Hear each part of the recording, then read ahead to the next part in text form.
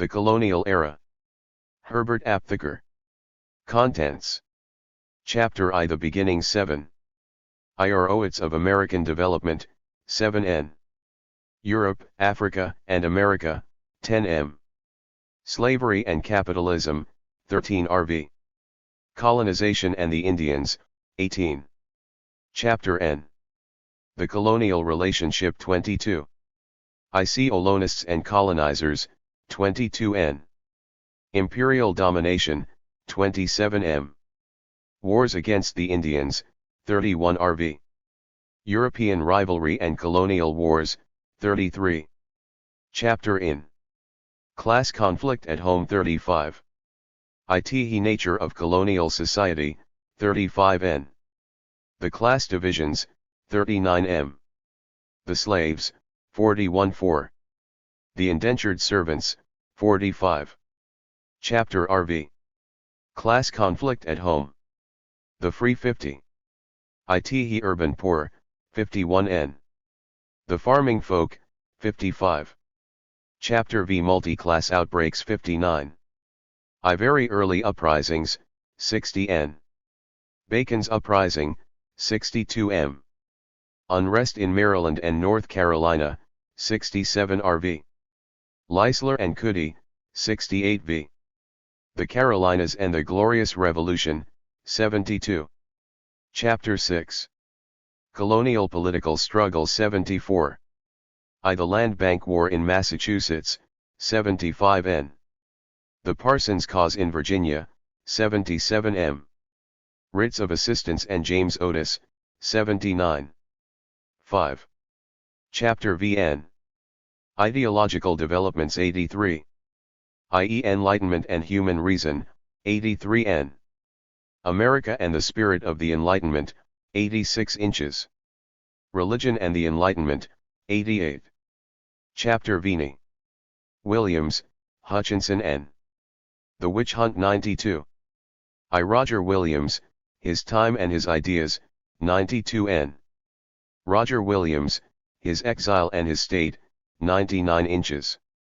The Remarkable Mrs. Hutchinson, 101-4. The Witch Hunt, Its Setting, 105v. The Witch Hunt, Persecution and Resistance, 108. Chapter DC. Wise, The Awakening N. Zenger, 112. John Wise and Democracy, 112n. The Great Awakening, 115m. Printing, Tyranny and James Franklin, 117-4. Zenger and Freedom, 119v. Heresy, Liberty and the Masses, 128. Chapter X. A New Nationality in a New World, 129. The Roots, 130n. The Drives Toward Unity, 133m. The Newness of the New World, 135-4. Newness and Democratization, 136v. The New World and Well-Being, 138-6. Economics and Nationality, 139vn. Culture and Nationality, 140. Reference Notes, 143. Bibliography, 147. Index, 154. 6. Chapter I. Founding of the colonies which became the United States of America was a consequence of the appearance of capitalism in Europe. In turn, those colonies were an important source of wealth and power for the rulers of the developing European capitalist nations. England's achievement of economic and naval supremacy in Europe by the 17th century determined the fact that she was to play the decisive role in conquering and colonizing the North American continent. Since supremacy was not achieved until that century, even then remaining a matter of challenge, Spain was able to dominate the southern extremity and France the northern extremity of the continent. But the consolidation of British power saw the complete elimination of Dutch and Swedish colonial competition in America, the ousting of France from Nova Scotia and Canada, and the receding of the Spanish line south of the Floridas. In the early history of capitalism one may discern two fundamental periods. 1. In the 17th century, found the feudal system decisively overcome in England, with the Cromwellian Revolution of 1640 its political highlight. Then the newly ascendant bourgeoisie, frightened by the separatist and levelling 7. Demands of the left wing and of the masses associated in its struggles, compromised the revolution in the 1660 restoration by coming to terms with the large landowners. But the restoration by no means undid the basic nature of the revolution, that is, its anti-feudal content. When the counter-movement threatened to go too far, the bourgeoisie, stimulated by demonstrations and local uprisings of the poor, led in the glorious revolution of 1689, where the supremacy of Parliament was confirmed, but not without extending the compromise with the landed aristocracy. Second, appeared the Industrial Revolution of the late 18th and early 19th centuries, which accelerated the development of capitalism. It was within the first stage, and a fragment of the second, that the drama of the colonial period of the United States was enacted. Hence there is the closest economic, political, ideological, and cultural tie between Europe, especially Great Britain, and the colonies, with the subordination of the latter to the former being a decisive feature of early American history. This does not mean, as the late Edward P. Cheney put it, over 50 years ago, that the history of America is a branch of that of Europe. Nor does it mean, as Daniel J. Boorstin put it, writing in 1958, that colonial development was overwhelmingly, if not exclusively, American, so that, the more we begin to see the local lineage of their ideas, the less we need seek a cosmopolitan philosophical ancestry or try to explain them as ideas which lack a local habitation but are supposed to have been in the air all over the world. The motives of the revolution will dissolve into the commonplace.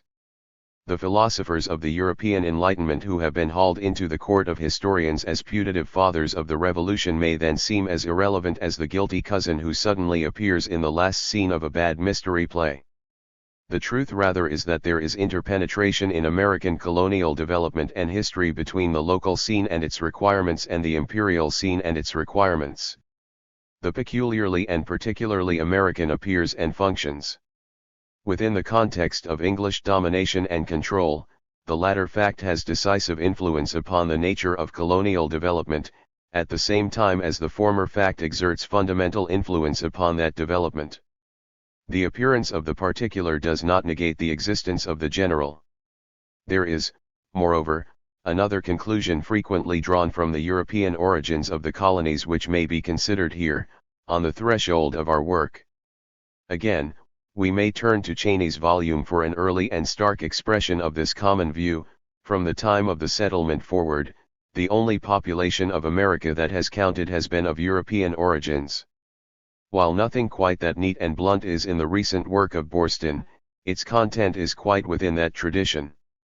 That is to say, Boorstin presents the American Indians as obstacles to be overcome, as objects of American history. He finds, therefore, any policy posited on their humanity to have been absurd and costly. He even describes a particular Pennsylvania Indian rising as the fiery harvest of a half-century of Quaker generosity and non-resistance to the Indians, as though such risings did not occur in areas not afflicted with generosity and non-resistance, and as though it were not the whites' encroachments and brutality that provoked the resistance of the Indian. As for that portion of the colonial population which came originally from Africa and not from Europe, Boorstin is able to give one sentence, so redolent of ignorance and so permeated by chauvinism, that he could better have spared his readers. The uncouth Negro slave, only a generation or two from the African jungle, was taught to play the role of peasant. Actually, from the earliest period, notwithstanding the fact that the impulse toward colonization is European, the process of colonization and the content of its history were significantly influenced by the presence and the activities of the African-derived and the Indian peoples. This is indeed a unique feature of Amer. 10. Lean development, but, though for other purposes Boorstin was anxious to concentrate upon and, indeed, to exaggerate the purely American content of United States history, in this respect, he somehow missed an opportunity. 2.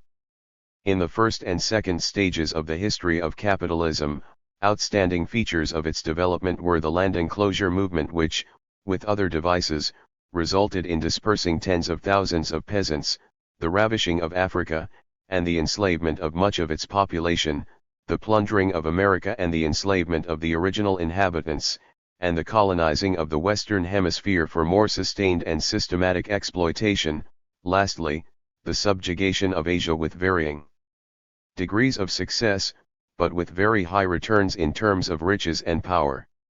These developments were interrelated. The first three have the closest connection to the beginnings of American history. Let us briefly examine certain aspects of that relationship. The capitalist revolution was marked by the swift accumulation of fluid capital. To enhance the rate of profit derived from such accumulations and to develop the markets for the products of the rising capitalist economy, overseas enterprises took on special consequence. While in those countries where the break from feudalism was least complete, as in Spain and Portugal, such colonial efforts were made directly under the sponsorship and control of the Crown, in other areas, as in England and Holland, such efforts were made via mixed forms and with varying sponsorship. Thus, in England, there developed royal colonies, where the direct impact of the Crown was present, proprietary colonies, where some individual had been granted economic and political rights by the Crown, and chartered colonies, where joint stock companies had been granted these rights by the Crown. In the latter, the greatest degree of separation from monarchical control tended to appear. In the joint stock companies, groups of merchants and manufacturers invested varying amounts of capital and shared in the ownership. They evolved from the 15th century society of merchant adventurers, itself reflecting the transition from feudalism to capitalism. This society was more local in its ventures and represented a significantly lower amount of capitalization, but it did serve as the harbinger of the joint stock companies. Such companies first appeared in order to exploit commercial possibilities in northeastern Europe, or the Near East, or in Africa. From these it was but a step, given the opening up of the New World, to the formation of joint stock companies for the penetration and exploitation of America. These companies, as the London Company and the Plymouth Company, armed with charters from the king, proceeded to colonize their properties with the purpose of profiting therefrom. The process whereby feudalism was destroyed resulted in the driving from the soil of thousands of serfs and tenants. This uprooting created fierce poverty, widespread unemployment, and wholesale vagabondage. These in turn produced serious social tension and great danger for the rich and their state.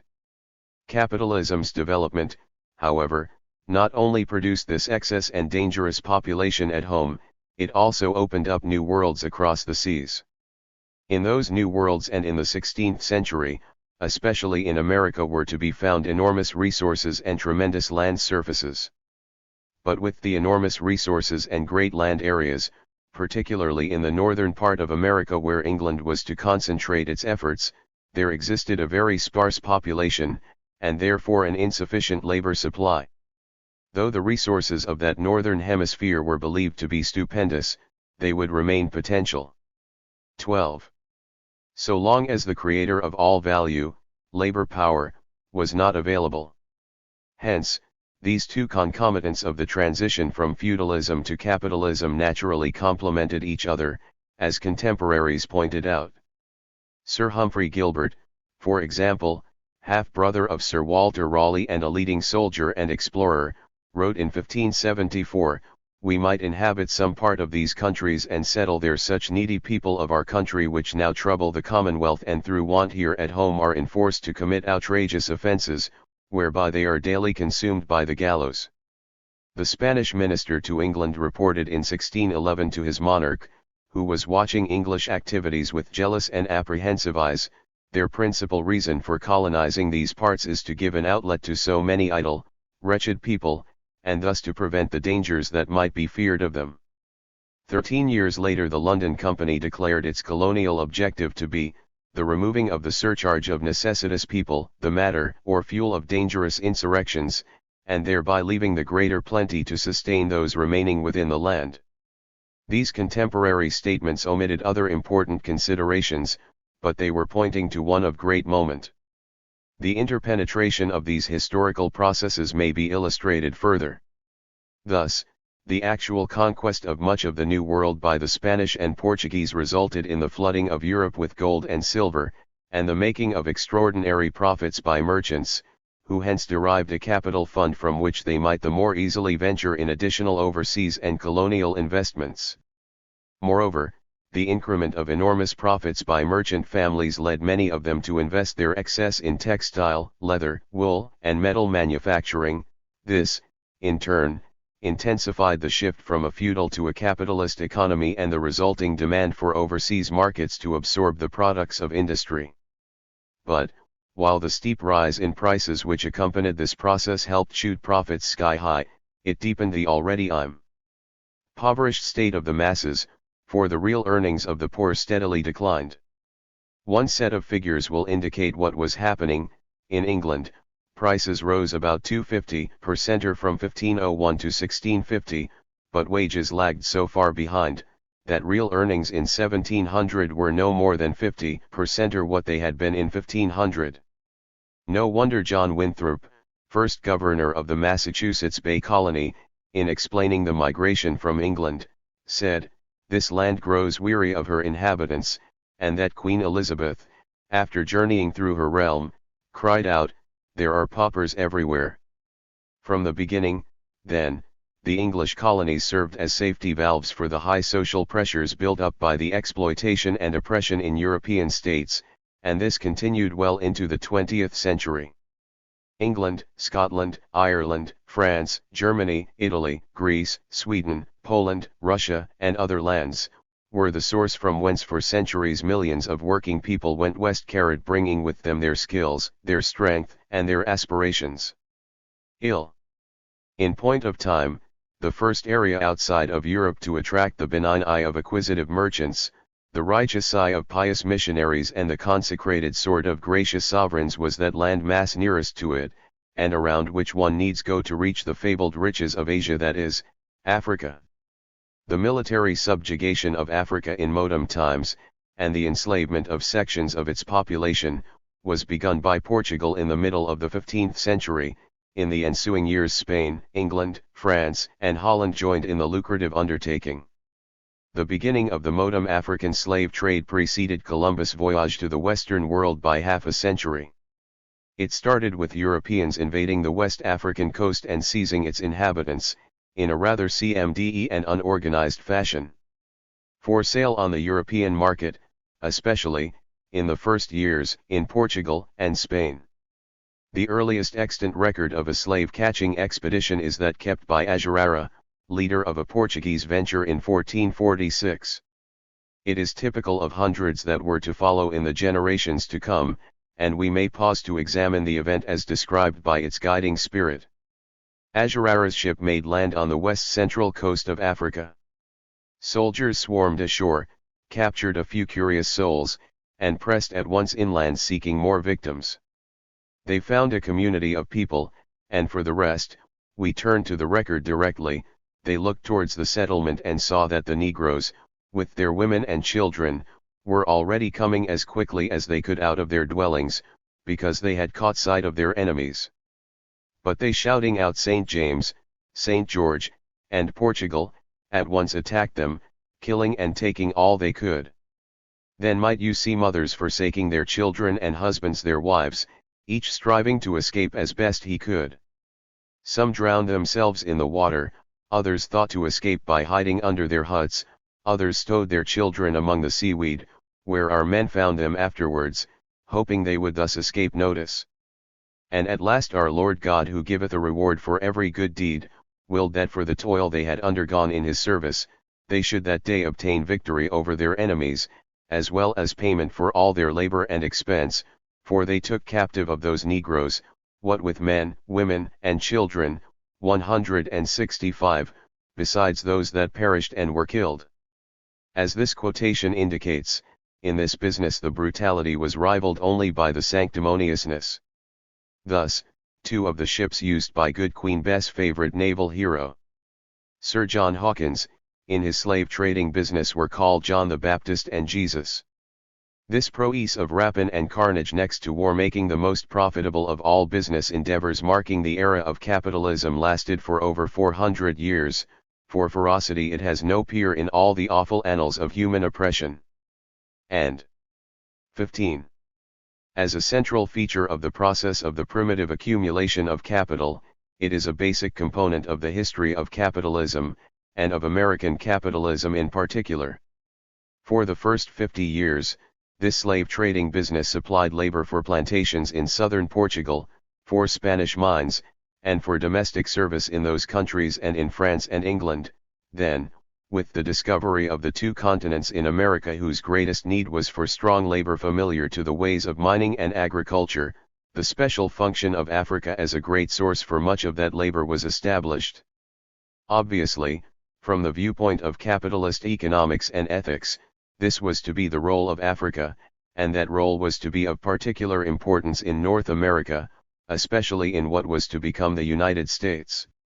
It was of particular importance there because when the Europeans came there were no more than 1 million inhabitants throughout the area now called Canada and the United States, and probably about 200,000 men, women, and children in the entire area from Maine to Florida and from the ocean to the Appalachian Mountains.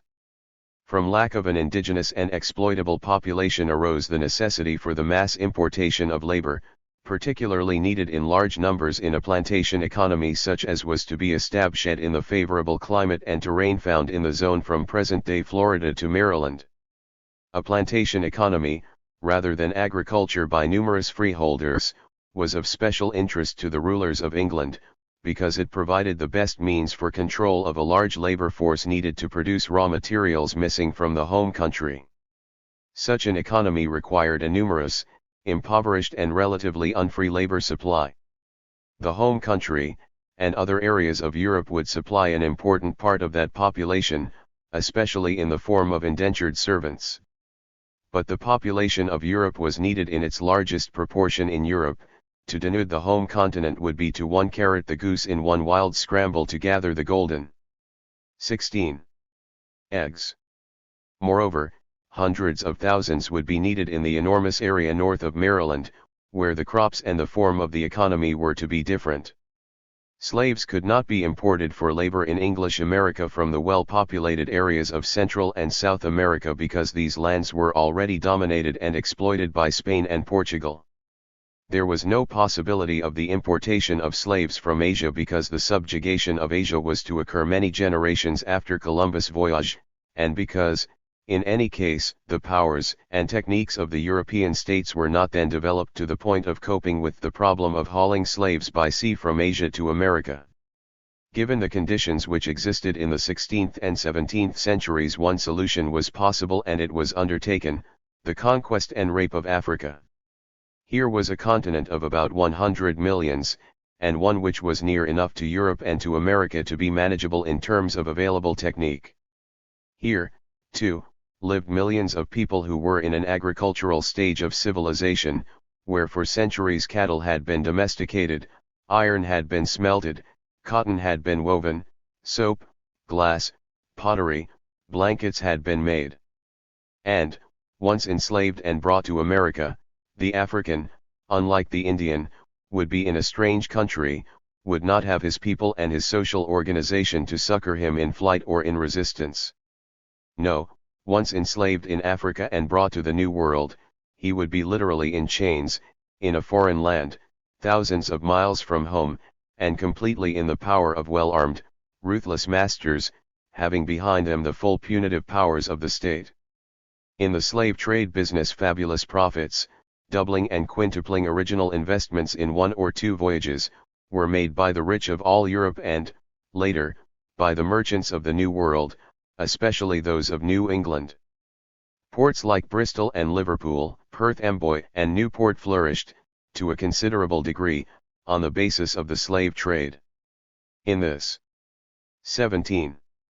sense, the enslavement of the African continent was of basic importance in the development of world capitalism, as Africa's intensified exploitation, beginning with the late 19th century, has been of basic consequence in the strength of world imperialism.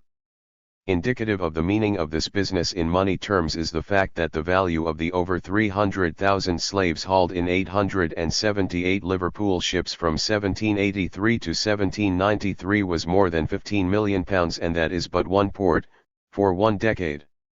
To convey the meaning of this business in human terms is very much more difficult.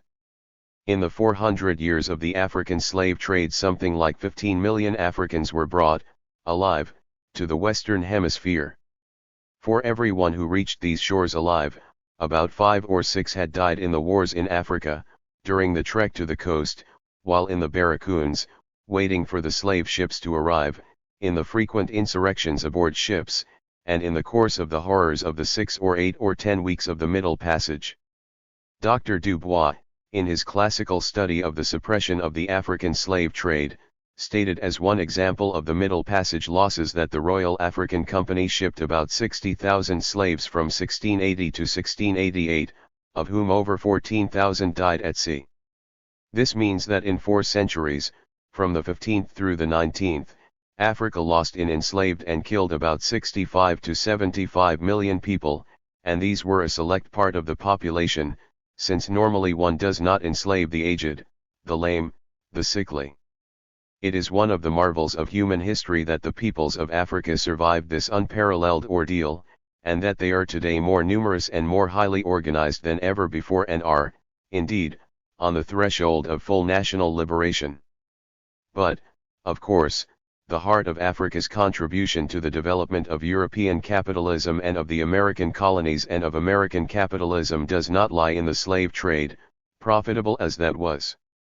It lies rather in slavery, in the unpaid and forced labor of millions of Negroes for over 2 centuries. In explaining the speed and magnitude of the growth of American capitalism, historians have pointed, correctly, to Sev. 18.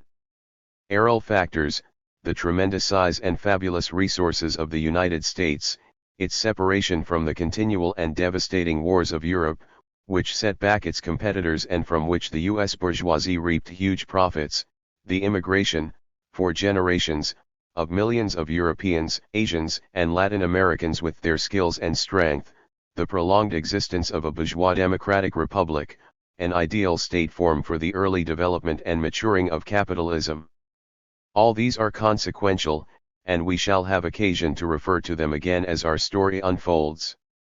But of as much consequence as any one of these, was the fact that within the borders of the developing American capitalism there lived for almost 300 years a significant fraction of the population which was nakedly enslaved. Under these conditions, exploitation reached its most intense form, and these millions of workers produced profits running into the multi-billions from the cotton, sugar, rice, tobacco, hemp, gold, coal, and lumber their labor created. All this is quite beside the value Negro slavery represented to the rulers of the country in terms of hamstringing the labor movement and bulwarking reaction generally.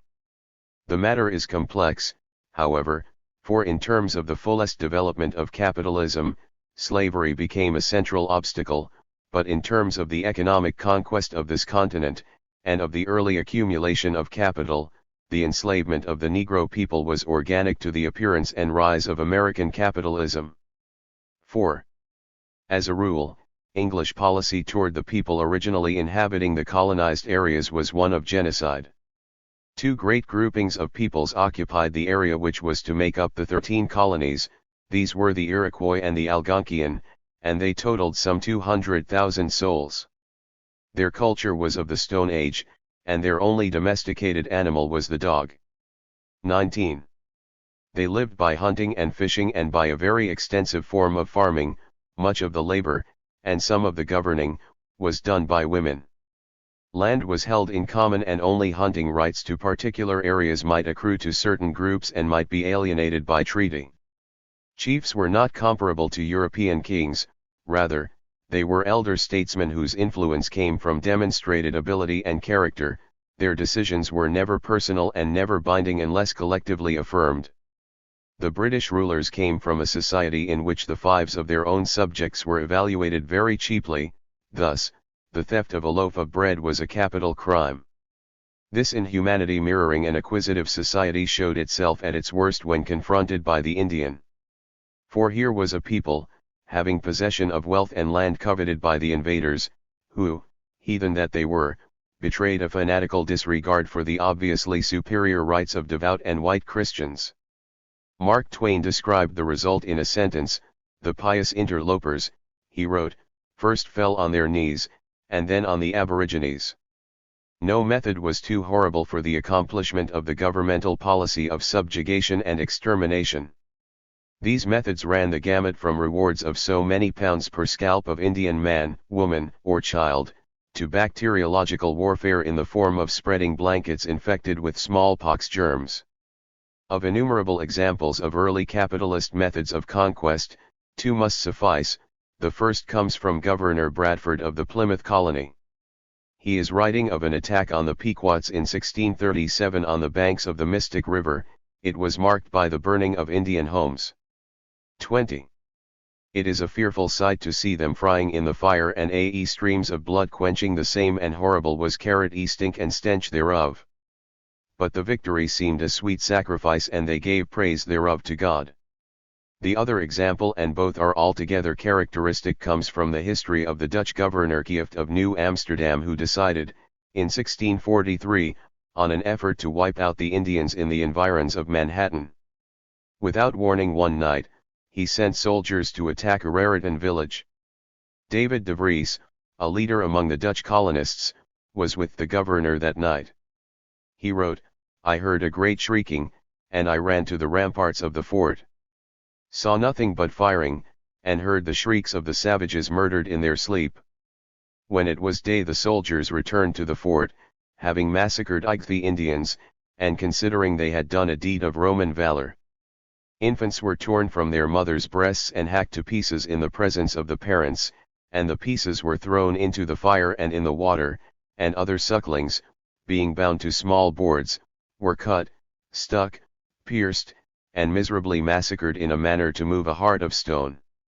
Some were thrown into the river, and when the fathers and mothers endeavored to save them, the soldiers would not let them come on land, but made both parties and children drown.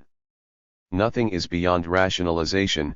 For this, too, contemporaries had convincing explanations. Thus, Robert Gray, writing in 1609 a very early piece of promotional literature, A Good Speed to Virginia, declared, "The earth, which is man's fee simple by deeds of gift from God, is the greater part of it possessed and wrongfully usurped by wild beasts, and unreasonable creatures, or by brutish savages, which by reason of their godless ignorance, and blasphemous idolatry, are worse than those beasts which are of a most wild and savage nature.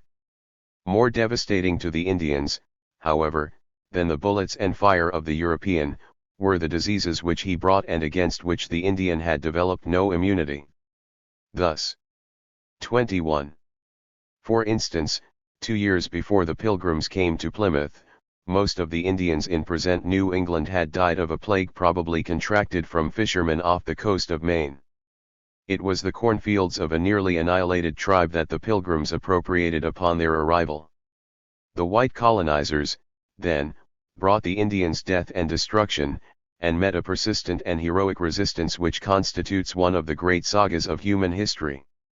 It is, however, a tragic saga, for the Indians, divided amongst themselves, generally outnumbered, tremendously outarmed, and terribly prone to the new diseases brought by the invader from Europe, went down to defeat.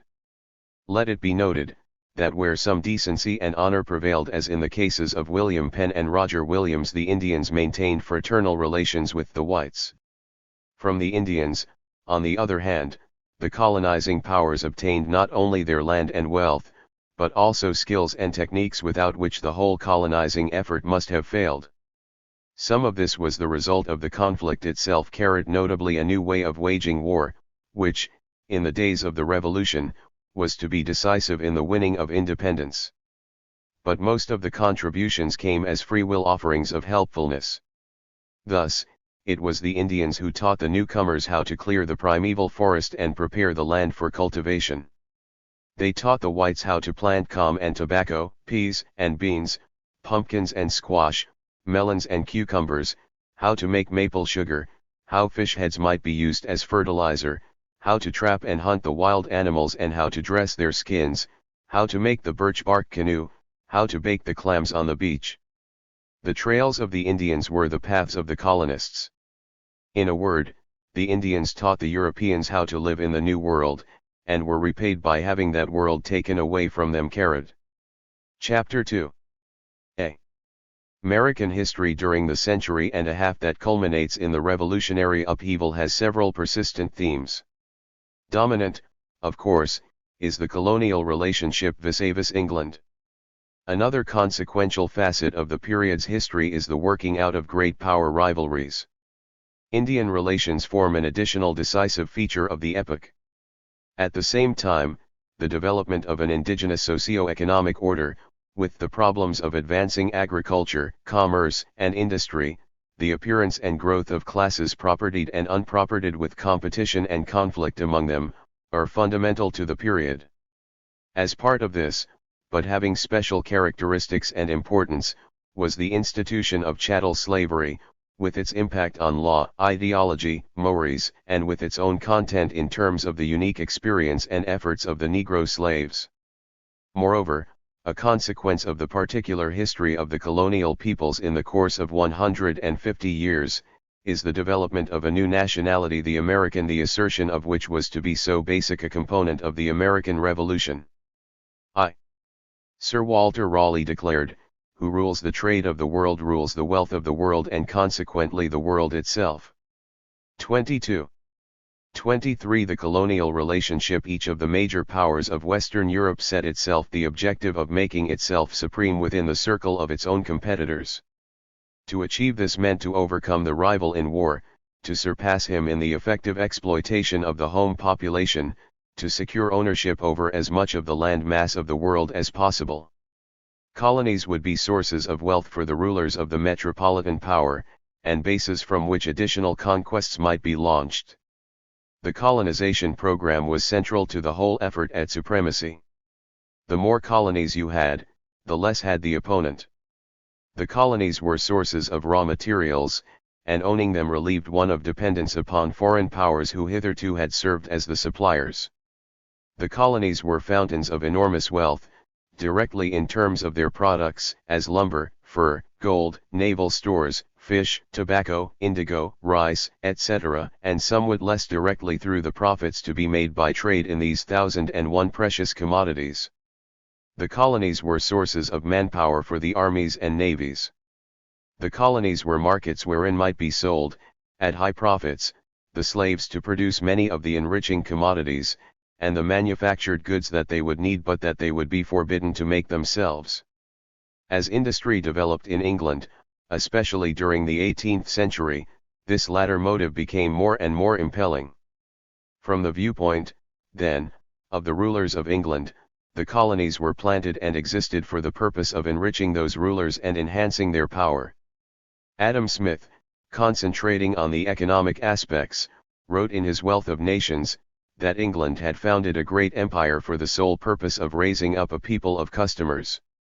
Her merchants had seen to it, he declared, that English laws gave them a monopoly of American trade, forcing the colonists to buy from them and to sell to them. In both instances they set the prices, high in the former case and low in the latter. The maintenance of this monopoly, wrote Smith, has hitherto been the principal, or 24. More properly perhaps the sole end and purpose of the dominion which Great Britain assumes over her colonies. A pioneer British Empire promoter, Richard Hakluyt, publishing a discourse on Western planting in 1586, concentrated on another central advantage accruing to the rulers through the vigorous pursuit of a colonization policy. Such a policy, he held, was vital in challenging the supremacy of Spain in Europe, for the power of the Spanish monarch rested on the wealth he drained from America.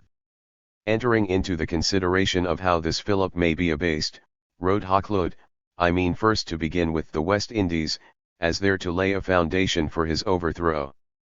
After Spain it was Holland and France.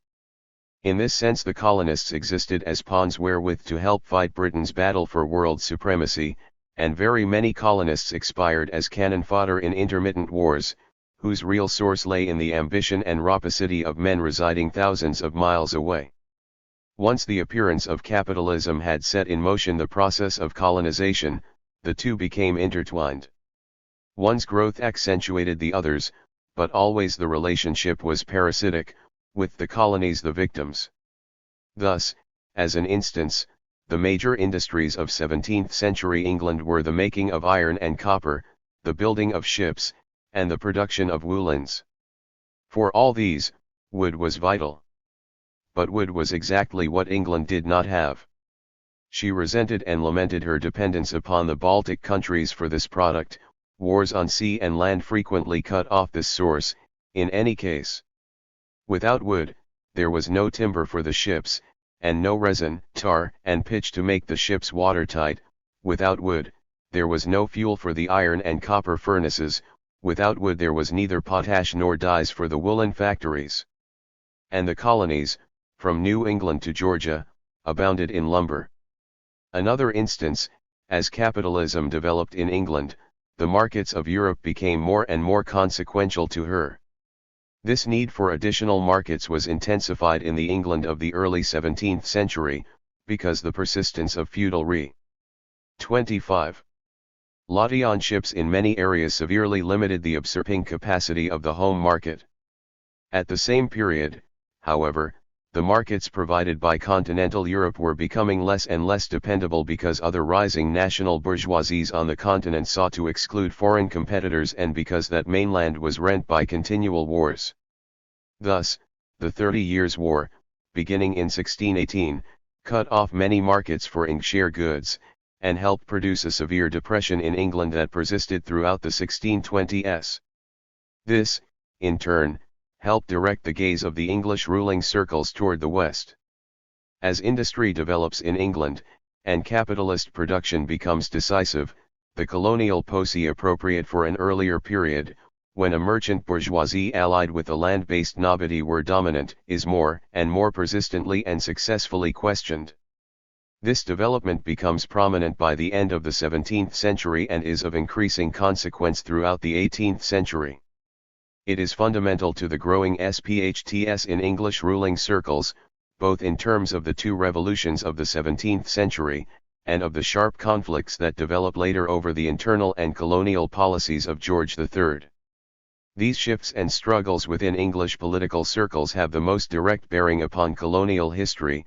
They are of decisive importance in explaining the numerous colonial insurrections that marked the 17th century, and the less violent but no less consequential political divisions that mark the 18th century and that culminate in 1775 in the greatest explosion of all. While the colonies were viewed by the rulers of England as areas to be exploited and as bases to further their ambitions for power, they were viewed otherwise, quite naturally, by the colonists themselves.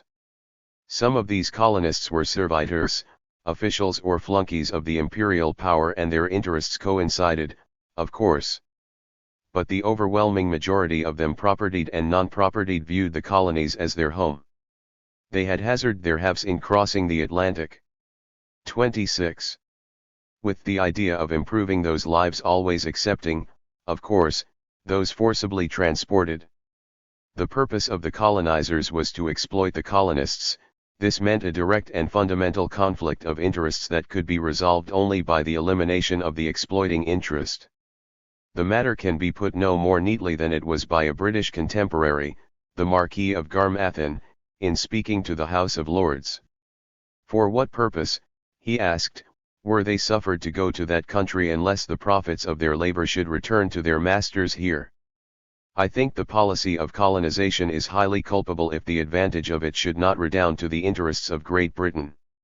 When one points to this basic conflict between the colonizers and the colonists, he is not necessarily maintaining that the latter consciously objected to the theoretical assumptions of mercantilism. The great authorities in colonial history, George L. Beer and Charles M. Andrews, were both insistent that the colonists did not, in the early period, question the prevalent economic theories, and that one must not, with hindsight, read such understanding into their minds. Gertanley, the working out of a mature theoretical challenge to the dominant views of the mercantilistic writers, took several generations, but this arose on the basis of the existing real contradictions of interest, without which conflicting theories would not and could not have developed. In planting colonies, the rulers planted rebellion. The rebellion was organic to the contradictory interests of the colonizers and the colonists. Its seeds were nurtured in the distance between colonists and rulers, in the mixture of peoples that produced a new people as the decades passed, in the separate experiences of the colonists that united them among themselves and increasingly severed them from home, in the distinct economies of the colonies that, despite obstructions and restrictions, did develop, in the common feeling of dissatisfaction and exploitation and separateness that, together with everything else, made of them another people. 27. 2. Administratively, colonial affairs were controlled in London by the Board of Trade. Legislatively, Parliament, of course, was supreme and the colonies were unrepresented, though as early as 1698, an official told the king that many Rhode Islanders were asserting that no law of England ought to be in force and binding to them without their consent, for they foolishly say they have no representatives sent from themselves to the Parliament in England. Even in strictly internal affairs, English administrative fetters were notable. Thus, colonial assemblies, though succeeding by struggles that paralleled those waged by the English Parliament against the king in enhancing their local powers, never were allowed to choose their own speakers, to override the governor's veto, to fix regular elections, or to establish new election districts. Moreover, laws passed by the colonial assemblies were subject to final review by the Board of Trade, and that body actually did veto over 500 laws passed by the colonies from 1675 to 1775. And in all cases, criminal and civil, the court of last appeal was the king. There is a passage in Jefferson's autobiography which is particularly revealing of the realities of colonial politics, and cuts through questions of formal requirements. It is fairly long, but repays careful reading. In 1769 I became a member of the legislature by choice of the county in which I live, and so continued until it was closed by the Revolution. I made one effort in that body for the permission of the emancipation of the slaves, which was rejected, and indeed, during the regal government, nothing liberal could expect success. Our minds were circumscribed within narrow limits, by an habitual belief that it was our duty to be subordinate to the mother country in all matters of government, to direct all our labors in subservience to her interests, and 28. Even to observe a bigoted intolerance for all religions but hers. The difficulties with our representatives were of habit and despair, not of reflection and conviction. Experience soon proved that they could bring their minds to rights, on the first summons of their attention. But the King's Council, which acted as another house of the legislature, held their places at will, and were in most humble obedience to that will. The governor, too, who had a negative on our laws, held by the same tenure, and with still greater devotedness to it, and, last of all, the royal negative closed the door to every hope of amelioration. But it was in economic matters that imperial interference was most notable. The interference was directed towards making of the colonies suppliers of raw materials and consumers of finished products. This carried with it, in certain cases, bounties and other rewards, but, on the whole, it meant a severe inhibition upon the development of a rounded American economy. The laws took three main forms: regulating trade, limiting industry, and curbing the emission of currency. All had the objective of keeping the American economy subordinate to and dependent upon that of Great Britain. The laws regulating trade provided generally for England's monopolization of the carrying and merchandising of colonial products. These trade acts resulted in a heavy indirect tax upon the colonists because of an unfavorable balance of trade.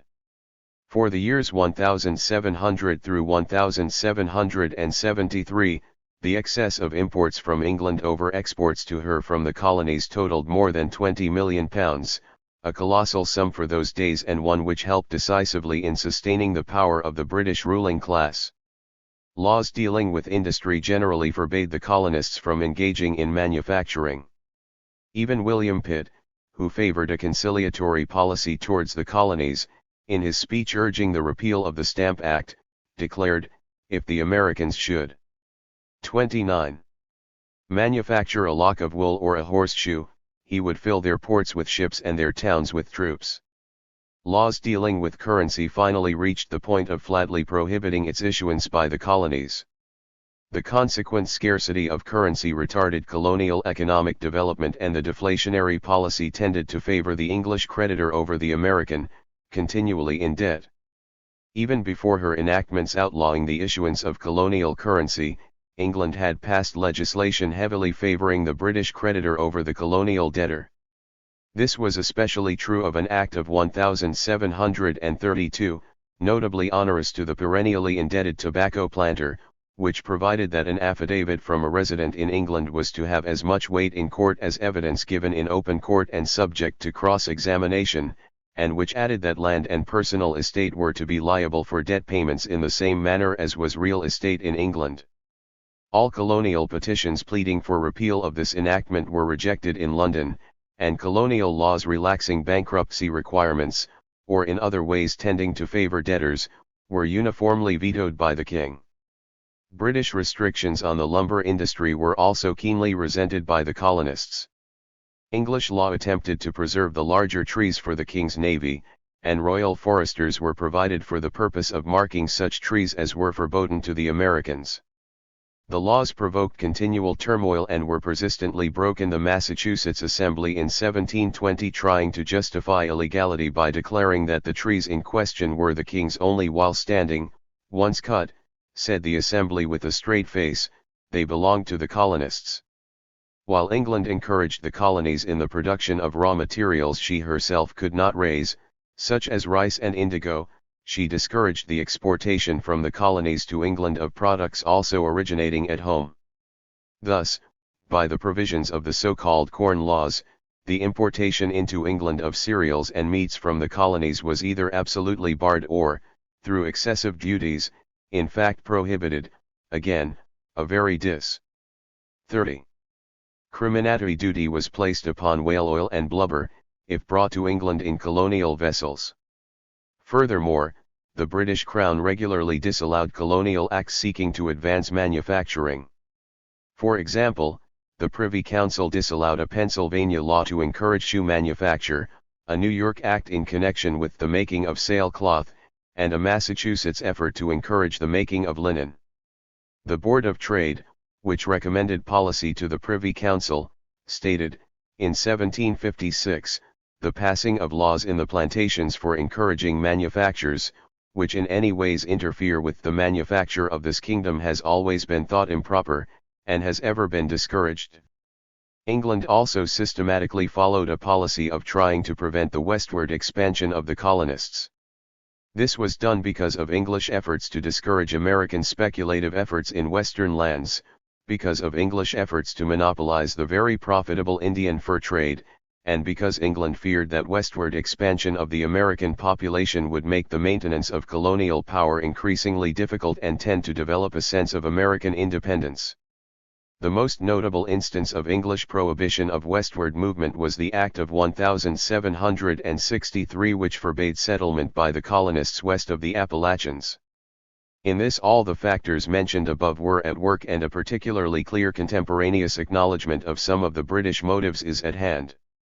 In May, 1763, Lord Egremont, the Secretary of State, explained his favouring the proposed line of 1763 to Lord Shelburne, President of the Board of Trade, by writing, as their numbers increased, they would emigrate to Nova Scotia or the provinces of the southern quarter, where they would be useful to their mother country instead of planting themselves in the heart of America, out of reach of government, where from the great difficulties of procuring European commodities, they would be compelled to commerce and manufactures, to the infinite prejudices of Britain. 31. There was difference of opinion, it is true, among leading English figures on this question of westward expansion. Some held that it should be encouraged, for it tended to disperse the population and in that way would discourage manufacturing. This group did not prevail, but note that the difference was over tactics, not over the goal sought, namely, to prevent the development of American manufacturing. Ill. Throughout the 16 decades of colonial history, war, not peace, was usual. The wars were mainly of three kinds: wars between the colonizing powers, especially England against France, wars of expropriation and extermination fought against various Indian peoples, and civil wars. The last shall be considered when dealing with the internal colonial scene. Of wars with the Indians, the colonies were never really free. These wars were, of course, the results of aggressions by the whites and resistance by the Indians. They were the result of the whites' policy of land theft, trading swindles, and genocide. In evaluating these wars, it is important to remember that the Indians were always far from numerous. Thus, the Iroquois Confederation, perhaps the most powerful of all Indian forces east of the Mississippi, never numbered more than 16,000 men, women, and children. Nevertheless, so fierce was the resistance that at times the issue itself was in doubt. Had the Indians ever succeeded in welding unity amongst themselves, it is certain that their conquest would have been delayed by many years, if not generations. In evaluating these wars, too, the question of progress arises. It is clear that the productive capacity of the European civilization was much higher than that of the Indians. Certainly the level of the former was higher than that of the latter. Basically, because of the resultant more advanced technique, the European was able to conquer the Indian, even fighting on the Indian's home ground. But of great importance in evaluating the nature of the capitalism which accomplished this conquest, is the man. 32. Of the conquest, utterly ruthless, hypocritical, and brutal. These characteristics of the system adhere to it at all stages of its development, from the nature of its American Indian policy when it is young, to the nature of its imperialist policy when it is aged. In the colonial period, mention may be made of four major Indian wars. The Pequot Indians, numbering some 3,000 altogether, rose up in 1637, in Connecticut, in an effort to stop persistent encroachments on their land. The guns of the colonists very nearly annihilated them, the pitiful handful of survivors being sold as slaves in the West Indies. In 1675, Metacom, leader of the Wampanoag Indians of New England, succeeded in forging unity with the Nipmuc and Narragansett Indians and offering resistance to further Inkshare advances. The struggle lasted for 2 years, and, seeing his forces growing thinner, Metacom tried to get the Mohawks to join with him. His efforts failed, and this sealed the doom of his struggle, for against him the colonists stood united in the New England Confederation. In 1676 he was himself killed, and his body was then drawn and quartered, while his head was displayed on a pole in Plymouth. His wife and boy were sold in West Indian slavery. By 1677, these Indians had been defeated and, indeed, organized Indian tribal life in southern New England was just about wiped out. Another major war, with similar results, was waged by Cherokee Indians in South Carolina from 1760 through 1762.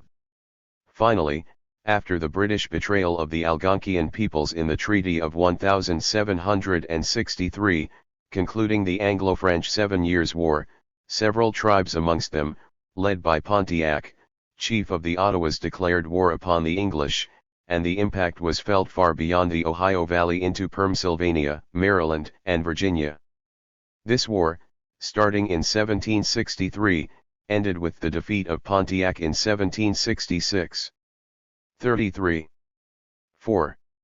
There were 4 major wars waged in the colonies as parts of greater ones fought in Europe between France and England. Indeed, from 1689 through 1763 war was practically incessant between these two rapacious powers, but there are 4 particular outbreaks that may be identified and that cost thousands of lives in French Canada and English America. In all of these, it may be added, Indians participated as allies of one side or the other, and much of the fighting took on the character of Indian wars so far as the colonists were concerned, yet Indian wars proper were something additional. From 1688 through 1697, Fang William's War, known in Europe as the War of the Grand Alliance, ravaged the northern colonies. From 1701 through 1713, Queen Anne's War in Europe, The War of the Spanish Succession was fought from 1745 through 1748. In the south, occurred the War of Jenkins' Ear, part of the larger War of the Austrian Succession. Finally, the greatest of them all, started in the colonies in 1754, and spreading 2 years later in Europe as the 7 Years' War, is known in colonial history as the French and Indian War. It is this war which resulted in British acquisition of Canada. At the same time the British betrayed their Indian supporters led by Pontiac, and in the Treaty of Peace asserted ownership of the land north of the Ohio River, which was that of their allies. This last war had profound repercussions on the further development of colonial history. It intensified British-American land speculations in the West. By removing the French enemy, it made the colonists feel less dependent upon the military might of Eng. 2. Land. By raising to then unprecedented heights the national debt of England, it helped provoke an increasingly onerous taxation and trade policy toward the colonies on the part of Great Britain, just when those colonies had become more numerous, more highly commercialized and more independent in a military, economic, and psychological sense from England than ever before. While the total casualties in these wars amounted to hardly more than those sustained in one campaign of a modern war, they did represent a considerable percentage of the total adult male population and repeatedly caused grief and dislocation for the inhabitants. Increasingly these slaughters were resented by the colonists as resulting not directly from their own needs or interests but from those of the rulers of England. Indeed, as far back as 1652, Massachusetts had declared her neutrality in the Anglo-Dutch War. As the decades passed, this sense of American separateness grew so that, as the English historian, George Trevelyan, has put it, it was felt that the burdens of patriotism were imposed by England and the West Indies but borne by North America, and that America might not always find it convenient to fight in England's wars.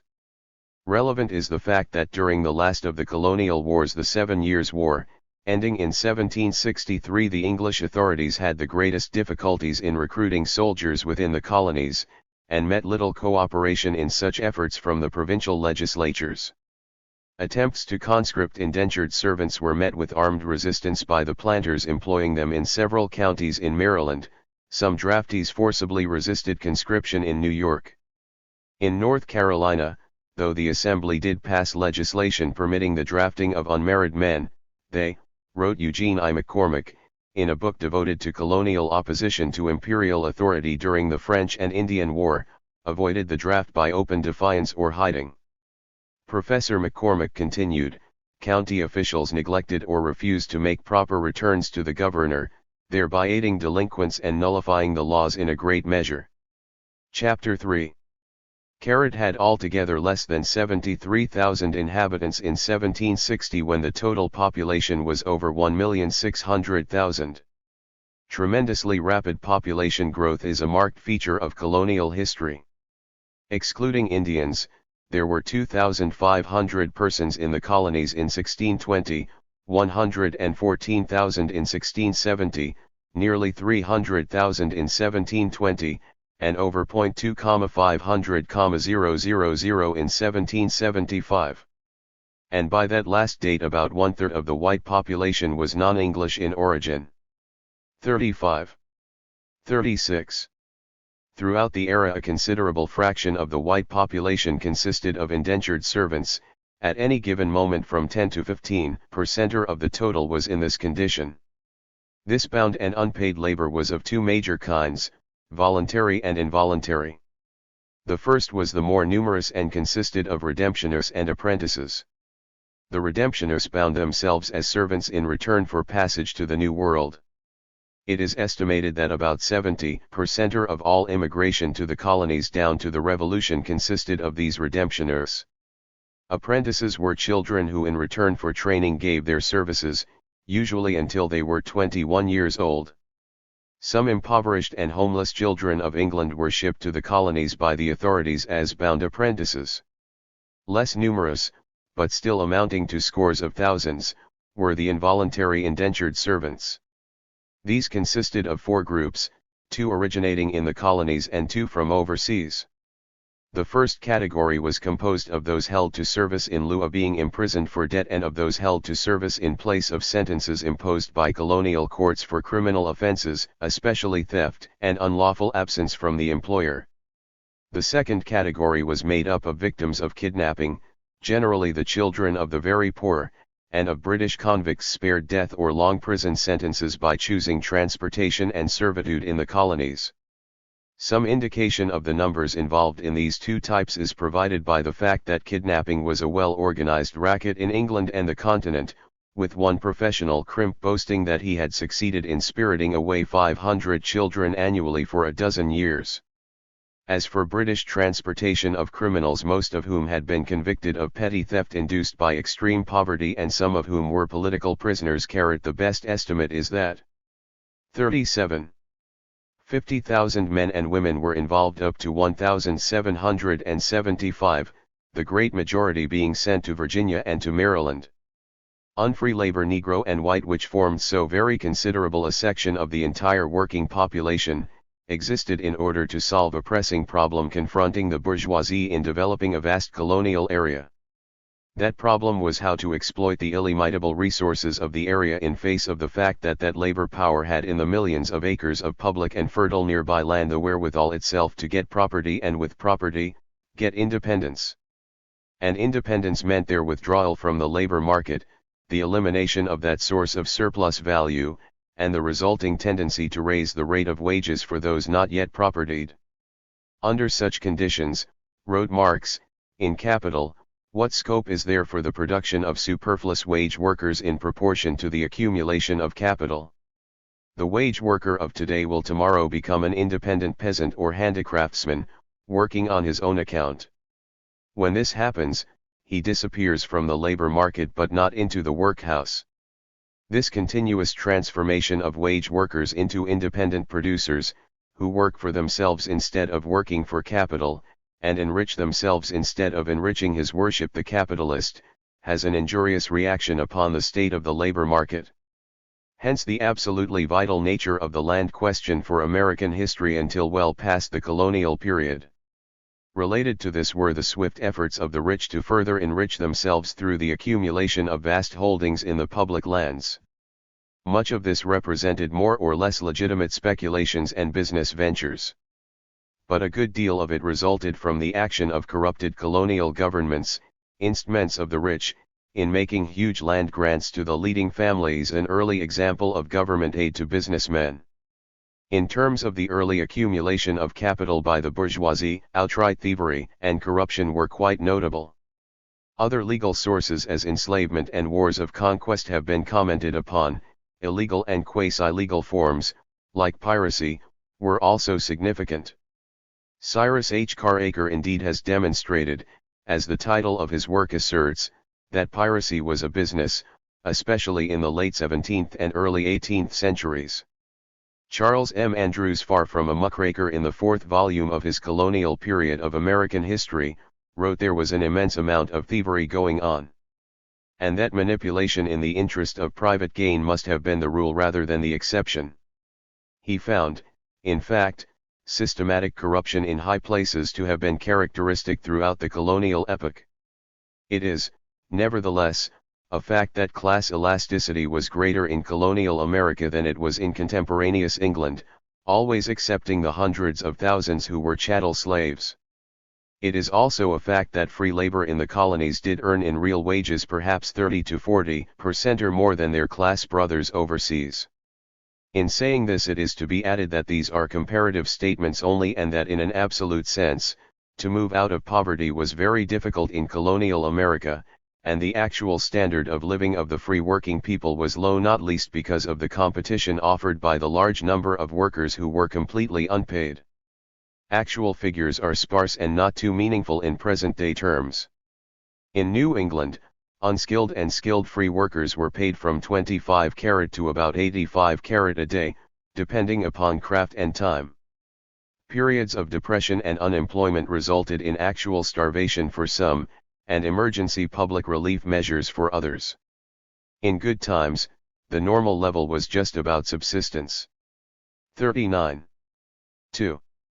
Chattel slavery was less significant than indentured servitude during the 17th century. Thus, as late as 1683, there were 3,000 slaves in Virginia and 12,000 indentured servants. Not until 1710 did rice overwhelmingly grown by slave labor become the staple crop of South Carolina. Up to that time her leading exports had been deer skins, pork, lumber and naval stores. Georgia was not founded until the 1730s, and slavery was not introduced into that colony until 1750. But with the 18th century, and the production of rice, indigo, and tobacco in huge quantities, slave labor became of decisive consequence for all the colonies from Maryland to Georgia. The slaves equaled almost 40% of the total Southern population, and 20% of the entire colonial population by the time of the Revolution. By about 1720, American Negro slavery was a well-developed, single-crop, commodity-producing, commercialized system of enslavement. It already had passed out of the household form into that of the plantation, where commodities were produced for sale in an extensive and worldwide market. This, plus the racist ideology that rationalized and sustained the system, account for the intense exploitation and brutality that characterized the American Negro slave system by the early 18th century and was to characterize it for another 15 decades. Furthermore, already this early in the colonial period, the institution was a basic source of wealth for the planters of the South and for the merchants of the North. In the southern colonies the slave-owning planters, among whom the really influential families were very few and were interrelated, constituted the ruling class. In the Middle and New England colonies, the merchants and the larger landowners composed the dominant oligarchy. All these were 40. Not the final masters in their own homes, however, since they constituted a colonial dominant group, and ultimate political, military, and economic power rested with the rulers of England, whose direct representatives in the colonies represented the peak of society. The merchant aristocracy was, like that of the planters, few, and here, too, there was much intermarriage. It constituted an articulate, closely knit, and powerful class. In the 5 leading cities of the colonies, this stratum did not count as many as 400 families. Its members, however, had direct ties to the governors, they sat on the colonial councils and assemblies, they acquired vast landed estates in deals and through special favors, they consorted with pirates, waxed fat on the slave trade, made an honest penny by trading with friend or foe during war, and paid their seamen and workers starvation wages. In a word, they were the pillars of society, and their riches certified them, said their ministers, to be the elect of God, as it entitled them to be the rulers of men. Many branched out in their business interests, especially as the colonial period was drawing to a close, not only into land speculations, but also into the fur trade and industry, particularly shipbuilding and certain subsidiary or processing activities such as flour milling, brewing and barrel making. Finally, constituting perhaps 60% of the total colonial population, were the great mass of more or less independent yeomanry and small farmers and squatters and fishermen. These, together with the unfree and the urban workers and borrowing heavily from the Indians, made what became the United States. They expected little and had the modesty characteristic of workers. They had large families, heavy responsibilities, much harassment, and few pleasures except such as the poor make for themselves everywhere. They were the salt of the earth and they made our country. They were far from complacent. They were victimized but 41. They gave their tormentors a battle and slowly, almost imperceptibly, despite innumerable setbacks, they did forge ahead. These class struggles form the heart of the history of the American people during the colonial period as since. Briefly, we turn to the highlights of this story. First, as to the Negro slaves, of whom, it will be recalled, there were about 500,000 by 1775. Here one is dealing with a system of commodity production for a world market in which the power of the employer is not more limited than his avariciousness. By law, the slave's submission had to be perfect and the employer's power absolute, extending to life and limb. And, by law, this condition was perpetual and accrued to the descendants of both. The system of slavery was brutality personified, and while it was torture to the male slaves, its impact upon the female really defies the power of language. To convey to the reader something of the reality of slavery, in the colonial period, we shall offer relevant extracts from the diary of William Byrd of Virginia. This Mr. Byrd owned over 170,000 acres of land, he was a member of the Virginia Council for over 30 years, he was the owner of a library of some 4,000 volumes, was a noted art connoisseur, and a distinguished author. This Mr. Byrd, indeed, was as notable an example of Virginia aristocratic enlightenment and distinction as marked the early colonial epoch.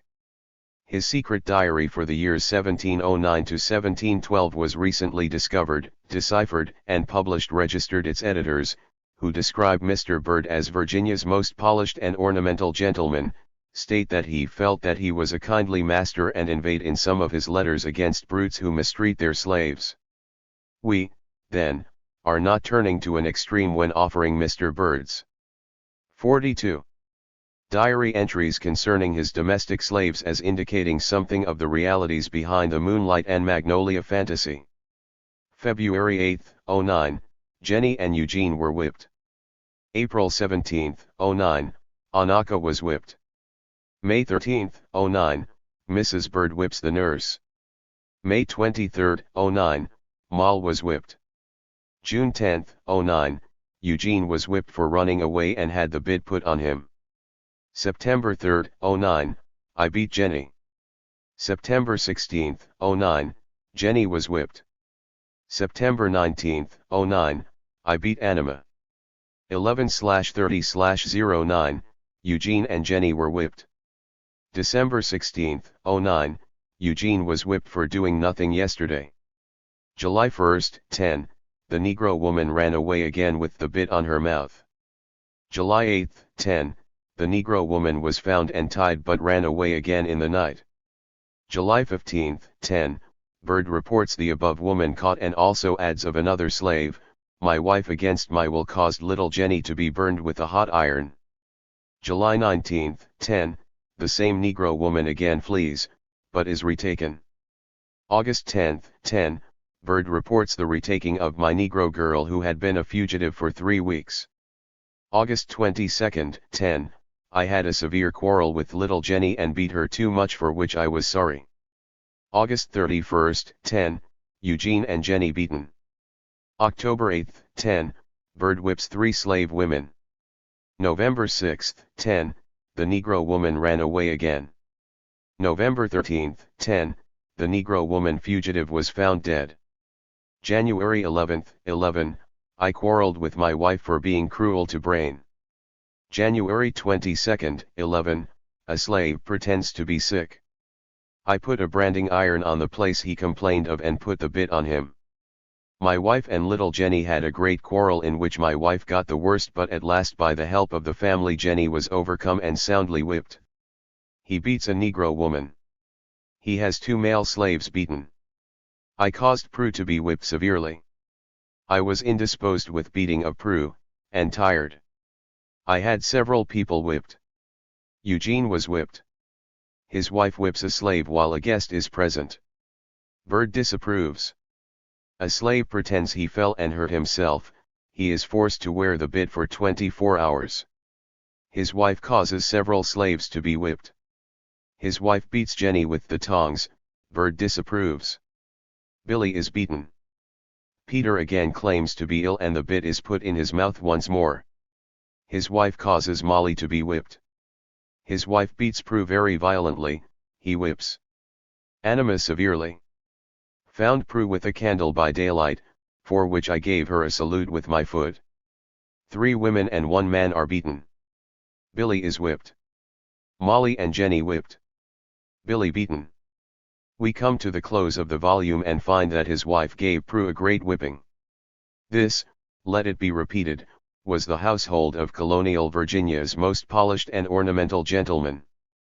Against their enslavement the Negro people reacted everywhere in Africa, aboard ship, in the West Indies and South America, and in the colonies that were to become the United States, with a determination to survive, a will to resist and a persistent militancy. The modes of resistance, both individual and collective, were intensely varied. These included slowdown in work, shamming. 44. Illness, breaking tools, maltreating work animals, flight, arson, attempts at assassination, self-mutilation and destruction, infanticide, purchasing freedom, insurrection. Above all, perhaps, it included the less dramatic but no less difficult faculty of retaining hope, of wanting to live, of preserving dignity, of passing on to cherished children the dream and the vision of the time of freedom. In any slave society, the high point of unrest and discontent is reached in insurrection. Specifically in American Negro slavery, so complete was the machinery of control, so outnumbered were the slaves and so virulent was the system of racism, that the possibility of successful slave rebellion never existed. Yet, as a remarkable manifestation of the magnificent spark of discontent that can never be quenched in the hearts of exploited humanity, stands the record of incessant plots and uprisings among the American Negro slaves. Here no more shall be attempted than the merest chronicling of certain of the outstanding events of this nature that occurred during the colonial period. Slave plots of considerable scope disturbed Virginia and Maryland in the late 1680s. Their discovery resulted in the executions of several slaves. In 1709 and 1710 the same pattern was repeated, though this time Indian and Negro slaves were involved together. In 1712 rebellious slaves killed and wounded about 15 whites in New York City, wherefore 21 slaves were executed. Some were burnt, others hanged, one broke on the wheelie, and one hung alive in chains, reported the governor. Colonial South Carolina was continually beset by concerted slave unrest. Notable instances were the uprisings and plots of 1713, 1720 and, especially, those which recurred from 1737 through 1741. Widespread plots were crushed in Virginia in 1722 and 1723. New York City was disturbed in 1740 by evidences of collective efforts by slaves at poisoning the water. 45. Supply. The next year the city was absolutely panic-stricken by reports of the intention on the part of the slaves of burning the town.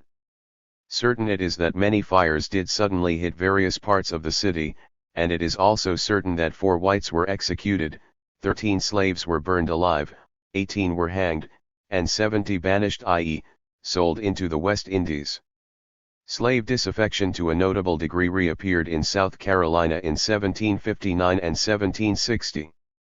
In Northern Virginia, in 1767, several overseers were killed by poisoning, with the result that many slaves were arrested, some executed, after which their heads were cut off, and fixed on the chimneys of the courthouse. In the early 1770s, unrest and rebellion were reported from the slaves of Georgia, and the last year prior to the Declaration of Independence was marked by a widespread conspiracy in North Carolina. The conspiracies and revolts were stimulated by periods of depression and by wars against Indians, the Spanish or the French. At times there was unity in the plots amongst slaves and free Negroes, Negro slaves and Indian, and even among whites and slaves. But in these cases the bulk of the rebels consisted of Negro slaves, and most of the slave insurrections of the colonial period involved Negro slaves alone. 4.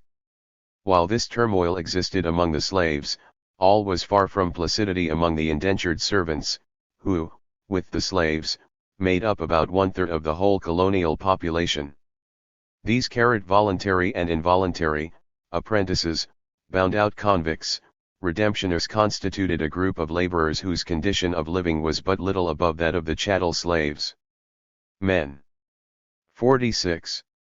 Women and children were involved in this indentured servitude, the vast majority of them whites, though up to about 1,670 a considerable proportion were Negroes. As previously indicated, the term of indenture varied from 2 to 14 years and even to life. Few urban workers were of this category, except for domestic workers, but a very large percentage of the workers producing grain, tobacco, naval stores, and lumber were under indenture. During the period of servitude, the worker received no pay in wages. His compensation came in bed and board, in learning a trade and, usually, at the termination of his service, in some small cash reward, clothing, tools and, at times, a grant of land from the government. His hours and conditions of work were set by the master, and the servant's duty was to obey and to work diligently. Punishment was at the master's discretion and included severe physical correction, while flight from the master was punishable not only by beatings but also by a doubling or tripling of the length of indenture. Friendship between Negro slave and white and Negro indentured servants was common throughout the 17th century and far from unknown in the 18th. Joint flight by Negro and white is repeatedly reported, while united participation in uprisings and conspiracies occurred at times.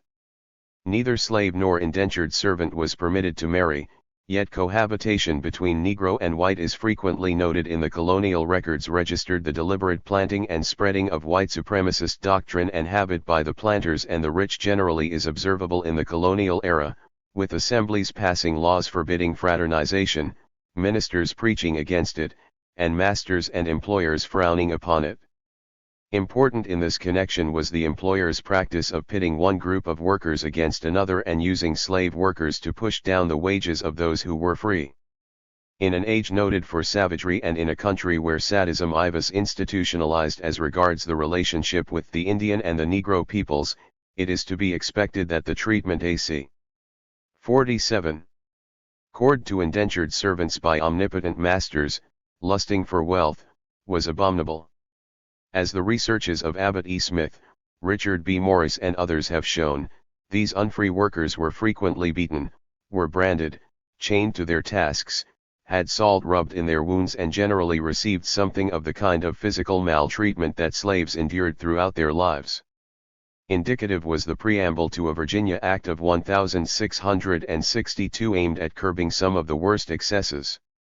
The barbarous usage of some servants by cruel masters being so much scandal and infamy to the country in general that people who would willingly adventure themselves hither, are through fears thereof diverted, and by that means the supplies of particular men and the well-seating of His Majesty's country very much obstructed. The white indentured servant did have greater protection than the slave through the courts at least once. In Maryland in 1657, a master was actually hanged for the wanton killing of a servant. Moreover, with the white servant, the particular malice and viciousness produced by racism were not present, and the master of the servant had to remember that the man he beat today would be free in the more or less close future. There were a few cases, in the colonial period, of masters being tried for the particularly brutal murder of slaves, but in only one case, so far as this writer has discovered, was there any punishment at all. That occurred in New York in 1686, where a master was tried for having whipped a slave woman to death. He was acquitted, though the jury said it thought he should have been more sparing since the woman was unsound, but the master was required to pay the court costs. With the indentured servants, as with the slaves, and as is true of the exploited of all times and climes, oppression met with resistance. Flight, singly or in groups, was very common among the indentured servants. Individual forcible acts of resistance also dot colonial records and newspapers. Thus, by 1644, the Connecticut rulers already were complaining that the indentured servants were stubborn, refractory and discontented. There are, also, contemporary references to work stoppages among indentured servants.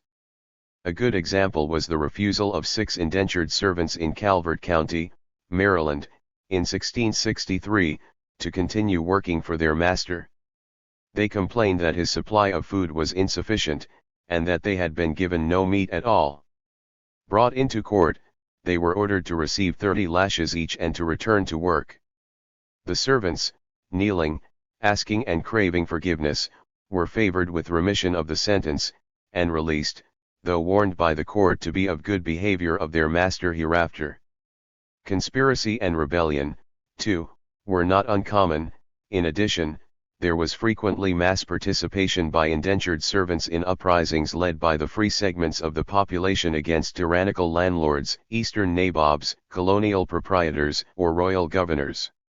The conspiracies of the indentured ones occurred mainly in the 17th century, registered particularly serious, for example, were the uprisings of the servants in parts of Virginia in 1661, 1663, and in 1681. In all cases the efforts for freedom were brutally crushed and the leaders executed. The demands were for less abominable conditions and better food, and at times for complete freedom, as in the plot of 1661 in York County, Virginia, led by Isaac Friend and William Clutton. At their trial it was brought out that Friend had urged that they would get a matter of 40 of them together and get guns, and he would be the first and lead them and cry as they went along who would be for liberty and freed from bondage, and that there would be enough come to them and they would go through the country and kill those that made any opposition, and that they would either be free or die for it. With the indentured servants, however, as with the slaves, the single most common form of resistance to enforced labor was that of flight. The contemporaneous evidence makes clear that this represented a very real problem to the employers, and newspaper advertisements for runaway servants are exceedingly common. 49. Prior to the Revolution, a fairly characteristic example appeared in the Pennsylvania Gazette, September 8, 1773, run away from the subscriber, living in Upper Penn's Neck, Salem County, on the 27th day of August last, a Scotch servant man, named James Dick, about 30 years of age, about 5 feet 8 inches, of a sandy complexion, with a fresh color, down look and talks coarse, had on, when he went away, an iron collar, a dark bearskin jacket. Whoever takes up the said servant, and secures him, so that his master may get him again, shall have $3 reward, paid by Thomas Carey, Jr. Chapter 4. Among the free-laboring masses of the American colonies, life was hard and militancy was widespread. As has already been indicated, for the 70% of the colonial working population that was free, living conditions were better than for their class brothers in Europe, and the degree of social mobility was somewhat higher, but each was true in a relative sense only. In an absolute sense, life was very onerous, for earnings were barely enough to put the plainest food into the mouths of the producer, his wife, and his children, and in times of acute depression unemployment was rife and hunger was widespread. Social mobility existed, but for the vast majority of the free workers and poorer farmers status was fixed for life and was generally inherited by their children. Moreover, the mobility worked both ways, up and down. In the cities prostitution was rife, beggars abounded, poor houses were crowded, slums were already present, and the hundreds who depended on public relief to keep alive had to wear a badge reflecting their degraded status. In the rural areas the plainest fare, the rudest shelter, the coarsest clothing was the rule for almost all who labored with their own hands. And in cities and in farms the free poor worked as the poor have always worked, very hard and very long. 50. 51. The rich lived in colonial America as they have lived everywhere. A town and country house, hundreds and thousands of acres, dozens of servants and or slaves, lavish meals, incessant parties, silks and satins, velvets and pearls, carriages and gold plate, fashionable plays and music and books, affairs, alliances, intrigues, high and mighty offices, and intense preoccupation with holding on to all this and rationalizing it, and keeping the lower sort in their proper place. These differences were the work and the will of God, else they would not exist. He who questions them displays thereby his lack of faith and belief. He who questions them is of the devil and should be dealt with accordingly. The poor must be made to work, and it is the fear of starving that will make them work. As for the beggars and idle fellows, true it is, wrote the Reverend Cotton Mather in 1695, durable riches, they shamefully grow upon us, and such beggars too as our Lord Jesus Christ hath expressly forbidden us to countenance. Hence, his apostolic advice, let them starve. Class struggles among the colonial free manifested themselves on many levels and in many different ways. Ideologically, the challenges to the oppressive status quo ran the gamut from attacks upon particular privileges to anarchistic and leveling proposals. Politically, proposals ranged from modifications of certain tax policies to the severing of all connections with Great Britain and the establishment of an egalitarian republic. Organizationally, activities included the strike of fishermen and the forcible ousting of a royal governor. Let us consider first, briefly, the urban poor and middling groups, the so-called common laborers, and the more skilled, like the seamen, artisans, mechanics, small tradesmen, and craftsmen, who, with the slaves and indentured servants, made up by far the bulk of the city populations. Here one finds in the midst of exhausting work, a kind of 52. Seething unrest which continually breaks out into more or less dramatic episodes. Most of these people were illiterate, and in any case they were without a press of their own. The chroniclers of colonial days, as of almost all history, were of the well-to-do, and what records remain are largely those that these chroniclers produced. Despite these limitations, the picture of colonial life, as lived by the masses and as presented in available records, is one of deep unease and incessant striving for something better. Professor Breidenbach, writing of urban colonial life, reports that the workman was at the mercy of his employer, with no recourse and no guarantee against wage cuts or unemployment, and repeatedly from every city, came disturbing reports about the poor people, many of whom are almost starving for want of employment. Yet, despite the fact of a complete absence of any legal protection and the naked favoring of the interests of the employer, and despite the competition offered by unfree labor, there are records of organized struggles by these colonial American workers, of course, not like modern industrial workers that anticipate later trade union battles. Perhaps the earliest of the journeyman strikes was that of fishermen off the present Maine coast in 1636 for an advance in pay. There is record, too, of shipwrights in Gloucester, Massachusetts, being locked out by their employers in 1643. 15 out of 20 carters employed by New York City STMCK against low wages early in 1684. The city discharged the strikers from its employ, hired others, and thus succeeded, in 1 week, in forcing the cartmen to appeal for re-employment. Only 3 of the men were reinstated, after being compelled to pay a fine of 6 shillings. In the 18th century there are more frequent records of labor troubles, though once again it is likely that only part of this story ever was recorded. One of the very earliest examples of organizational activity among domestic workers comes from New York City early in 1734. These women felt themselves suffici. 53.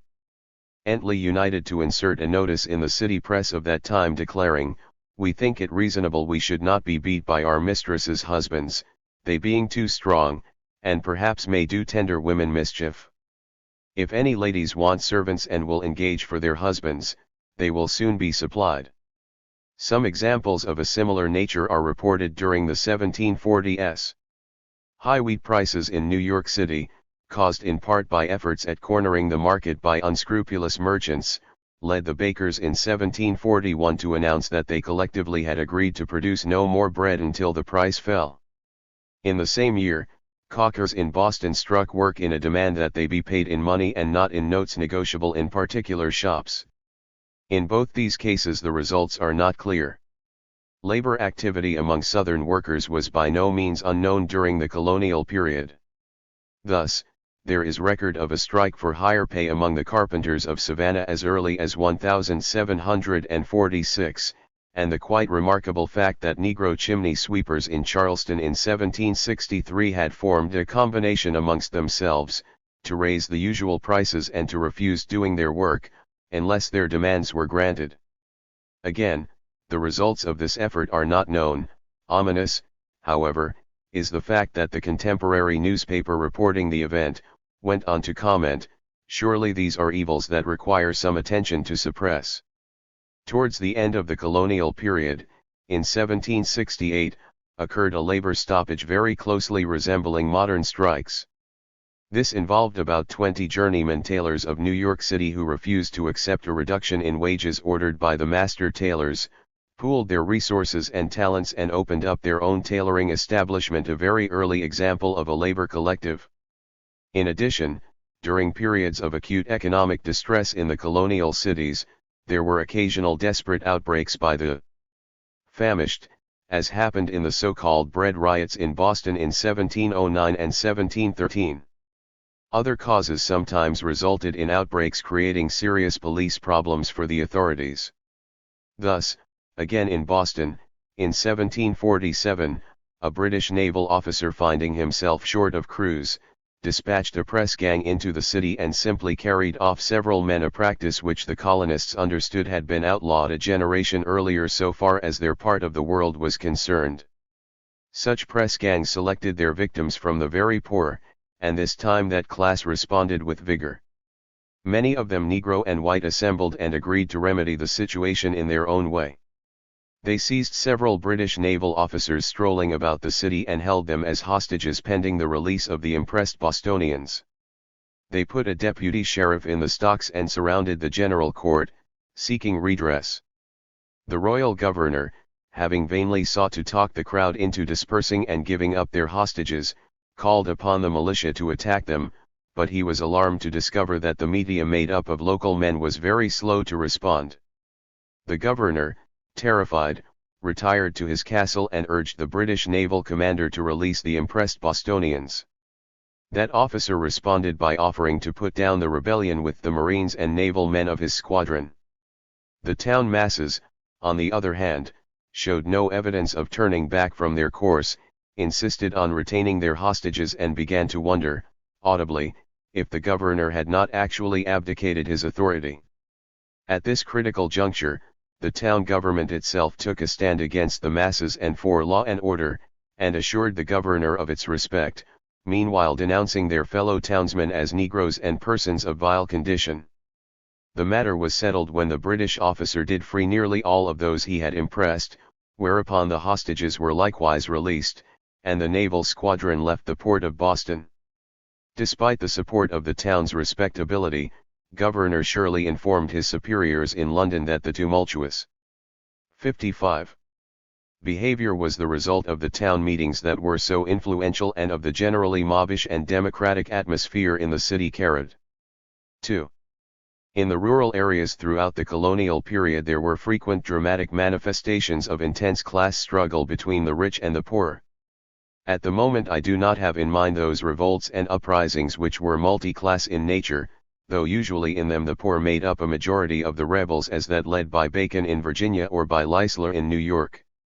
Movements of this nature will be discussed hereafter, but there were, additionally, during the colonial period, organized stirrings which seem to have been confined pretty much to the rural poor. An example of this kind of activity was the so-called tobacco-cutting riots in Virginia in 1682. Hard times afflicted the colonists, with bare necessities being difficult to come by. A mark of the economic depression was the fact that tobacco had fallen to a penny a pound, so that its production was profitless. Colonial efforts at building up manufactures and trade were crushed by the English government, there seemed nowhere to turn and conditions grew increasingly bad. An effort was started to limit the production of tobacco in the hope of stimulating its price and also inducing a more diversified economy. This too was blocked by the English rulers. Finally, groups of colonists went from plantation to plantation destroying the tobacco crop. Contemporaries declared that only inconsiderable people were so bold as to do this. The military crushed their flouting of good order and 2 of the leaders were executed. Throughout the 18th century, in colony after colony, there were uprisings of debtor farmers aimed at eliminating feudal burdens, throwing off heavy taxes, limiting the political power of the planters, merchants, and creditors of the East, and reversing a 56. Steady tight money, deflationary policy that favored creditors at the expense of debtors. Of these agrarian conflicts the most widespread and prolonged occurred in the colonies of New York, New Jersey, and North Carolina. The New York difficulties, definitively analyzed in the work of Irving Mark, span practically the entire 18th century up to the Revolution, and as a matter of fact break out with renewed fierceness in the middle of the next century, too. Beginning with 1711, there was hardly a year that mass agrarian disturbances of some kind did not occur in that colony, the culminating explosion coming in a general uprising of the Hudson River Valley farmers in 1766. The essence of the unrest lay in the fact that by 1697 through graft, favoritism, and speculation for families, the Van Cortlands, Phillipses, Livingstons, and Van Rensselaers, had become the owners of over 1,600,000 acres of land, comprising much of the present counties of Westchester, Dutchess, Albany, Putnam, Columbia, and Rensselaer. These landlords, avaricious at best, were especially intolerable because they possessed patroonships, or, in effect, feudal manors, so that those farming the land could never hope to own it or the improvements upon it, and were also directly subordinate, in court procedure and political representation, to the great landowners. The widespread uprising of 1766 on the part of the New York peasants, a term contemporaneously used, was undoubtedly stimulated by the militancy displayed by workers, artisans, and mechanics in the Sons of Liberty within New York City. British officials saw the two as really one threat, so that Sir Henry Seymour Conway, of the Cabinet, instructed Governor Moore of New York in October, 1765, to use the utmost exertion of your prudence and the vigor necessary to suppress outrage and violence the lower and more ignorant of the people. Urban and rural unity, however, was not established, though some degree of real sympathy did exist, and the apparatus of the rich, with the assistance of the force supplied by the British Crown, was able to crush the destitute farmers. 57.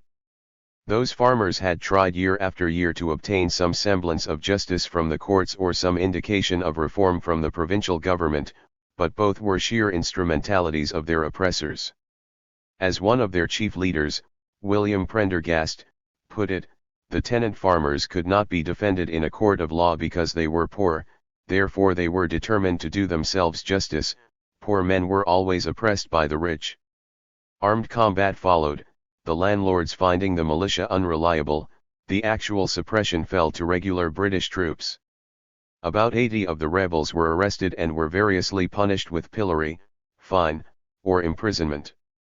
Prendergast was sentenced to be hanged and quartered, but the sheriff was unable to find anyone to execute the gruesome sentence. After several months in prison, and helped very much by the exceptionally energetic defense efforts of his wife, the governor recommended to the king, bearing in mind Prendergast's great popularity, that he be pardoned. After a further delay this was done by the king.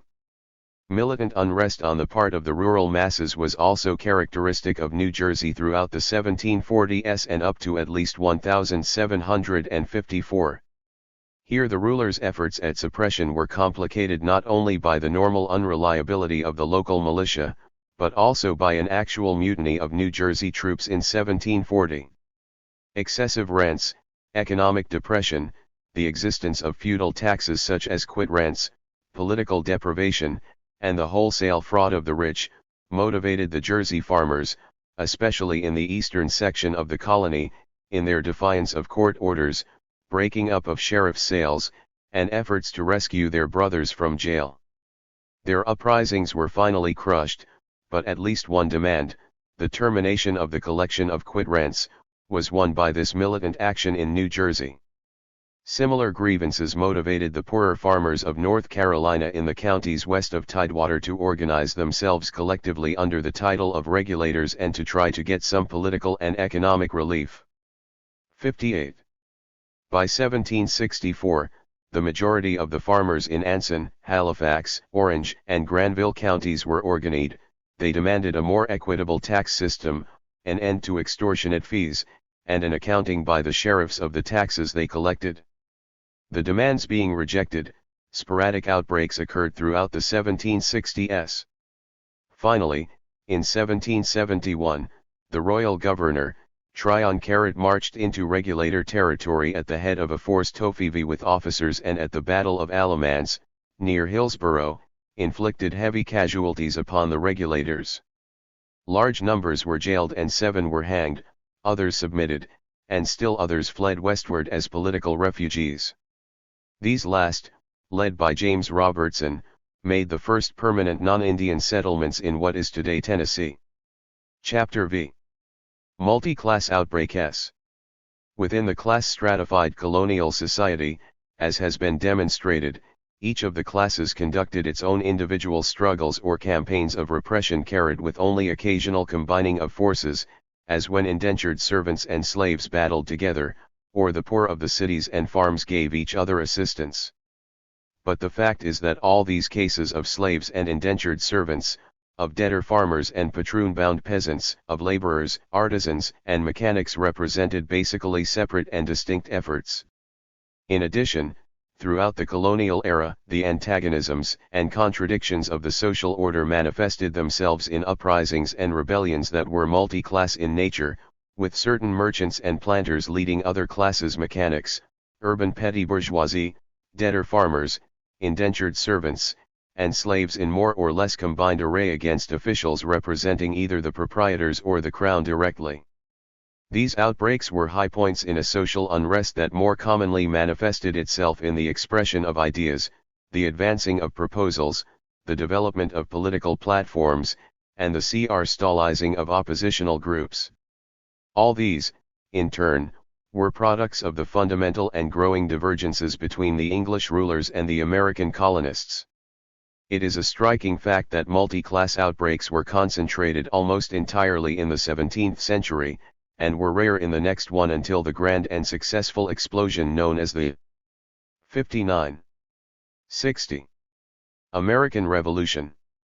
In the earlier century, the marked instability in English politics with its two revolutions had a major impact in promoting or encouraging similar events on a smaller scale in the colonies. Moreover, the general rawness of English colonial administration in that first century of its existence induced frequent resort to violence by the colonists.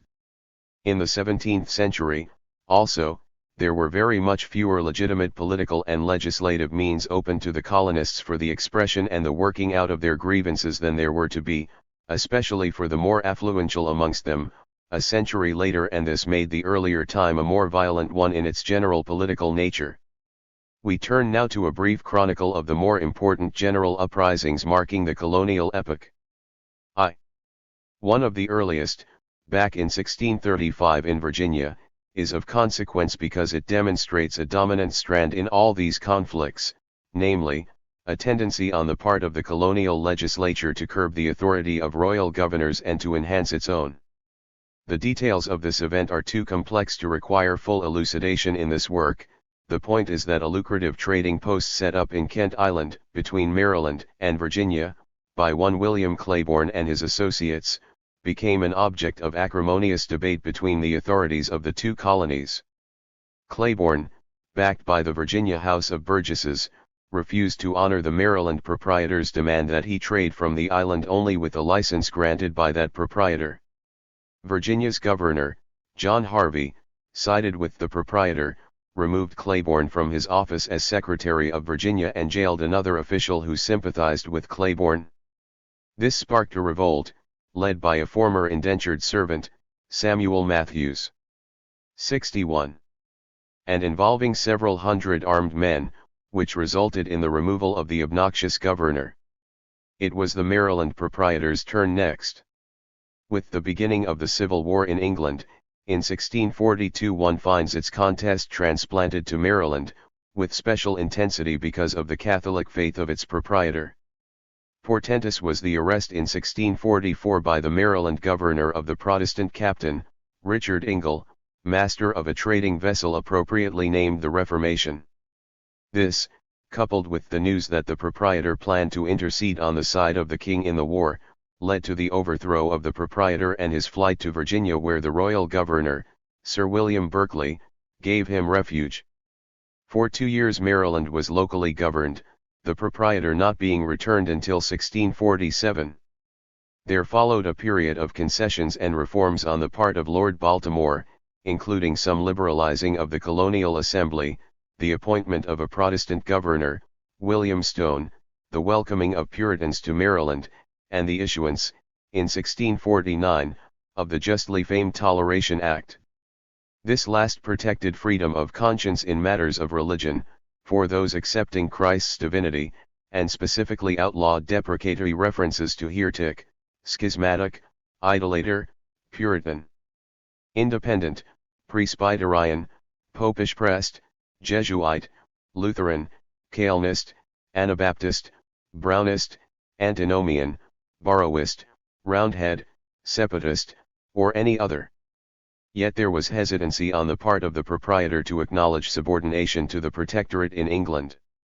This, combined with popular unrest induced by increasing concentration of land ownership, the continued domination of the Lord Proprietor, the latter's insistence on collecting quit rents, and economic depression, resulted in the proprietor's party losing control altogether of the provincial assembly. The governor sought by arms to defeat the anti-proprietor's party, but was overcome. 62. In battle in March, 1655. Here, himself wounded, the governor was jailed, 4 of his followers were executed, and for 3 years Maryland once again was locally governed. Again the restoration of the proprietor in 1657 proved temporary, because his governor, Josias Fendall, allied himself with the popular majority in the assembly. In 1660, Maryland announced itself a republic, with Fendall probably aiming at uniting some of the other colonies under a system mimicking that of, and subordinate to, Cromwell in England. But that very year Charles II was restored to his father's throne. Fendall was removed and condemned, and the proprietor was restored. 2. Elsewhere opposition to proprietary rule, land engrossment, and quit rent payments also burst forth in organized revolt. An instance is that of New Jersey in 1670, whose inhabitants rebelled, stopped quit rent payments, established their own rump assembly, and held control until the Dutch reconquest of New York and New Jersey in 1673. This in turn was undone, with the colonies being returned to the English by the Treaty of Westminster in 1674, who promptly restored the situation prevailing in New Jersey prior to the upstart riots of 1670. But, the outstanding example of popular uprising, prior to the American Revolution itself, is Bacon's Rebellion of 1676. Concerning this there is a large body of published material, most notably the work of Thomas Jefferson Wharton Baker, and here but the barest summary is necessary. Bacon's rebellion was a harbinger of the greater rebellion that was to follow it by exactly a century. The Virginia uprising was directed against the economic subordination and exploitation of the colony by the English rulers, and against the tyrannical and corrupt administrative practices in the colony which were instituted for the purpose of enforcing that subordination. Hence, 63.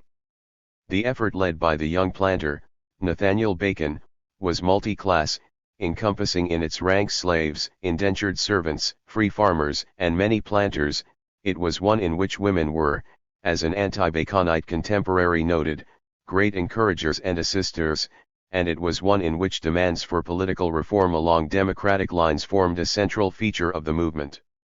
Specifically, Virginians found themselves caught in a vice of economic strangulation and political domination from which nothing promised relief but an appeal to arms. The Navigation Acts, passed in 1660, by giving the British a monopoly of the tobacco crop, had resulted in the fall of tobacco within a few years from 3d. a pound, to less than half a penny. At the same time, the identical enactments had confined the Virginia market to the British merchants who, without competition, raised the prices on finished goods. The scissors, the gap between what tobacco sold for and what purchased goods cost, expanding, Virginia planters and farmers went heavily in debt to British merchants, in the hope that loans would see them through the economic difficulties. But with the loans, went exorbitant interest charges which meant additional burdens rather than relief, and tighter dependence upon the British. Efforts on the part of the colonists to meet the situation through diversifying their crops, or through industrial or commercial ventures, resulted in effective negatives from England.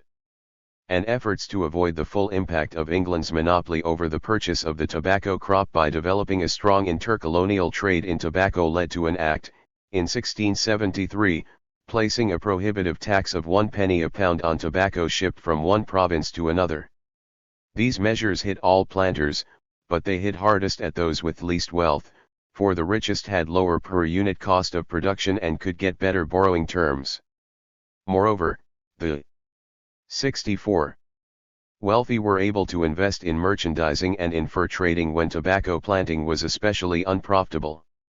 Special circumstances aggravated the already very bad conditions. Of these three were of great consequence. One was the Anglo-Dutch rivalry which led to 3 wars, the last 2 of them fought 1664 to 1667 and 1672 to 1673.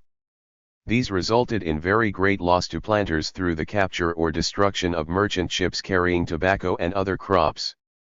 Second, a devastating hurricane, in 1667, left thousands homeless and destroyed most of the tobacco crop, and third, in 1672 to 73, an epidemic destroyed half the cattle in Virginia. Added to this were colonial and county tax systems which discriminated against the moderately well-off and the poor and sharply in favor of the greatest landowners, and which kept getting more and more burdensome as the years went by. Thus, when taxes were raised yet again in 1674, scores of farmers gathered, arms in hand, in Kent County and swore to prevent their collection.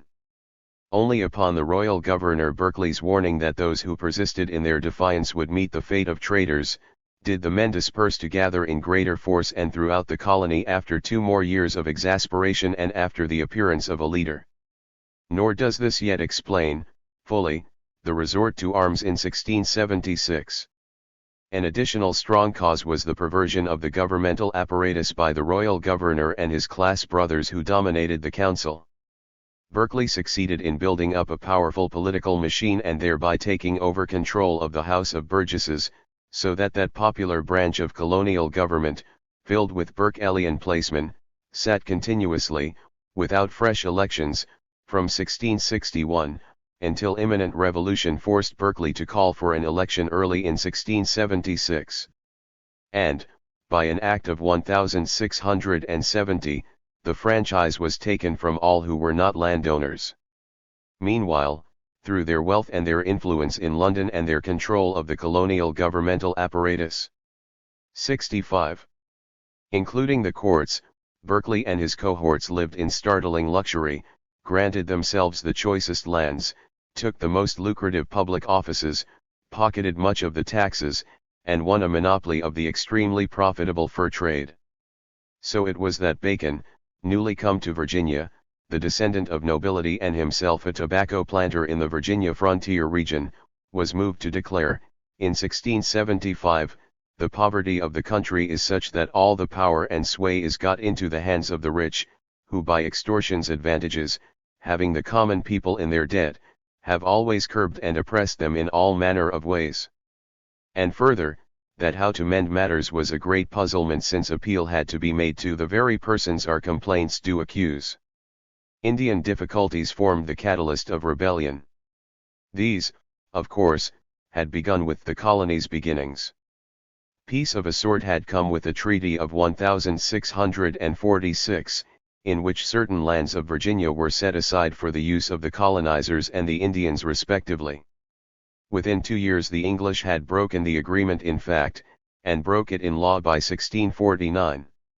There followed intense English expansion into Indian lands and so vigorous a practice of the indiscriminate killing of Indians that even the Virginia legislature tried to call a halt, in 1656, noting its sad apprehension of the small account, of late made of shedding Indians' blood, though never so innocent. An act passed 6 years later likewise admitted that growing Indian hostility was due to violent intrusions of diverse English made into their lands. Matters with the Indians came to a head in 1675 when Virginians joined with Marylanders in a campaign of extermination aimed at the Susquehannas. At one point, some chiefs sent out as a truce party were treacherously seized by Virginians under a Major Truman and slaughtered. As a result, more or less sporadic warfare broke out all along the Virginia frontier, and the cry went up for governmental armed assistance. This was slow in coming, though certainly not because of any tenderness on the part of the Berkeley group. It was slow in 66. Coming for that group made thousands of pounds from the Indian trade, buying fur and selling them many things in exchange, including guns, the Westerners always believed. Hence, Bacon's remark, "These traders at the head of the rivers buy and sell our blood." This was the precipitant of Bacon's treason. He organized and led an expedition against the Indians, without the governor's permission, and for this was denounced a traitor. Nevertheless, Bacon's popularity was so great and the people's suffering so intense, that the traitor ousted the governor. The details of the actual conflict between the Baconians and the forces of the royal governor need not be gone into here. Suffice it to say that in pitched battle the Baconians won and drove the governor from the capital and gained control of the colony for several months in 1676. It is clear that Bacon envisaged a united resistance to colonial oppressions on the part of North Carolina, Maryland, and Virginia. It is even probable that he desired to create this unity for the purpose of breaking away from England completely, which seems, also, to have been the dream somewhat earlier of Josias Fendel. Indeed, Professor Wharton Baker believes that had the Bacon insurrection occurred a few years earlier during the Third Anglo-Dutch War, it is possible that the entire Chesapeake Bay region might have been lost to England. But such unity was not forged, though some efforts were made, and England was not then occupied in wars. Bacon's attempt failed. He himself, not yet 30 and, as a contemporary said, the hopes and darling of the people, died of a fever in August 1676, and though fighting continued thereafter, Berkeley was back in full control early in 1677. Now, supported by 1,100 British troops, sent for the purpose, the governor restored order. In the course of accomplishing this, 37 of the leading Bacon 67 Ians were executed. Most died without their executioners recording what they might have said, but record does exist of what one of them, Anthony Arnold, told the royal judges. "Kings have no rights," he said, "but what they got by conquest and the sword, and he who can by force of the sword deprive them thereof has as good and just a title to them as the king himself. If the king should deny to do me right, I would think no more of it to sheath my sword in his heart or bowels than of my mortal enemies." Anthony Arnold, resolved rebel and traitor, was given a special execution. He was removed to his own immediate neighborhood and there hanged in chains, to be a more remarkable example than the rest.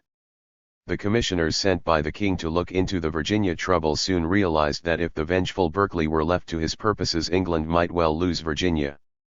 Berkeley was returned to England and another governor replaced him. Certain reforms adopted by the Bacon legislature were retained, including those which extended the suffrage to all free men. The powers of the council were curtailed, county government was somewhat democratized, and greater popular control was provided in the enactment and collecting of taxes. Rather sweeping amnesties were also promulgated. But no fundamental changes were made. On the contrary, the supremacy of the English Parliament was affirmed, the Navigation Acts remained in force and, in a word, Virginia remained a colony. To end that, revolution, not reform, was required. Registered. Bacon's hopes for unity with Maryland and with Albemarle sprang from the fact that the other two colonies suffered even as did Virginia from the Navigation Acts, from the Tax Act of 1673, from low-price tobacco and from the deprivation of political and judicial rights. The fact is that in both of 68 them there were uprisings on modest scales, compared with Bacon's, though in these cases they were directed against proprietors rather than a royal governor. In September 1676, some 60 persons, led by William Davies and John Pate, gathered in Covert County, Maryland, and announced their opposition to current taxation and franchise policies and their intention not to swear to a loyalty oath newly demanded by the proprietor. The meeting was forcibly dispersed, its objects denounced as treasonous, and Davies and Pate were hanged. Other leaders of the protest movement stepped forward, especially Josias Fendel again, and John Cuddy, and the Maryland authorities promised suffrage and taxation reforms. The failure to implement these promises led to another minor uprising, in 1681, which was suppressed, but a greater one, in 1689, again led by Coody, was to have more success.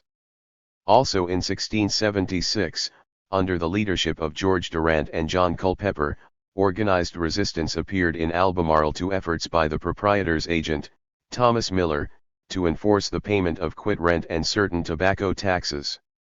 Here the opposition was powerful enough to force the release from jail of Durant and the recall of the obnoxious Miller, but in neither Maryland nor in Albemarle, even as in Virginia, were truly significant alterations in the colonial apparatus obtained.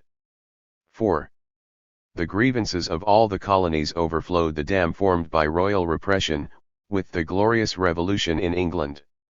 The impact of that event was tremendous throughout the colonial world and led to revolutionary attempts, collectively participated in by diverse classes in colonial society, notably in New England, New York, Maryland, and North Carolina. New England heard of the overthrow of James II in March, 1689. By the middle of April an uprising occurred in Boston, little blood was shed. Governor Andros and certain of his chief 69 officers were arrested, and each of the New England colonies readopted its separate political existence as it had existed prior to the restoration of the Stuarts. In New York the arbitrary government dominated by the great landlords and merchants Bayard, Van Cortlandt, and Schuyler, who had run affairs very much like a closed corporation and had in the course of this aroused deep opposition among the entire remaining population, faced rebellion under the leadership of Jacob Leisler. After a brief skirmish between the mutinous militia and a few dispirited regular British troops, the latter caved in, and the acting governor, Nicholson, sailed back to England. From 1689 to 1691 most of New York was ruled by the Leisler revolutionary government, representing a coalition of the smaller merchants, the storekeepers, artisans, and mechanics. Under this government certain landed and commercial monopolies were dissolved, advances in self-government were made, and reforms instituted in the tax system. Meanwhile, in England, though Leisler protested his loyalty to the newly ascendant Protestant majesties, William himself refused to cherish such goings-on as the taking into their own hands, by the majority of New York City inhabitants, of their own government. The king appointed a Colonel Henry Slufter, governor of his New York province, and sent him, with soldiers, to take over the post. War vs. France delayed the departure of Slufter for several months, and only a part of his expedition arrived in New York. This group, under a Captain Inglesby, demanded the surrender of the city, but Leisler would not oblige, and after a minor skirmish, succeeded in restraining the captain. Finally, early in 1691, Slufter himself did arrive and placed Leisler and his son-in-law, Milborne, under arrest.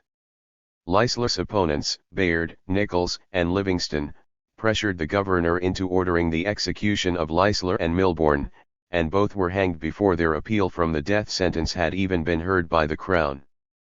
Most of the democratic reforms of Leisler were undone, although the existence of 70. An assembly unknown in New York before Leisler was affirmed, albeit its powers were rather circumscribed. The Leisler wing in New York politics remained potent for years after his execution. In 1695, Parliament was prevailed upon to remove the attainder of treason from Jacob Leisler's name and to restore his estate to his heirs. Furthermore, the New York Assembly, in 1702, voted an indemnity of £2,700 to those heirs. The Glorious Revolution in England helped stimulate revolutionary events in Maryland, too. That proprietary government had been swept by unrest continually, as we have already seen. A characteristic reply to this by the ruler was a tightening of his control, so that, in 1670, it was decreed that the governor himself would fix the number of representatives to be allowed to each county in the provincial government, and that none but that official could change this number. The proprietor, moreover, dealt with the colony as though it were indeed simply his property, rather than the habitation of several thousand families, so that he made of its offices mere sinecures for his relatives and personal friends. Heavy assessment and taxes and great corruption followed, and scandals recurred, as when the acting governor, George Talbot, murdered the royal collector of customs and fled the colony. It was this last act that led the proprietor to appoint as his deputy, and the president of the colony's council, one William Joseph, an intense Jacobite in politics and a fervid Catholic. Greeting the provincial legislature late in 1688, he informed its members that, "There is no power but of God, and the power by which we are assembled here is undoubtedly derived from God, to the King, and from the King to His Excellency the Lord Proprietor, and from his said lordship to us." This was fine and classical doctrine for medieval Europe and for absolute monarchy, but rather anachronistic for late 17th century English political theorizing, and certainly backward, not to say provocative, for late 17th century English America. Shortly after Joseph had assured the colonial planters and 71 merchants that their sole duty was to obey his lordship, the English bourgeoisie made good their rejection of such ideas with the crowning of William and Mary, and with the adoption of the Bill of Rights of 1689, in which the supremacy of Parliament was affirmed. The Lord Proprietor was slow in directing his Maryland colony to acknowledge the overthrow of James, and the new order of things, and the Lord's officials in America were even slower in implementing such direction. When it appeared that these officials were fortifying the State House at St. Mary's, capital of the province, several hundred men, led by the old rebel, John Cody, marched on the city, and with almost no resistance, since the governor's troops refused to fight, took over command. Shortly thereafter, August 1, 1689, Joseph himself surrendered, and the insurgents, under the name of the Association in Arms for the Defense of the Protestant Religion, and in convention assembled, announced the ousting of the Lord Proprietor and their loyalty to the monarchs of the Revolution.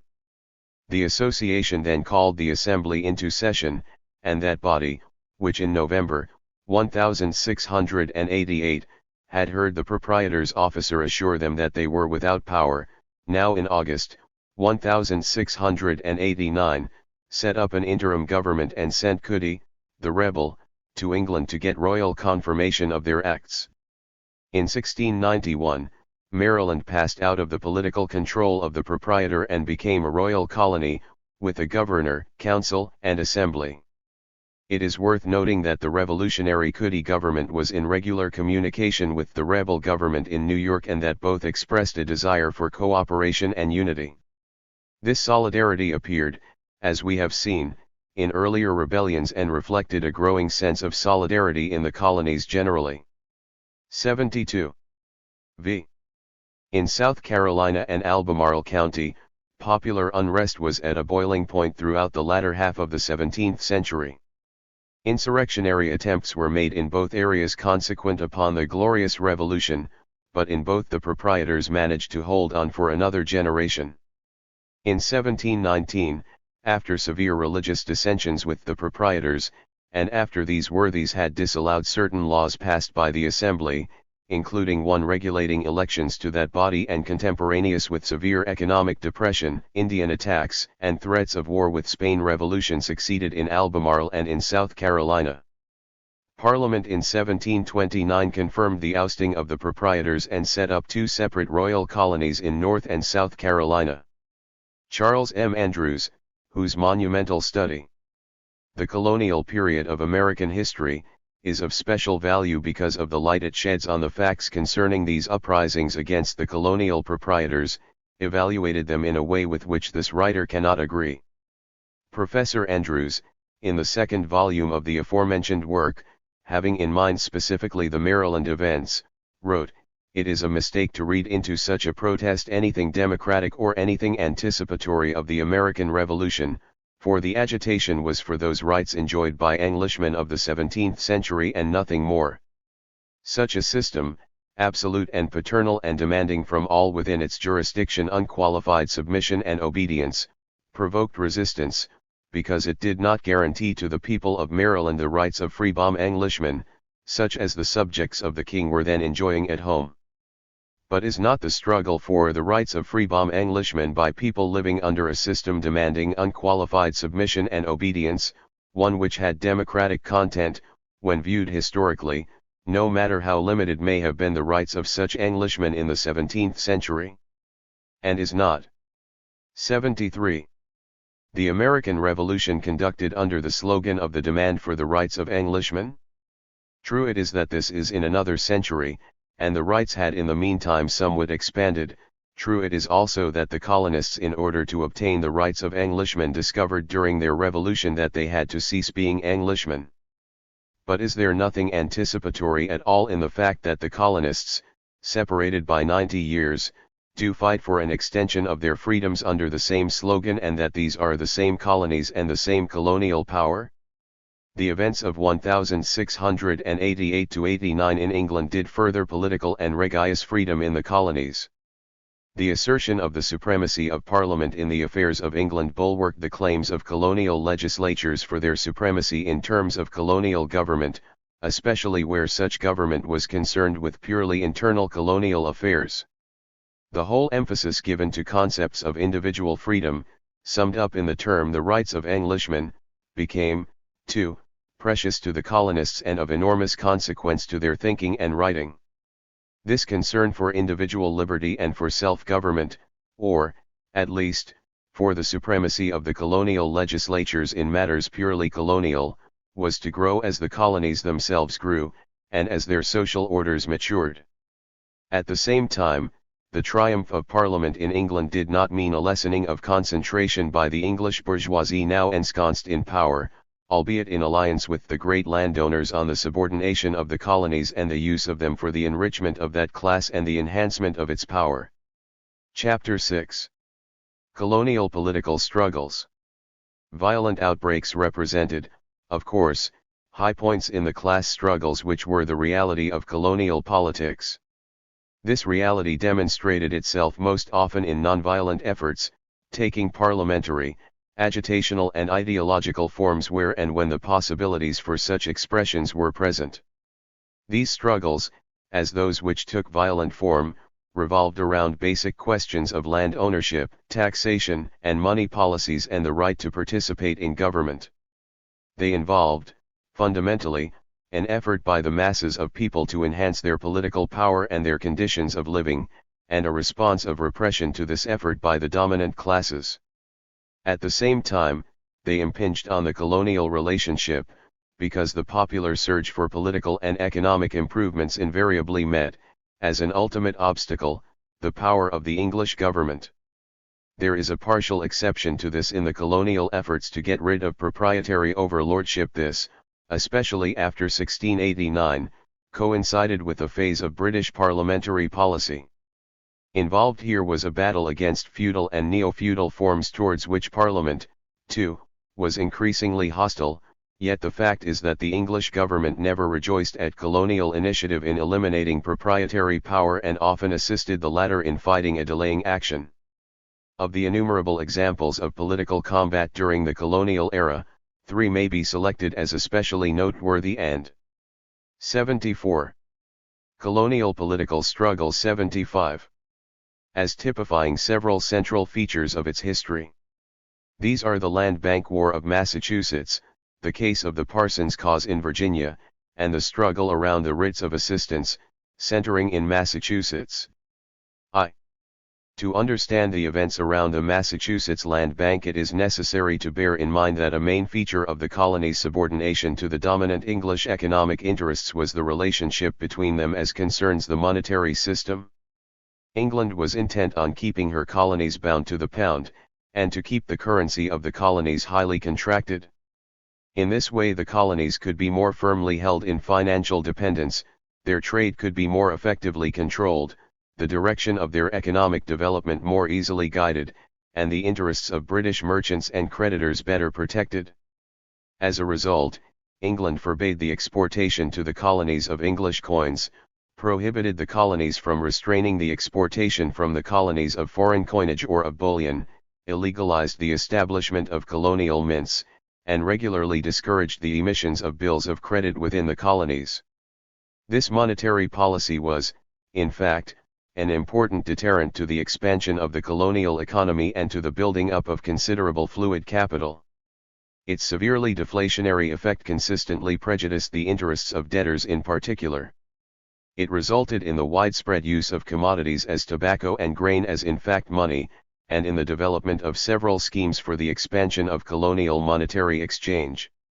Among these were the so-called land banks, which were capitalized organizations, from which one could obtain bills of credit on the basis of land mortgages held by the banks.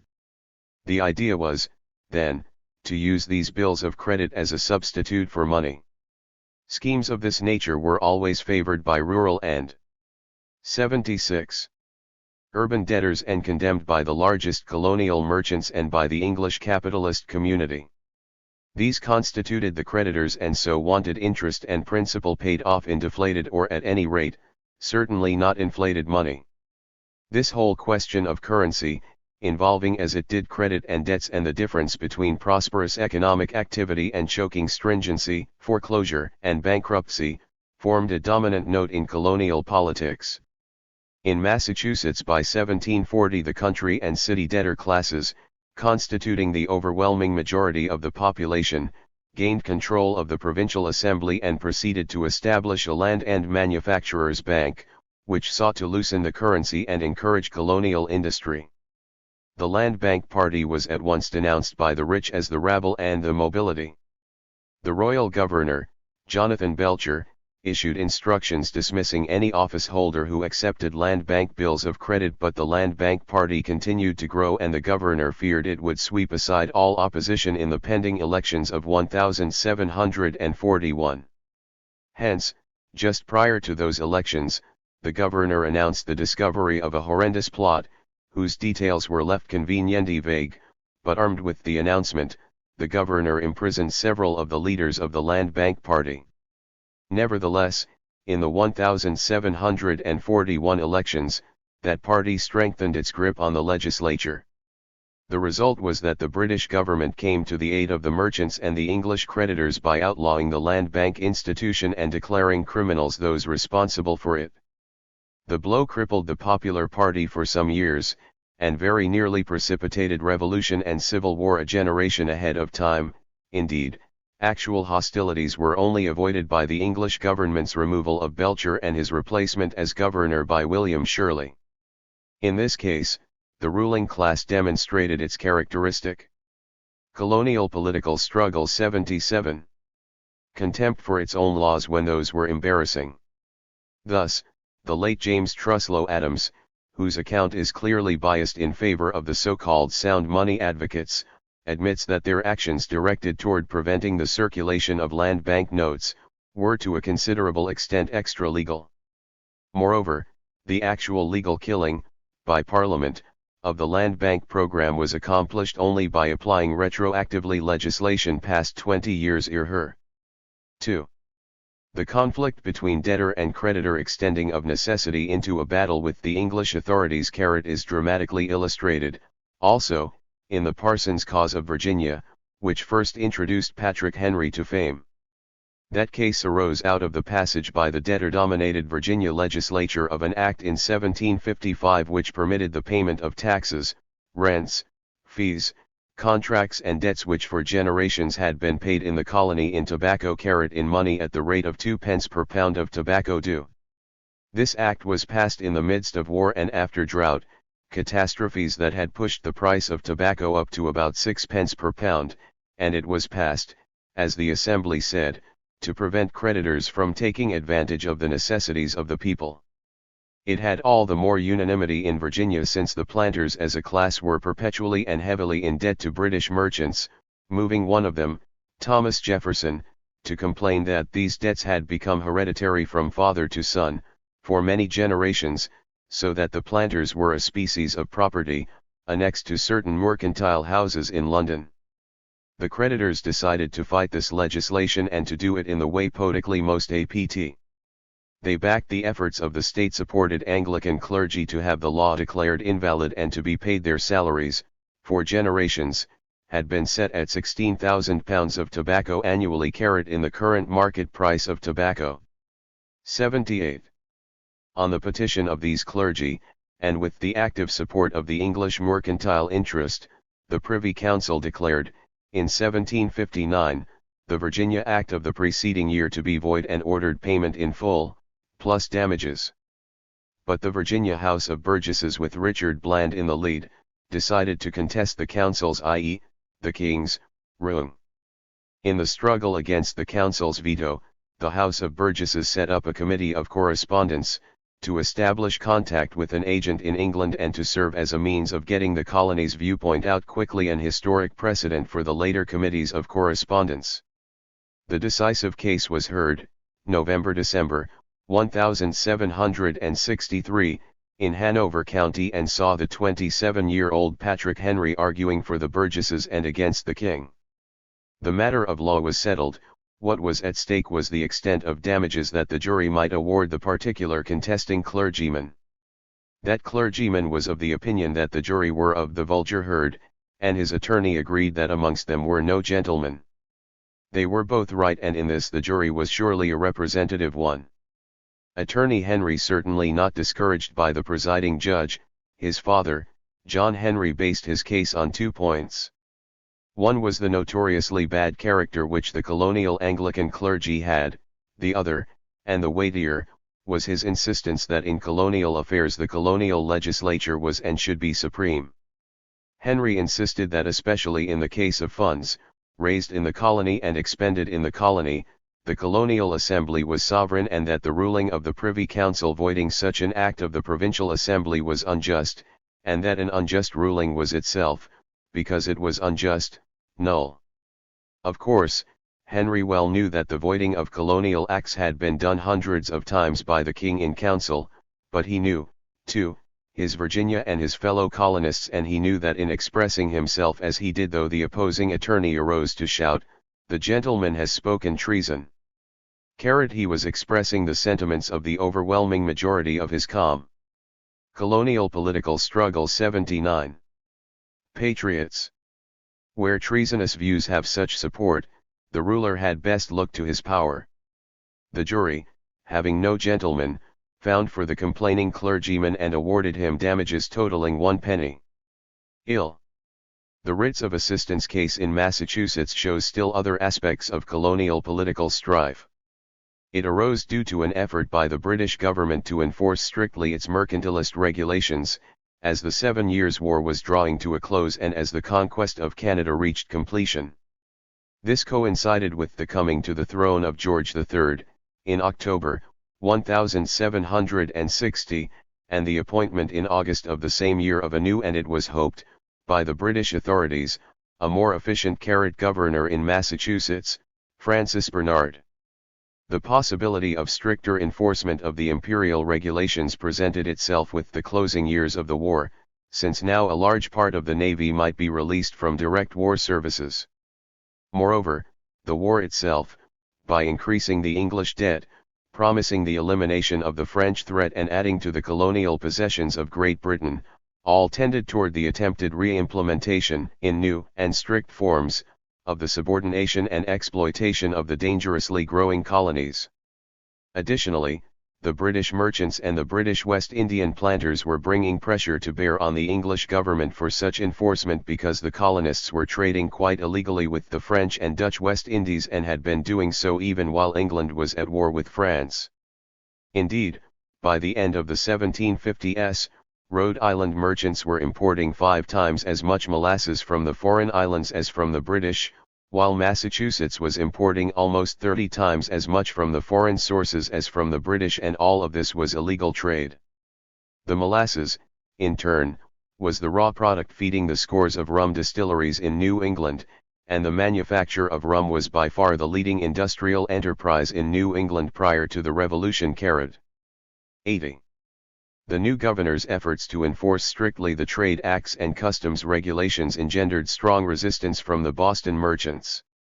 As a result, his Surveyor General applied to the British Court of Exchequer for the issuance of writs of assistance hitherto used in other parts of the realm, which were in effect general search warrants, empowering the official armed with them to search any home or ship for smuggled goods at any time, and to compel bystanders to come to his assistance. When the British court granted the request, the governor turned to the colonial courts for its implementation, and this seemed in terms of law to be nothing but a formal matter. The Boston merchants, however, deciding to resist the effort in the courts, combined their resources and at the close of 1760 hired two outstanding lawyers, Oxenbridge Thatcher and James Otis, Jr., to argue their case.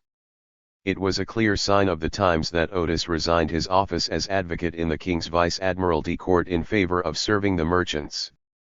The case was heard by the Supreme Judicial Court in February, 1761. Thatcher's argument was technical and, since the letter of the law clearly favored the governor, not impressive. Otis, a son of the Speaker of the Colonial House of Representatives, chose an entirely different tack for his plea. James Otis denied the validity of the Act of Parliament under which the writs were issued on two grounds: that the Act violated English common law or the Constitution, that the Act violated natural law. Therefore, reasoned Otis, it was the duty of the court to deny the writs and to declare the relevant act a nullity. The exact words of Otis were not transcribed, but his junior at the bar, John Adams, was present and made rough notes of what he heard.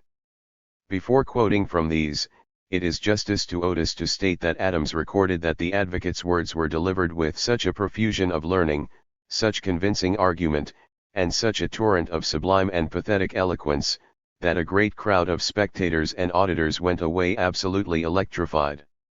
This writ, said Otis as recorded by Adams, is against the fundamental principles of law. The privilege of the house. A man who is quiet, is as secure in his house, as a prince in his castle. A man's house, he went on, according to the English Constitution, was to be entered by officers of the law only by a special warrant to search such a house, sworn to be suspected, and good grounds of suspicion appearing. With boldness, Otis continued, as to Acts of Parliament. An act against the Constitution is void, an act against natural equity is void, and if an act of Parliament should be made, in the very words of this petition, it would be void. The executive courts must pass such acts into disuse. Otis made the cause of the merchants, everyone's, for he held not only that writs of assistance were illegal in that they made search general, but also that, because they did, it is a power that places the liberty of every man in the hands of every petty officer. It put a premium on vindictiveness, it exalted the informer, it was arbitrary, and one arbitrary exertion will provoke another, until society be involved in tumult and in blood. Then Otis presented to the court an actual instance, that had already occurred in Boston, even before the writs had been fully adjudicated, wherein the possessor of one of them had used its powers to wreak vengeance on a colonial judge and constable because they, in performing their duties, had done him harm. Otis' arguments so impressed the court as to lead to a delay of a year in the granting and exercising of the powers provided in the writs of assistance, so unpopular were they that in any case they were only sparingly employed. Moreover, on the basis of Otis' arguments other colonial courts, later, did refuse to grant the right to issue such writs. Otis, himself, as a result of this effort, became the acknowledged leader of the now revitalized popular party called the Country Party, and 4 months after his court appearance was elected to the Massachusetts House. There Otis, for a time, served as the foremost spokesman of the Country Party, which 82 was an extension, into another generation, of the Land Bank Party led by Deacon Adams. Fitting it was, that Otis' right-hand man was Samuel Adams, son of the Deacon. John Adams, years later, recorded in his diary that the effort of Otis against the writs of assistance was a turning point in his own life. A contest appeared to me to be opened, he recalled, to which I could foresee no end, and which would render my life a burden, and property, industry, and everything insecure. Then it was, wrote Adams, that he resolved, to take the side which appeared to be just, to march intrepidly forward in the right path, to trust in Providence for the protection of truth and right, and to die with a good conscience and a decent grace, if that trial should become indispensable. Stirring words, indeed, from a man not easily stirred and not readily moved to emotional writing. Obviously, it was more than molasses that was involved, and more than making handsome fortunes from trading with whom and under whatever conditions one desired. Such trading was far from unimportant, of course, most particularly to 18th century New England merchants and to their workers dependent upon that trade for their livelihood. But present here, too, were feelings of deep injustice and of colonial solidarity, of infringements upon a growing sense of oneness of nationality, in fact, though the word was rarely used. Note, too, that Americans ruled by England found themselves increasingly impelled to appeal from the will of the king, and even from the will of Parliament, and after king and Parliament, surely nothing is left but nature and God, and surely these are higher than either king or Parliament. They were high enough to stir John Adams. Observe, too, that the advocate of the colonial merchants who were fighting to import molasses without restrictions, can, precisely because they were colonial merchants, invoke the cause of liberty in general. He could warn, quite correctly, that arbitrary infringements of their right to trade involved the infringements, as Otis said, of the liberty of every man. Chapter 7. Ideological Developments. The colonies, born of capitalism, were bomb of enlightenment, too. The technological development without which venturing forth to discover the new world would have been impossible, and the socio-economic growth of capitalism without which the impulse and the wherewithal to conquer, to settle, and to exploit that new world would have been missing, themselves called forth and simultaneously came out of the process, was dialectical intellectual and scientific advances. Seeing these advances in their material roots in no way demeans them, it explains their origins, but does not detract from their significance. These advances challenged the postulates and assumptions of medieval intellectual life just as surely and effectively as corresponding political and economic advances challenged medieval life in those areas. And each advance fed, in turn, the other. The ideological revolution, reflecting the material revolution that sent Columbus across the seas in 1492, created the universality of the genius of his contemporary, Leonardo da Vinci, who insisted, nature is constrained by the reason of her law, which lives infused in her. To master that law is to master her. And this was the aim of the Enlightenment of the 16th and 17th centuries, of the Spanish pioneer in psychology, Vives, of the 84. Polish builder of modern astronomy, Copernicus, of the Flammcarat trailblazer in experimental anatomy, Vesalius, of the Italian founder of modern experimental science, Galileo, of the English exponent of experimentation and research, the inductive method of conquering truth, Francis Bacon, of the French conceiver of analytical geometry, Descartes. The conviction that causality governed the world, and all its inhabitants, and the intention of mastering this causality was the wellspring of the Enlightenment.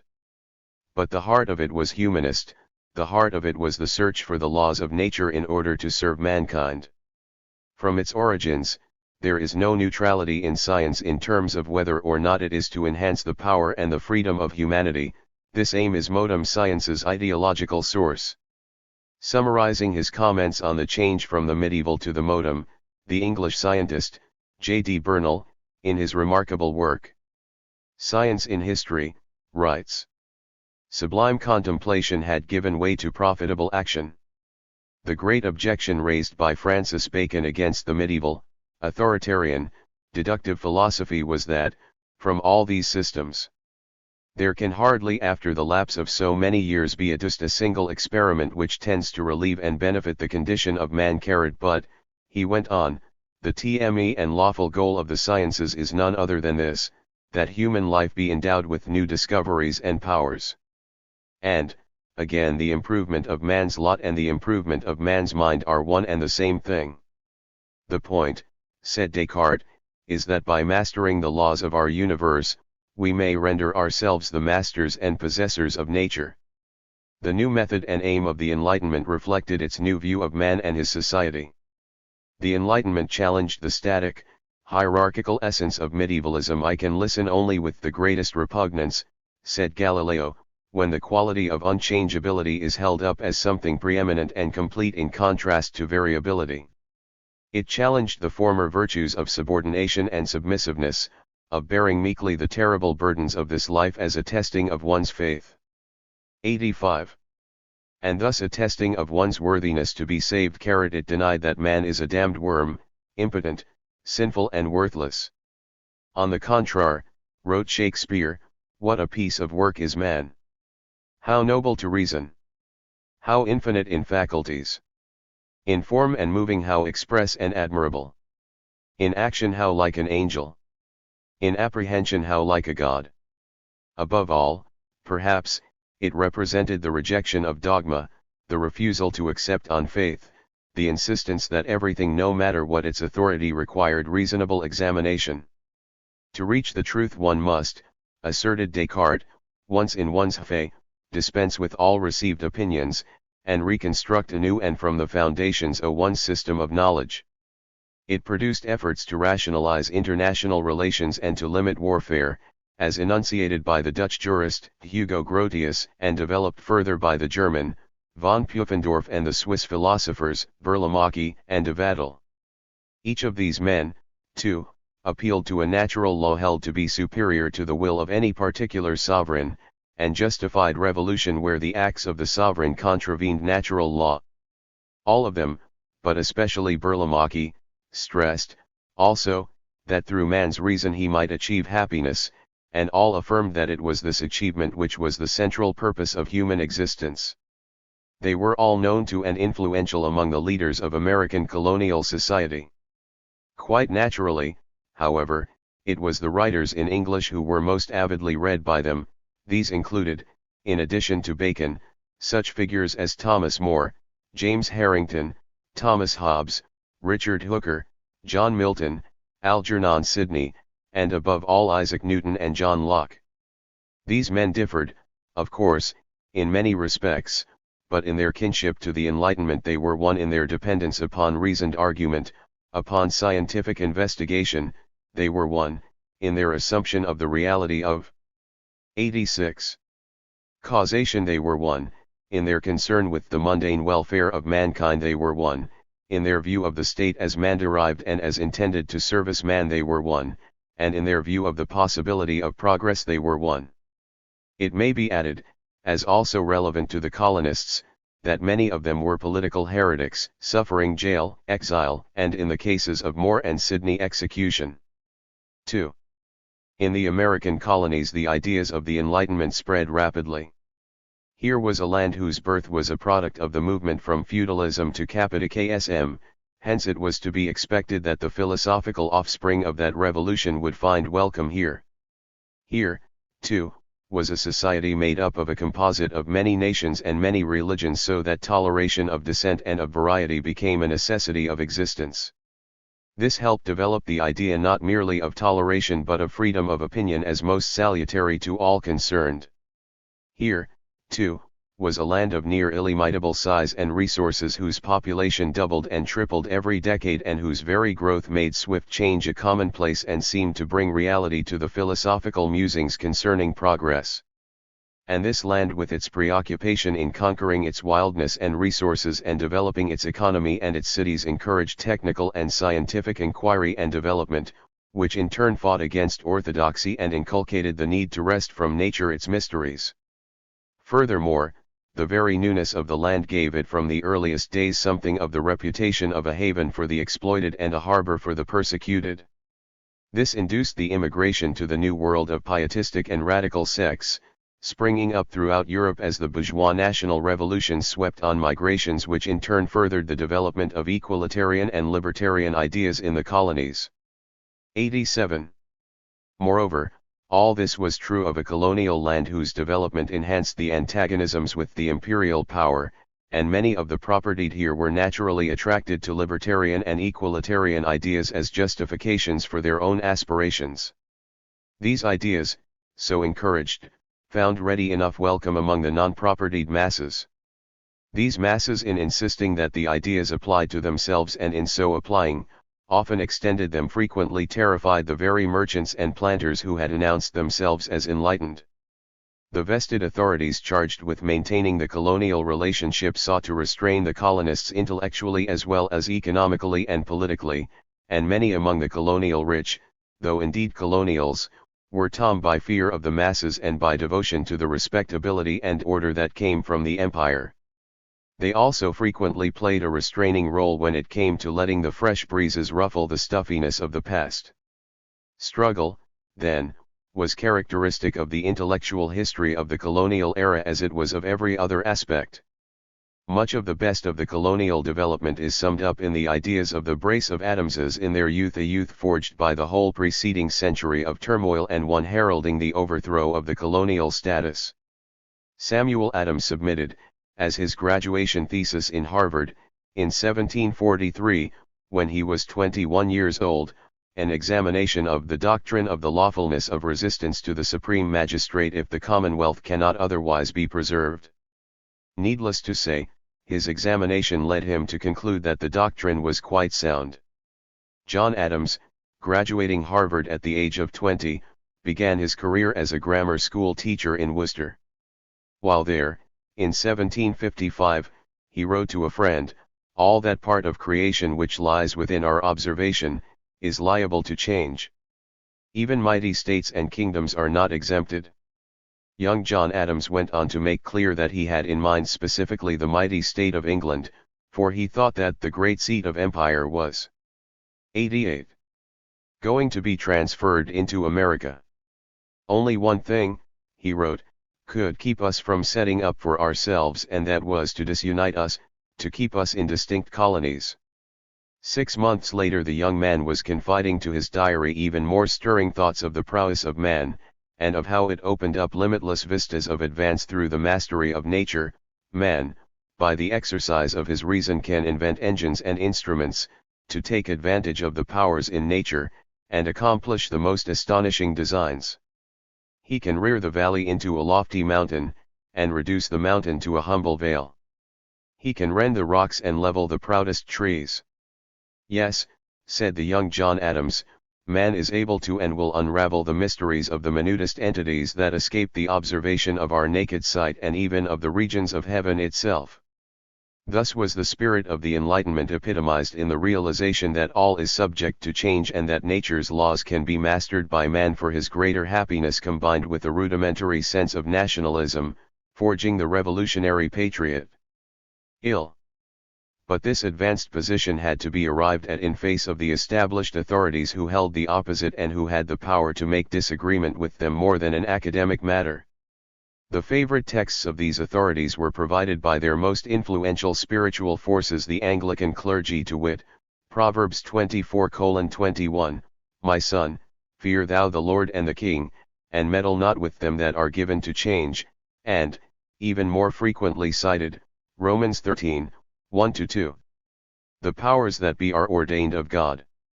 Whosoever therefore resisteth the power, resisteth the ordinance of God, and they that resist shall receive to themselves damnation.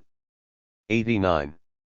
But the dissenting clergy, and they dominated the religious scene in most of the American colonies, were sufficiently children of the Enlightenment to teach that God himself was bound by the laws of nature and of right, which were indeed his laws and thus had to be agreeable to him. God himself could not, for he would not, violate these laws, and had covenanted that he would not.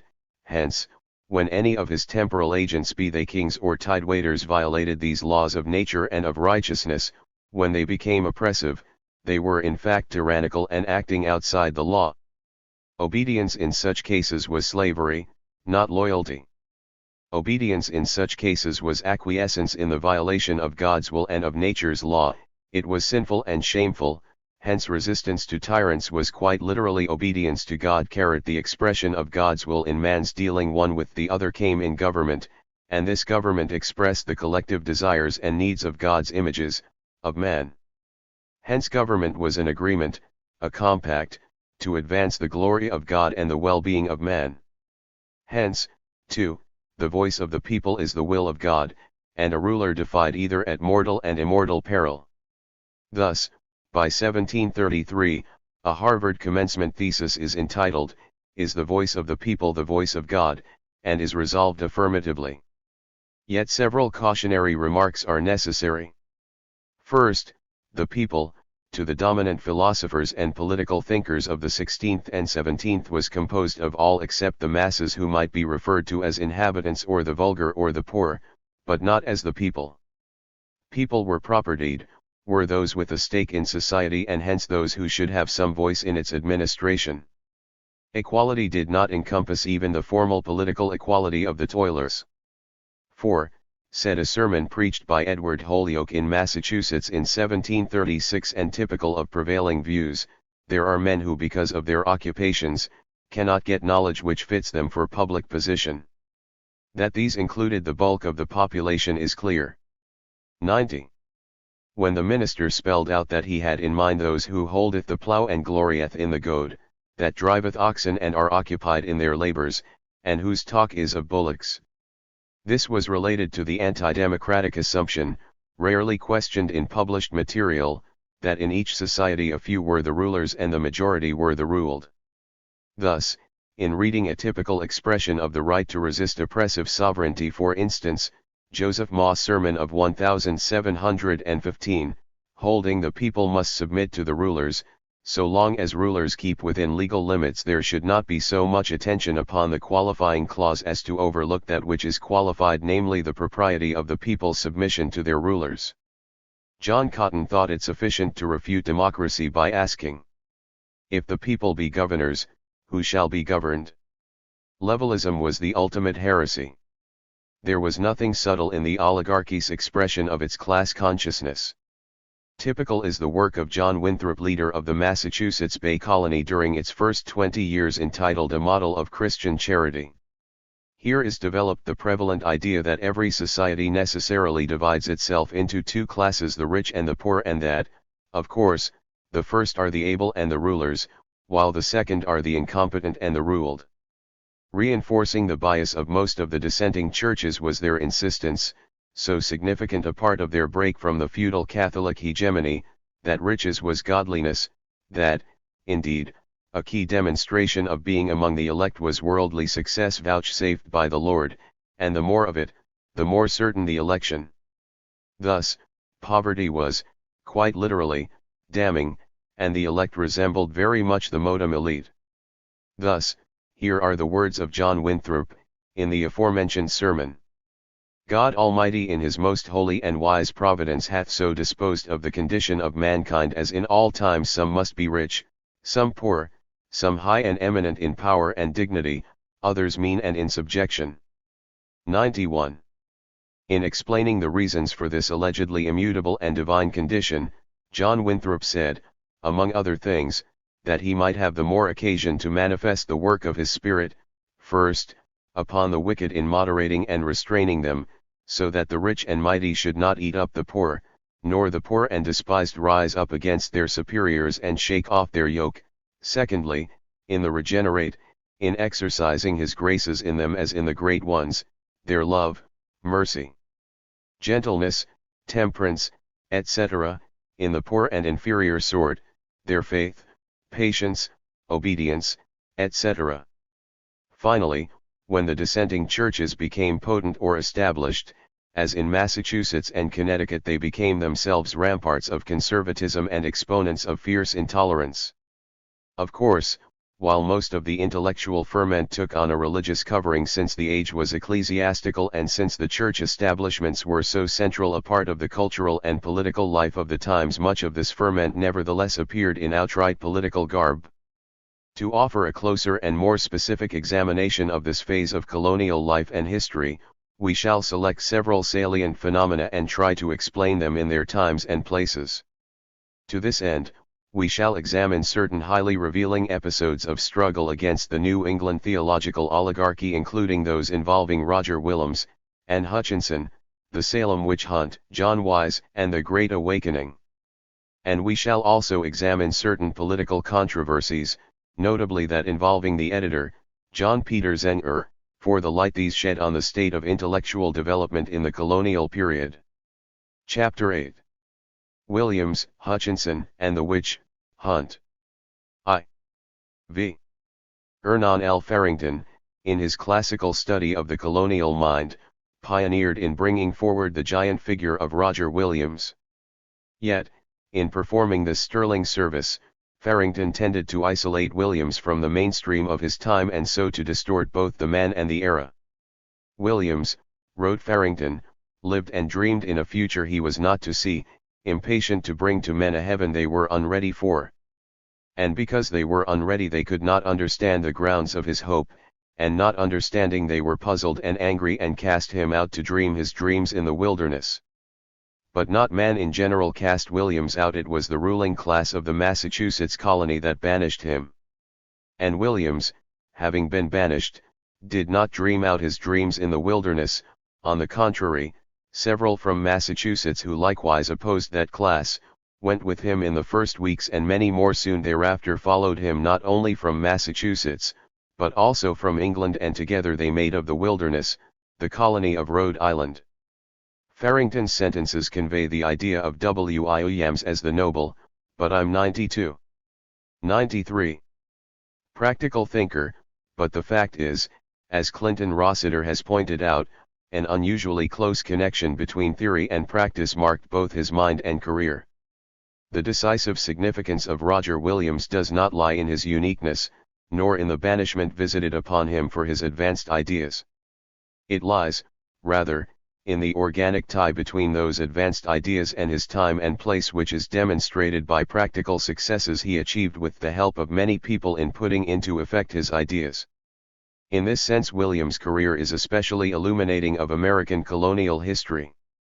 In considering the equalitarian of Williams and his objectation to a church-state tie and his call for freedom of conscience, it is relevant to recall that all this is present in Sir Thomas More's Utopia. Said, let it be remembered, in America, one of the ancientest laws, in Utopia, wrote More, provided that no man shall be blamed for reasoning in the maintenance of his religion. Nor they constrain him not with threatenings to dissemble his mind, and show countenance contrary to his thought. For deceit and falsehood and all manner of lies, as next unto fraud, they do marvelously reject and abhor.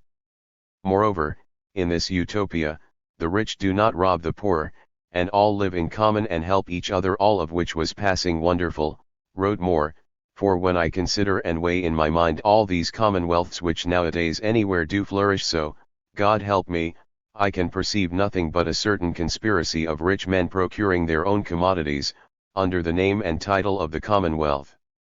It should be pointed out, and Max Savelli has done this in his admirable study of colonial intellectual and cultural seeds of liberty, that many of Williams' English contemporaries and friends were developing concepts of religious toleration and of the propriety of separating church from state.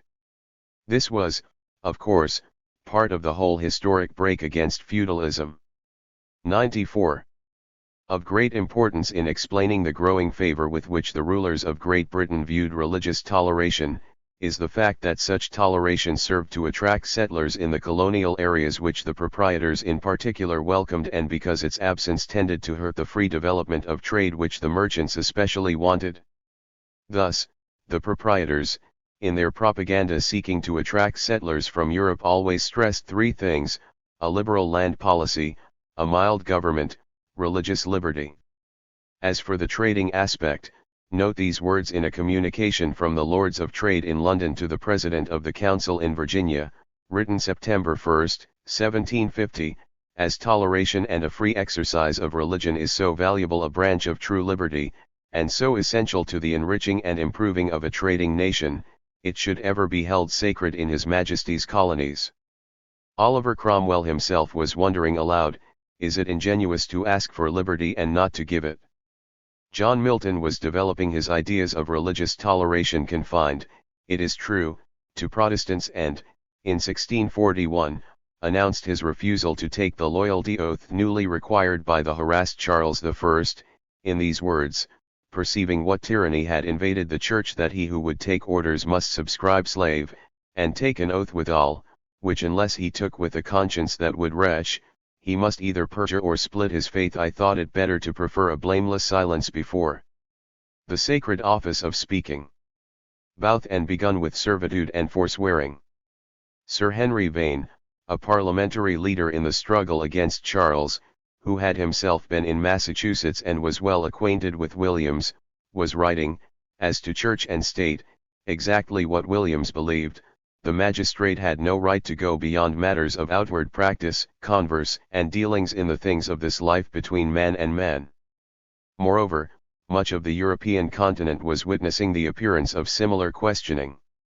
It was the period of the collegiants, the generalists, the familists, the antinomians, the 95 friends, the seekers of Honstank, Valentine Weigel, Jacob Boehme, Giles Randall, George Fox, and Roger Williams. All deprecated dogma, authoritarianism, and ceremony. All emphasized the light, the spirit, or the word as the most important source of contact with God.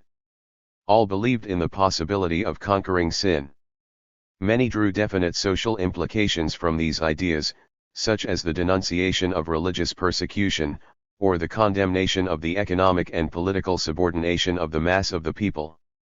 Most advanced among these were the so-called levelers, men like John Lilburn, William Walwyn, and Richard Overton, whose writings were appearing simultaneously with those of Roger Williams and were conveying, in considerable part, similar arguments and programs.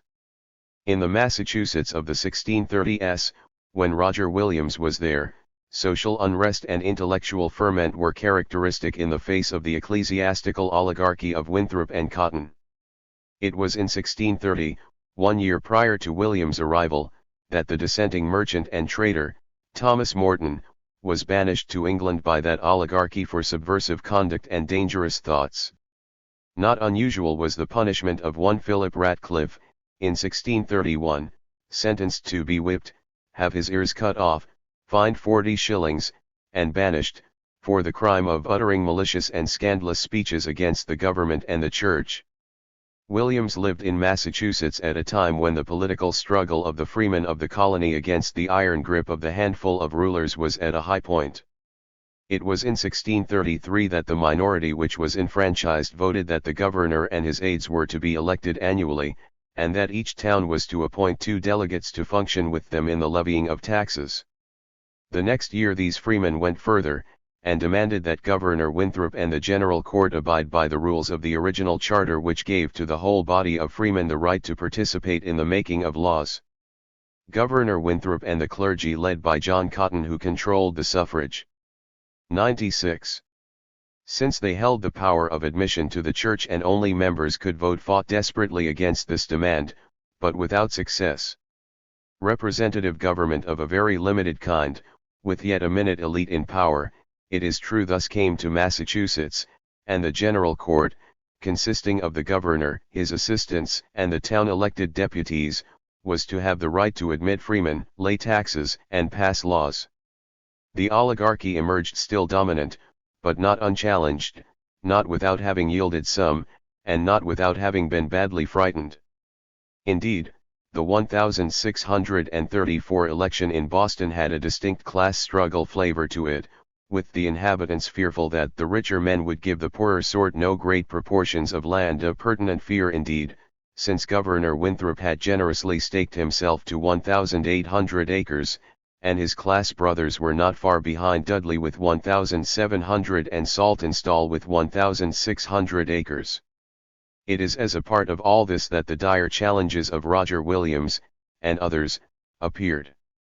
Notwithstanding the fact that so eminent an authority as Perry Miller in his study of the New England mind insists that the 17th century struggle in Massachusetts was fought not by persons who objected on principle to the dictatorial or undemocratic rule of the saints, but by adherents of religious views at variance with the established orthodoxy, we find such a view excessively narrow. Miller, in his more recent biography of Roger Williams, applies the same constricting view to that personage in particular, and finds that Williams actually exerted little or no influence on institutional developments in America, that advances in religious liberties later achieved were gained on wholly other grounds than those advanced by Williams, and that celebrating him as the prophet of religious freedom provides him with an ill-fitting halo. Muir was anxious to correct anachronistic renderings of Roger Williams and his time, which offered both in 20th century terms. Certainly this is erroneous and mechanical, but in correcting, Miller has gone much too far and has made history 97 discontinuous. He has emphasized the unique at the expense of the common and the related. The fact is that Williams' own contemporaries saw his attacks, as Cotton Mather said, as aimed at the whole political, as well as ecclesiastical constitution of the country. The fact is that John Winthrop, in his journal in 1645, stated that, "The great questions that have troubled the country are about the authority of the magistrates and the liberty of the people." Of course, Winthrop was speaking of religious liberty, but church and state were one in his world and mind, and the magistrates were the minister's instruments. So that William's attacks did go to the root of the political and economic and ideological structure of the society of his time, and it did have profound and lasting effects on that society and time. Those effects were of the greatest moment in the institutional developments, not only, and decisively, in terms of Rhode Island, but also in terms of all New England, and eventually of the United States as a whole. At the same time, in saying this, one must not ignore the decisive power and influence of the Winthrops and the Mathers and the Cottons, on their own time and upon the future. Perry Miller is largely correct, I think, when he says that one like the Reverend John Cotton was the incarnation of that image of respectability, conformity, success, which has since dominated American spiritual and intellectual life. I would qualify the domination and add the element of struggle against respectability, which has been so large a component of the American tradition and of which Roger Williams is so magnificent an example. Yet, it is true that in concentrating on Williams and his trials and his vindication, there develops a tendency to underplay the reality of the lasting influence of the Cottons, which actually means misinterpreting the Williamses too. Williams really believed that God had made of one blood all mankind, and to him all people were equal in the sight of God and hence should find equal treatment at the hands of his children. In this he included all people of all colors and pursuit. 98. Zions. Especially notable was the fact that he included the American Indians, and that he drew the necessary but very provocative conclusion that the forcible taking of their lands was sinful and therefore void, thus questioning the king's title and all other land titles, questioning, indeed, the whole base of the Massachusetts economy. He demanded the complete separation of church and state, and attacked with great forcefulness the bloody doctrine of persecution for the cause of conscience, thus assaulting the ideological base of the theocratic oligarchy in Massachusetts. He was far from indifferent, of course, in matters of religion, but he insisted that all, even the most paganish, Jewish, Turkish, or anti-Christian consciences and worships, be freely permitted and not be the cause of any persecution whatever. He specifically rejected the right of the oligarchy to impose a loyalty oath upon all residents of the colony and said that he himself would not subscribe to it. He held such oaths to be blasphemous and urged the members of his Salem church to oppose it. Roger Williams taught that the sovereign, original and foundation of civil power lies in the people, wherefrom it followed that, a people may erect and establish what form of government seems to them most meet for their civil condition. It is evident that such governments as are by them erected and established, have no more power, nor for any longer time, than the civil power or people consenting and agreeing shall betrust them with. Nor did he vitiate this view by holding, as did the Cottons, that while all power derived from the people, this applied essentially only to regenerate people, who naturally would want to do God's will. Wanting this, they would know that it was the magistrates who were God's instruments for implementing that will, wherefore the people's will would be God's will as known to and stated by his servants, i.e., the oligarchy. 99. Williams, Hutchinson, and the Witch Hunt. The state, he held, must touch only behavior, not conscience, and its concern must be with the welfare and the peace of its inhabitants. Such a state was necessary, and only such a state was in accord with God's will.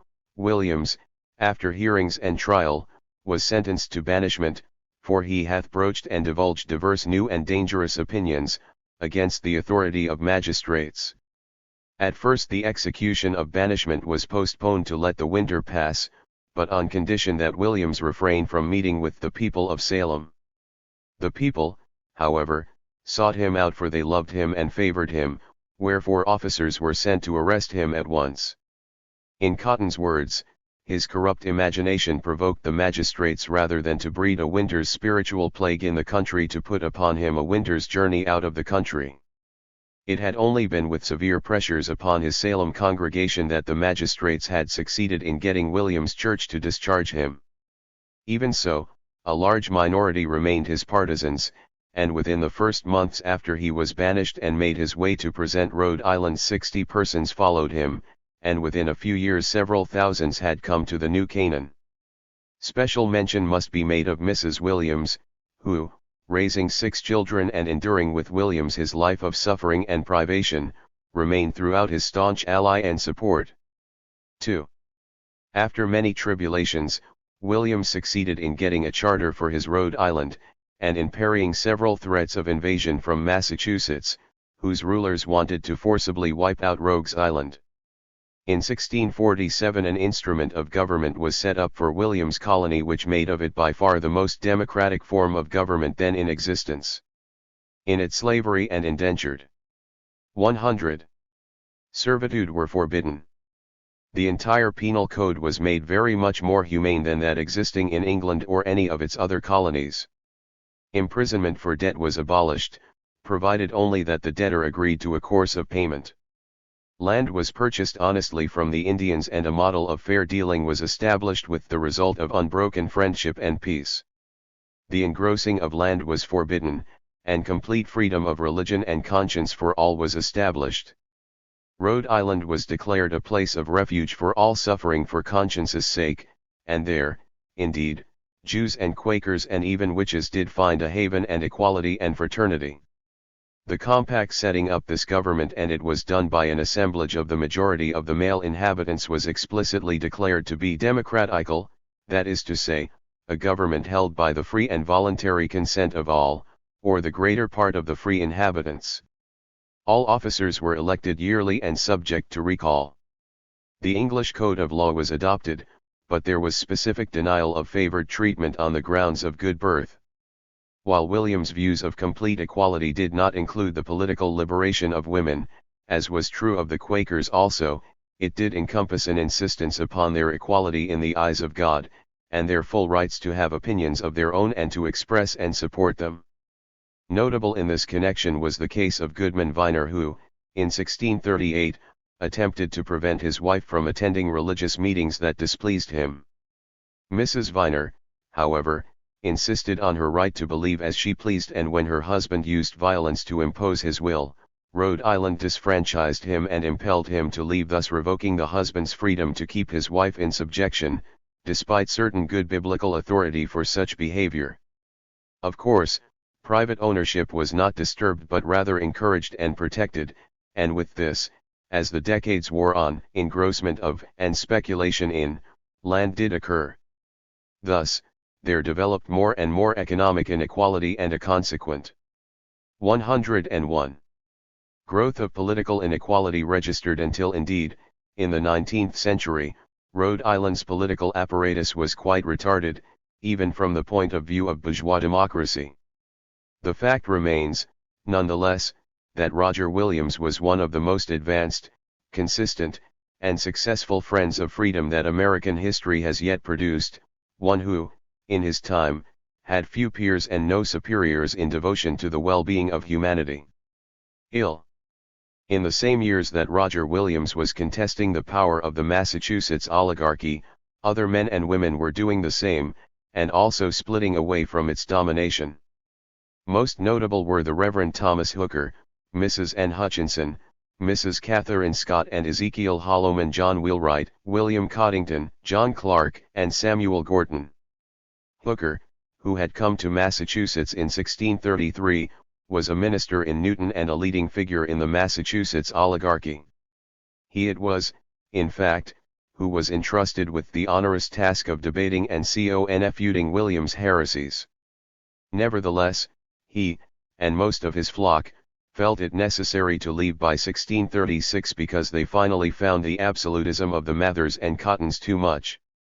While it is quite wrong to equate the position of Hooker with that of Williams, in terms of a democratic and equalitarian orientation as Farrington did, and, more recently, Carlton Beals does, it is nevertheless also erroneous to take the position of Perry Miller that Hooker represented no break at all with the oligarchy.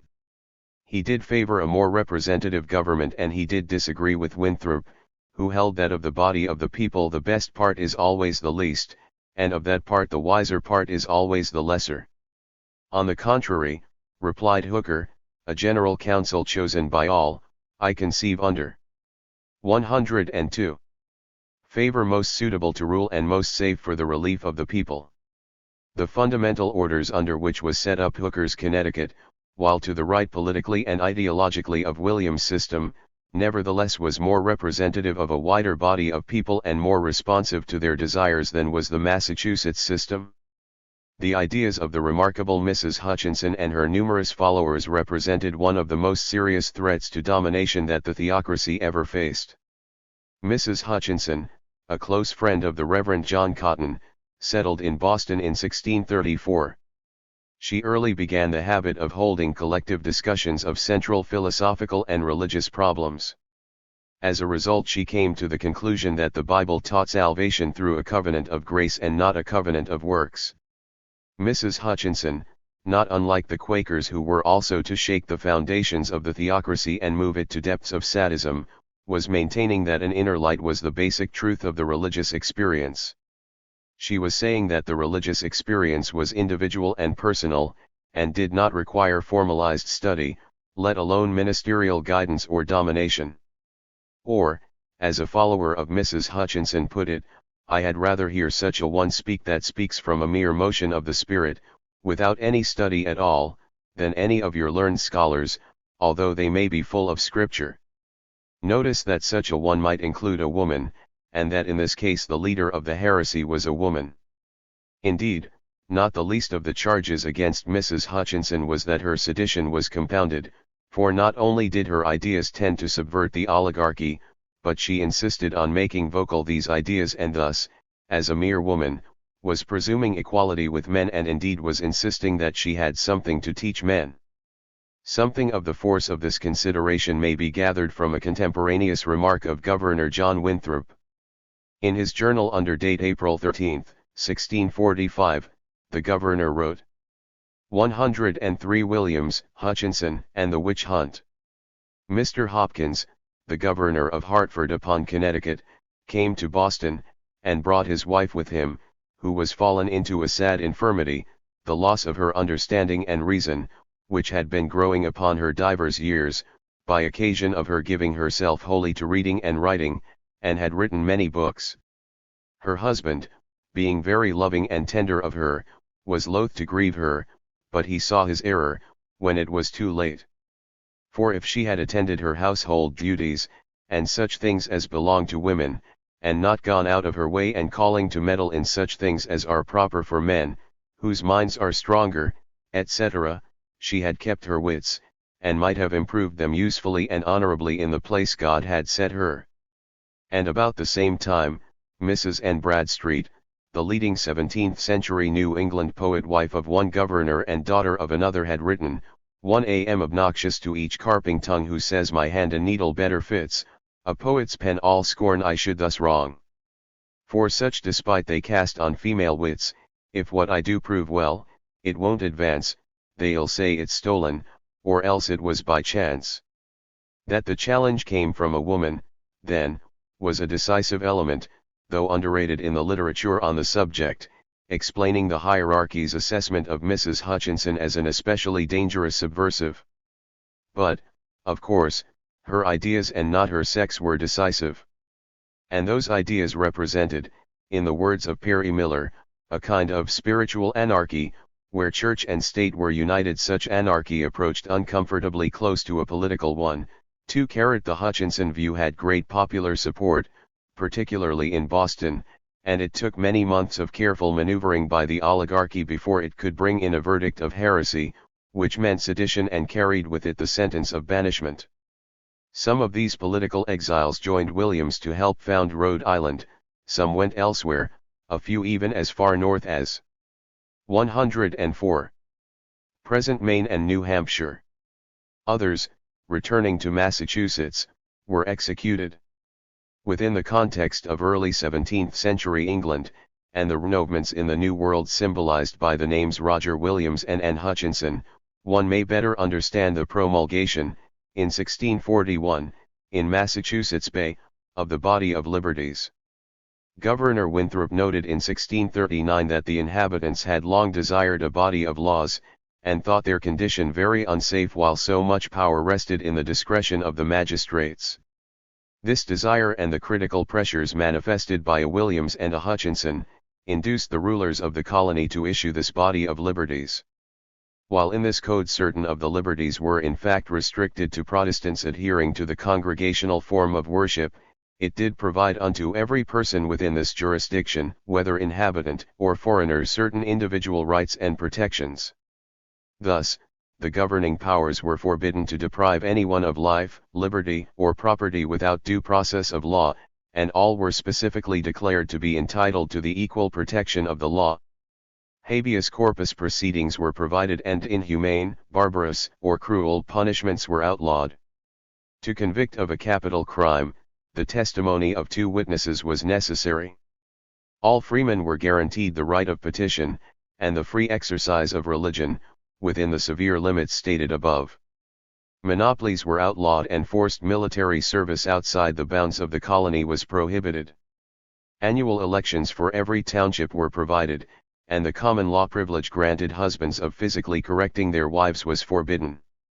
A husband was forbidden to offer any violence to his wife, unless it be in his own defense under her assault.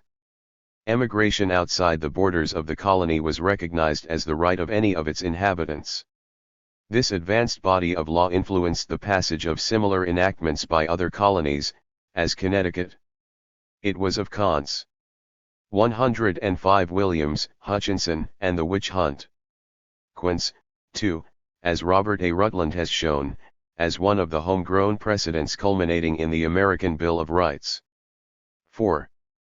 Angels of darkness and angels of light were as real to the European civilization of the 16th and 17th centuries as was God himself.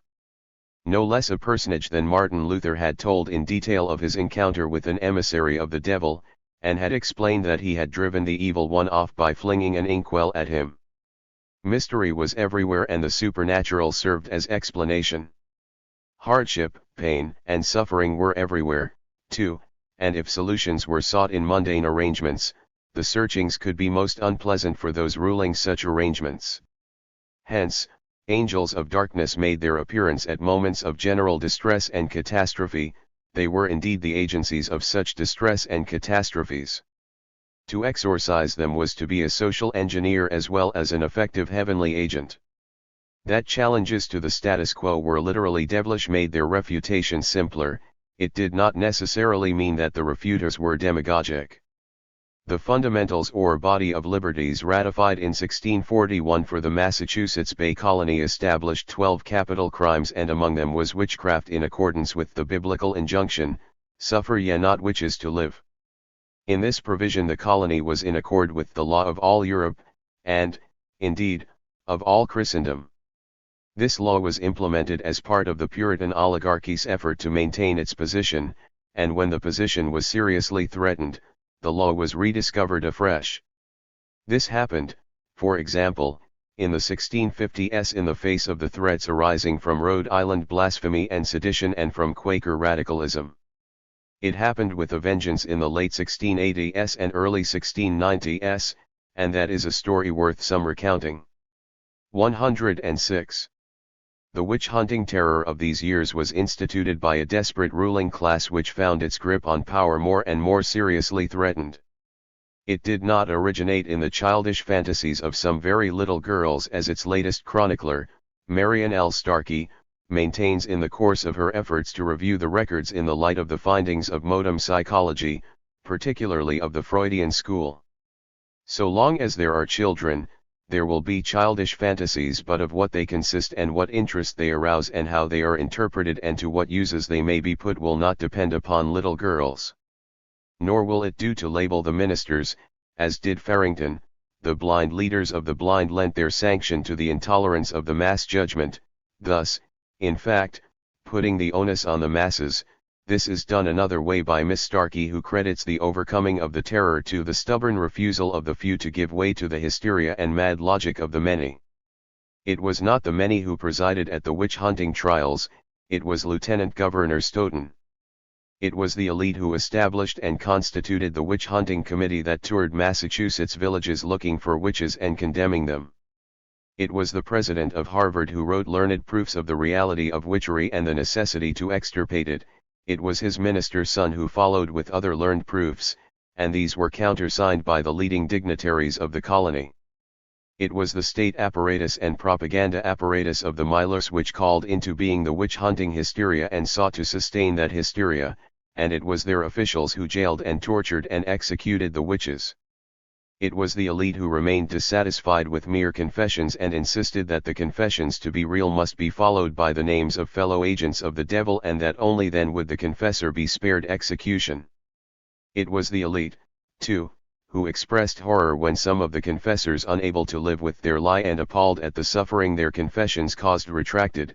In such cases it was the elite who refused to believe the 107 retractions, found them evidences of devilish allegiance, and proceeded to execute the conscience-stricken informers. Indeed, the evidence shows that in this case, as in the case of the persecution of the Quakers a generation earlier, it was popular disgust and protest that helped call a halt to the bloody proceedings. Professor Wharton Baker has pointed convincingly to the connection between the institution by the theocracy of this reign of terror and its own realization that power was slipping from its grasp. By 1650 ministers were distressed at the growing influence of the merchants who, as one divine then remarked, would tolerate diverse kinds of sinful opinions to entice men to come and sit down with us, that their purses might be filled with coin, though at the same time the government might be filled with contention, and the Church of our Lord Christ with errors. Some years later, the Reverend John Higginson, in an election sermon, felt obliged to warn, New England is originally a plantation of religion, not a plantation of trade, and such as are increasing cent per cent remember this.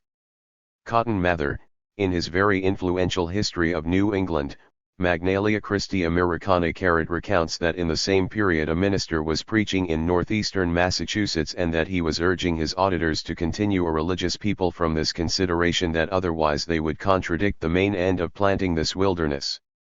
Whereupon he was interrupted, an unheard of affront in itself, by a well-known person in the congregation who cried out, "Sir, you are mistaken, our main end was to catch fish." Everything then from Roger Williams and his accursed, but flourishing Rhode Island, to this impudent fisherman pointed to an increased secularization in Massachusetts life and an increased challenge to the repressive hold of the theocracy. The process was furthered with the development of English politics, leading James II to consolidate all the New England colonies into the Dominion of New England.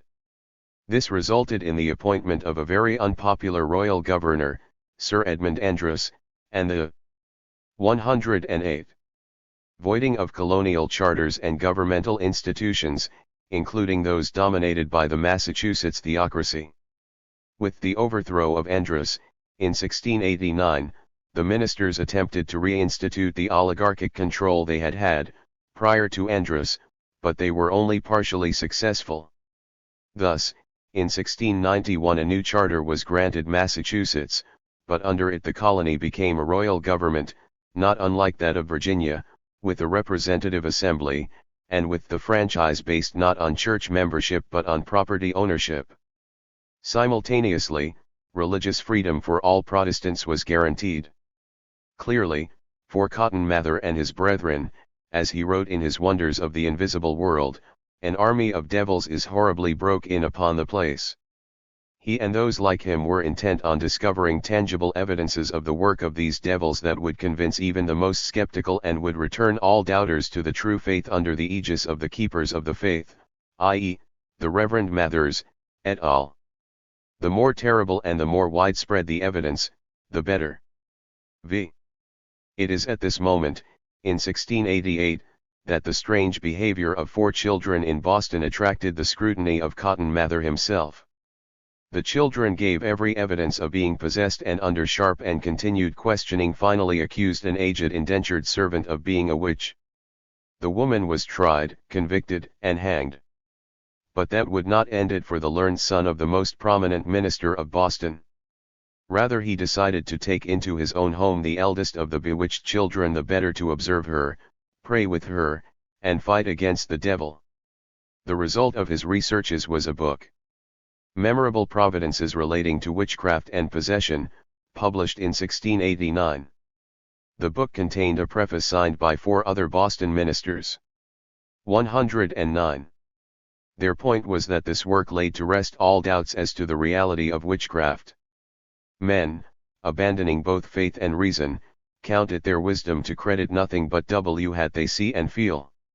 How much this fond opinion hath gotten ground in this debauched age is awfully observable, and what a dangerous stroke it gives to settle men in atheism is not hard to discern. God is therefore pleased, besides the witness borne to this truth in sacred writ, to suffer devils sometimes to do such things in the world as shall stop the mouths of gainsayers, and extort a confession from them. Mather himself, having surveyed the evidence in his volume, concluded, witchcraft is a siding with hell against heaven and earth, and therefore a witch is not to be endured in either. Nothing too vile can be said of, nothing too hard can be done to, such a horrible iniquity as witchcraft itself. What with the excitement attending the overthrow of Andros, and the granting of a new charter in 1691, there was a pause in witch hunting until early in 1692. Then 3 girls living with the family of the Rev. Mr. Paris of Salem village exhibited signs of having been bewitched. The Salem hunt was on, and in 1 year in that village and others of Essex County, 20 witches were executed, 50 others had confessed, 150 were in prison, and another 200 had been accused. Investigating committees sprang up, informers appeared, detailed descriptions of secret meetings of witches were forthcoming from those who had seen the light, and through it all appeared with special clarity the vengefulness of the Lord, the reality of the devil, the manifest need for the guidance of the ecclesiastical oligarchy. But the hunt collapsed. It collapsed because the oligarchy was on its way out, because the economy was increasingly commercialized and the society increasingly heterogeneous, because the new charter had secularized the government, because persecution for conscience's sake was being more and more widely 110. questioned, and the world outside more and more generally practiced some form of toleration. But the way it was broken was through resistance. The courage and nobility of many of the martyrs and the prisoners impressed many, while the despicable nature and role of the informers disgusted many. The flimsiness of the evidence, its contradictory nature, its dependence upon admitted agents of the devil, began to bring the whole matter into doubt, and there were some who openly proclaimed not only their doubts as to the guilt of the particular prisoners but as to the very existence of witches. The merchant enemies of the ecclesiastical oligarchy were particularly prominent in articulating the doubts, notably Thomas Brattle and Robert Cleff. Ministers outside the areas dominated by the Mathers cared, like the pro-democratic Reverend John Wise of Ipswich, who had gone to prison in 1688 because of his leadership in the struggle against the Andros tyranny, began to cry out against the blood spilling. While these did not question the reality of agents of the devil, they offered the idea that these agents might well be the unwilling and unwitting and entirely innocent victims of his guile, and that therefore they should not be punished. It is important to note that these ideas were receiving wider and wider popular support. Most of the scores of those arrested and punished were of the poor, and the terror generally fell with greatest impact upon the poor. Thus, for example, petitions in defense of 2 of the witches were signed by over 50 people. That was a respectable total when the sparseness of the population of the 17th century Massachusetts is remembered, and when it is borne in mind that each signer stood in danger of himself being accused of deviltry. Other collective petitions, as one signed by 24 residents of Andover, began to reach the authorities, denouncing the informers themselves as incredible witnesses and as distempered persons.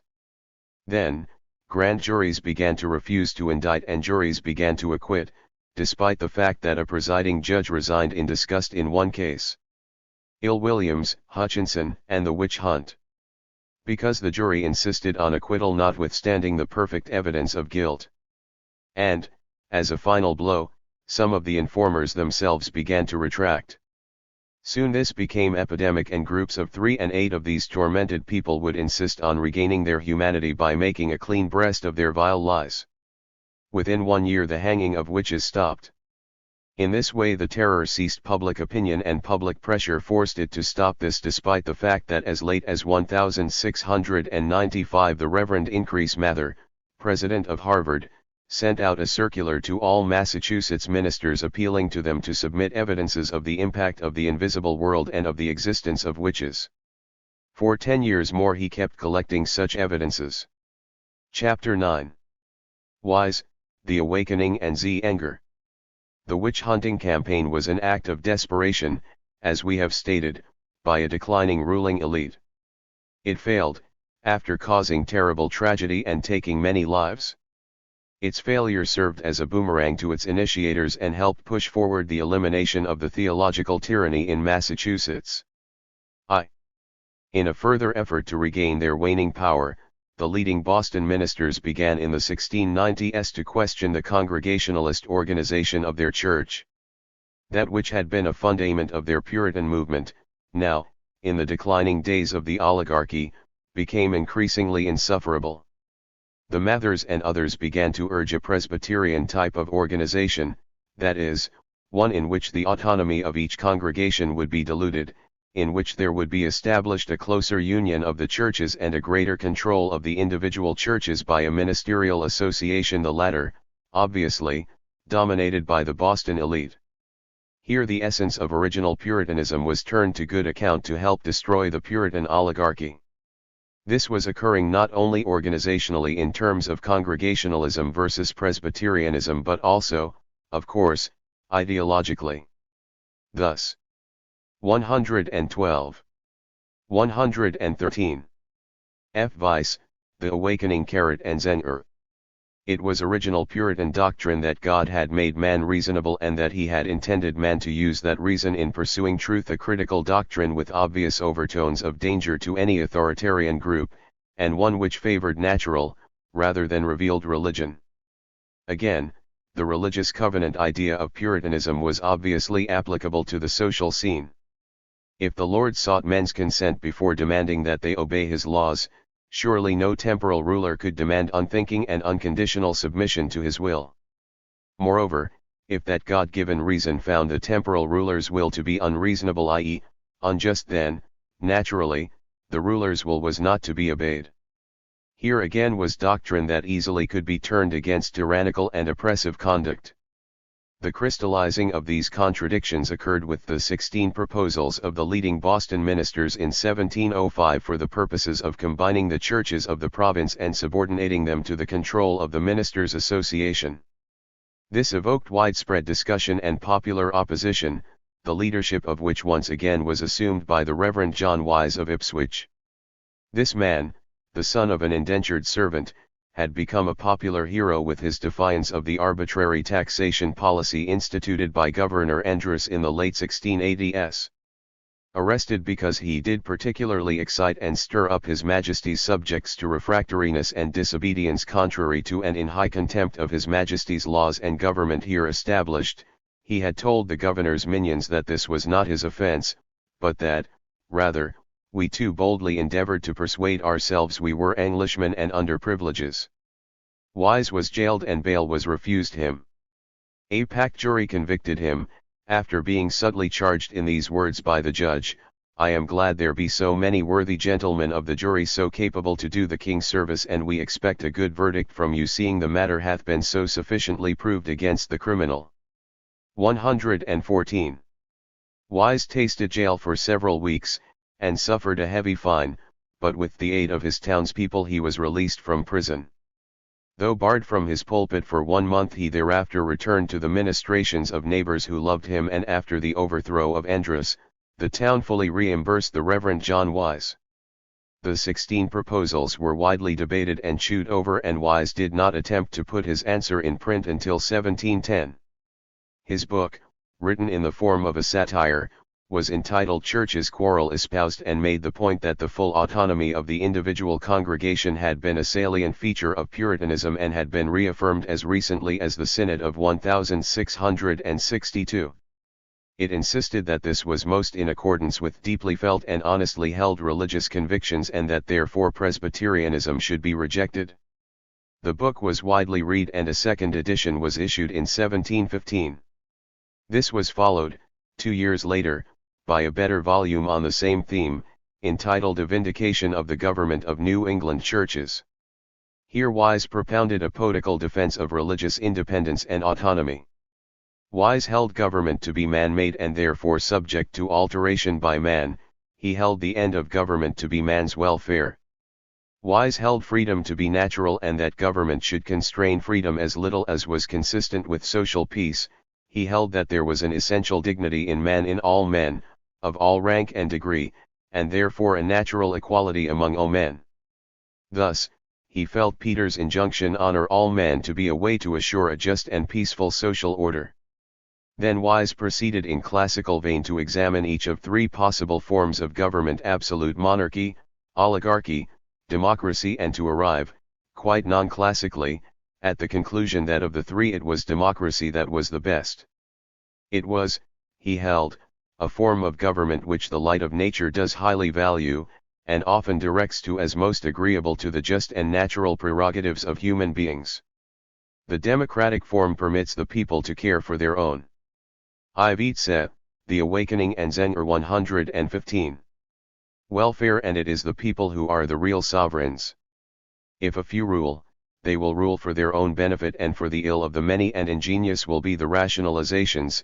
For what is it that cunning and learned men can't make the world swallow as an article of their creed if they are once invested with an uncontrollable power, and are to be the standing orators to mankind in matters of faith and obedience?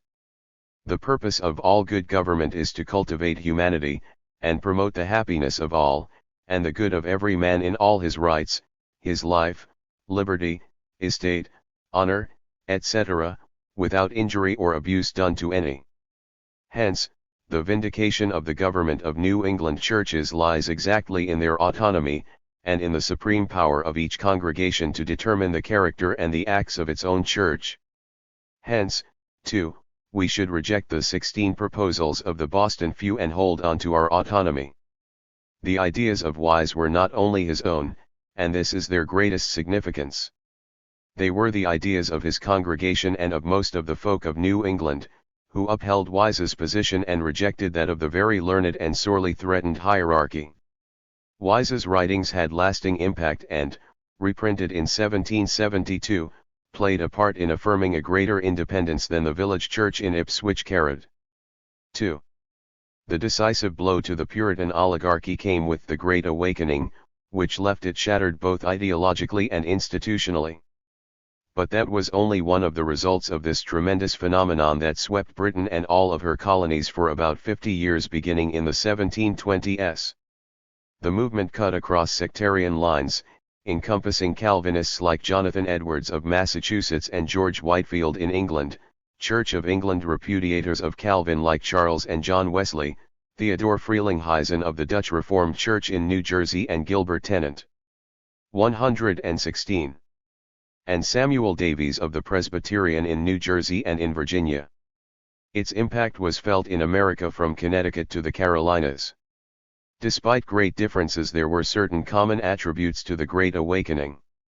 It was, first of all, a mass movement, and preachers like John Wesley and George Whitefield spoke in the open fields to tens of thousands of workers and miners and farmers, to servants and even to slaves.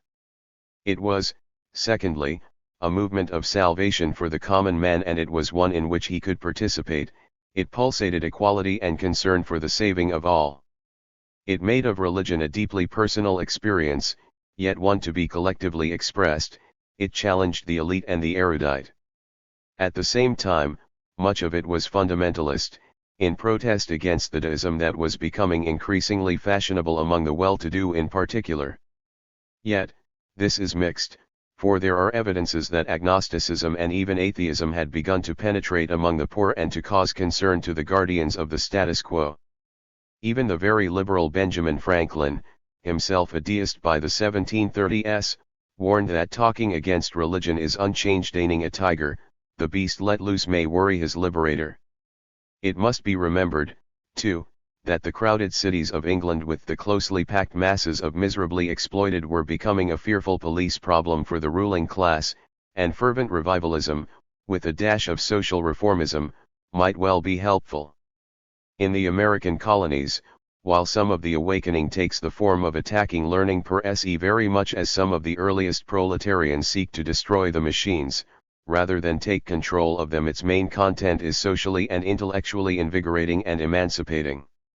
And the class lines in the awakening were clear and closely associated with developing political clashes and polarizations. The vulgar everywhere are inclined to enthusiasm, remarked one of the old light clergymen. The upstarts were 117 Aptheker, the awakening and Zenger. Men of all occupations. Young persons. Women and girls, Negroes, have taken upon them to do the business of preachers. In Connecticut, the General Association of Ministers warned that the awakened were chiefly of the lower and younger sort. These were murmurers and complainers. Despising government, they were fierce and wrathful people, who dared to criticize their rulers and teachers, the magistrates and principal gentlemen. Charges of blasphemy and of subversion abounded, and many were the ministers fired, the students expelled, the partisans fined and jailed. And in all the colonies there was an organic connection between the development of popular parties that took the lead against British restrictions and Anglican Church pretensions and against the conservative parties in local politics. The Great Awakening broke altogether the ascendancy of the old established churches and brought into being a popular religion. It invigorated democratic conduct and thought and stimulated equalitarian ideas, including ideas hostile to slavery and even, in some cases, to racism. It created, in its great meetings and in its institutional results, especially the building of the Methodist and Baptist churches, something approximating bona fide popular collective organizations. It led to the multiplying of educational efforts, despite something of a bias against learning, and resulted in the founding, for example, of Dutch Reformed Rutgers, Presbyterian Princeton, Baptist Brown, and Congregationalist Dartmouth. And by being an intercolonial movement of really popular dimensions, it did much to undermine provincialism in the colonies and to develop a sense of unity, of oneness, of American nationality. The art of printing makes possible a great enhancement in the power of public opinion, hence tyrants have always looked askance at the press. Could they have prevented its discovery? 118. They would have done so, being faced with an accomplished fact. Oppressive ruling classes thought first of making the new machine useful by forbidding any but its licensed agents to employ it. When this could no longer be retained, the rulers moved on to strict censorship and to sedition and criminal libel laws, holding printers accountable for whatever disturbing matter, true or not, might appear in their publications. In the 17th century, English law had a very rigid conception of what might indeed be disturbing. In fact, the only really safe course was for the printer to have no discussion of any kind concerning politics or governmental affairs in his paper. Thus, in 1679, when one Henry Carr was on trial for some material in a weekly paper, the Chief Justice declared it criminal under common law to write on the subject of government, whether in terms of praise or censure. It is not material, for no man has a right to say anything of government. Yet this gave way rather quickly to making criminal the printing of anything held to be critical of government or governors. Thus it was that the first newspaper to appear in English America, the Boston Public Occurrences, published in 1690 by Benjamin Harris, lasted only one issue, for that issue was critical of the government's conduct of a then current war, and government forbade its continuance. The first colonial newspaper that lasted any period of time was the Boston News-Letter, which appeared in 1704. While most of the colonial newspapers were more or less official organs of the ruling cliques and so continued undisturbed by the law, of several this was not true. Generally speaking, in fact, the newspapers were especially consequential to merchants, lawyers, and other professional people, containing news pertinent to their businesses, and as these classes became more and more inhibited by English colonialism, the papers became more and more controversial. Indeed, as class stratification appeared and as the colonial economy matured, the papers became more and more identified with the resulting political parties and groups. 119 Vice, the Awakening, and Zenger in Massachusetts, as we have seen, the merchants and others became increasingly bold in their hostility to the theocracy as the I-17th century faded away and the next began. Blow after blow was dealt this ruling clique, and finally within Boston itself the opposition became bold enough, in 1721, to issue its own newspaper, the New England Courant, edited by James Franklin, elder half-brother of Benjamin. The Boston authorities became restive under the attacks of this paper, especially as these began to attract letters from readers expressing agreement. Within a year Cotton Mather was confiding to his diary that, "warnings are to be given unto the wicked printer, and his accomplices, who every week publish a vile paper to lessen and blacken the ministers of the town, and render their ministry ineffectual. A wickedness never periled anywhere upon the face of the earth." In 1722, James Franklin was arrested for promoting sedition, held in jail for several weeks, and then released under bond. But his paper continued to give offense to the authorities, and, in 1723, they ordered him to cease its publication. James Franklin refused to honor this order, and the sheriff was directed to apprehend him. Meanwhile, for 2 weeks, the New England Courant appeared with the name of young Benjamin Franklin as the printer, thus technically conforming to the authorities' order. When James Franklin ended his brief period as a hunted political fugitive, an effort was made to get the grand jury to indict him for sedition, but that body refused. Hence the prosecution ceased and the New England Courant continued publication for several more years. 4. 10 years after the harassment of James Franklin, occurred an even more consequential case, that of another poor printer, the German immigrant, John Peter Zenger of New York City. This 120 again reflects the developing political battles within the colonies. The Zenger case arose out of the rising opposition of merchants, lawyers, artisans, and mechanics in the growing metropolis of New York City to the domination of the province by large landholders. It was precipitated by the following events. In July 1731, Governor Montgomery of the province died, and he was succeeded, as acting governor, by the senior councilor, a prosperous merchant, Rip Van Dam. Van Dam held this position for 13 months until the arrival of the royal governor, one William Cosby. This Cosby typified the British colonial governor at his worst. Son of a wealthy absentee Irish landlord, and himself a colonel of the Royal Irish Regiment, Cosby had recently been removed as governor of the island of Minorca because of particularly gross mishandling of funds and extraordinary unpopularity. He was an avaricious, coarse, and brutal official. One of his earliest actions was to express disdain for the meager monetary gift the New York Assembly voted him. His second was to seize half the salary of Van Dam as acting governor and to demand that the rest be turned over to him. This Van Dam refused to do. Governor Cosby set up a special court of equity for the specific purpose of suing Van Dam. This arbitrary act directed at the senior officer of the local officialdom infuriated the assembly and solidified opposition within the city to the governor.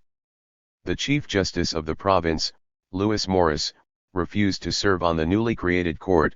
For this his integrity as a jurist was directly impugned by Cosby, and when the imputation was as publicly resented, the governor removed Morris from the bench, after 18 years as Chief Justice.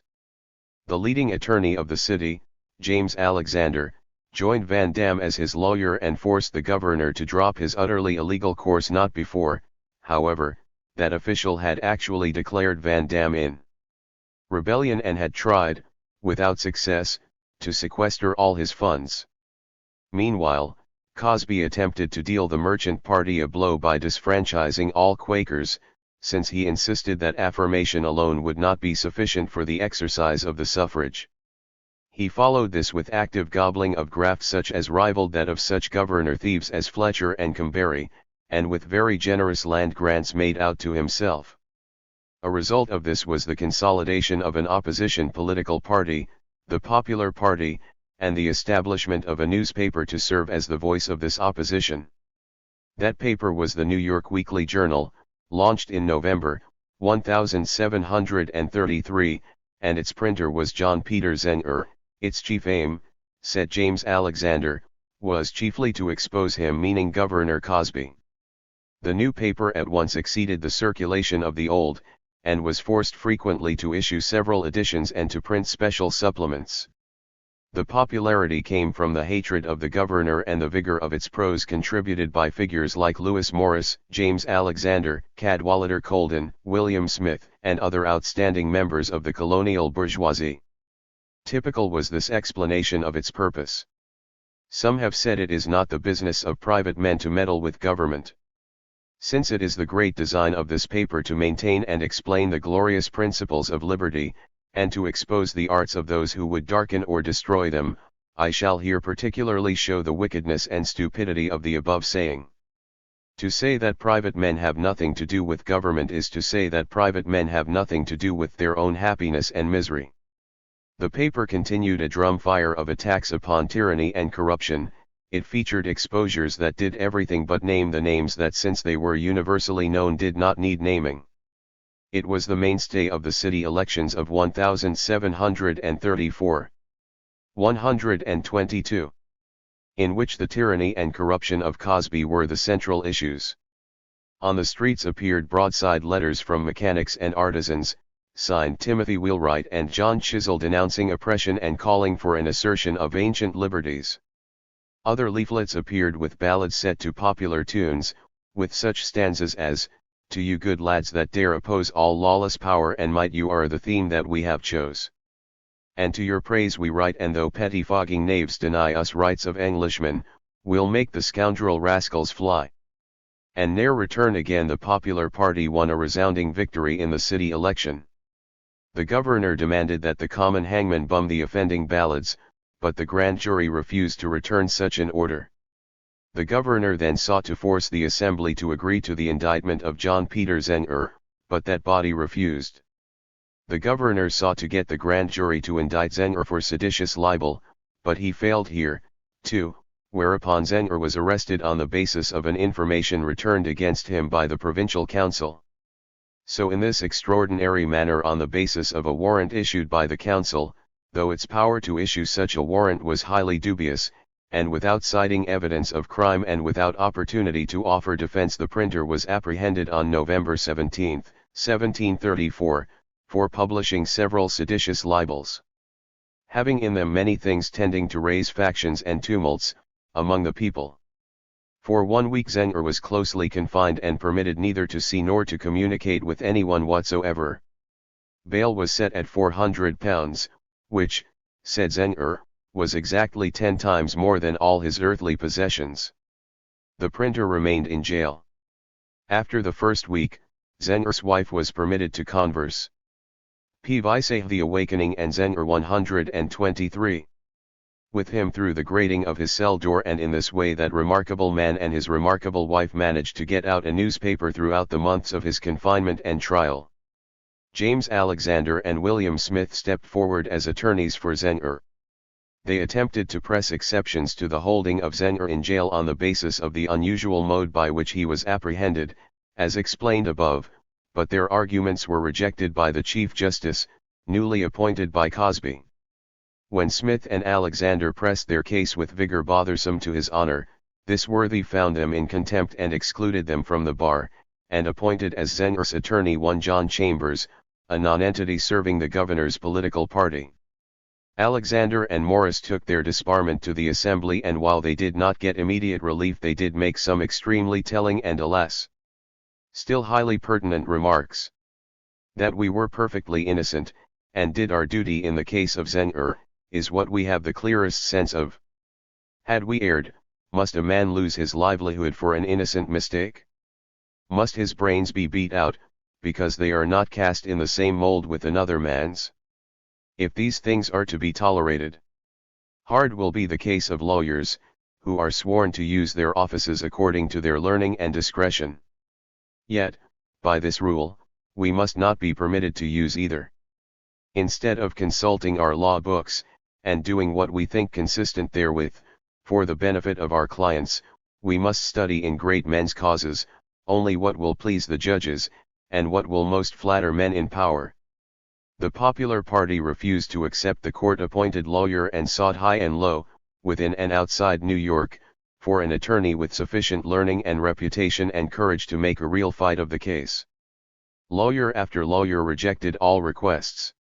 Finally, the most distinguished attorney in the colonies, approaching his 80th birthday, accepted the challenge.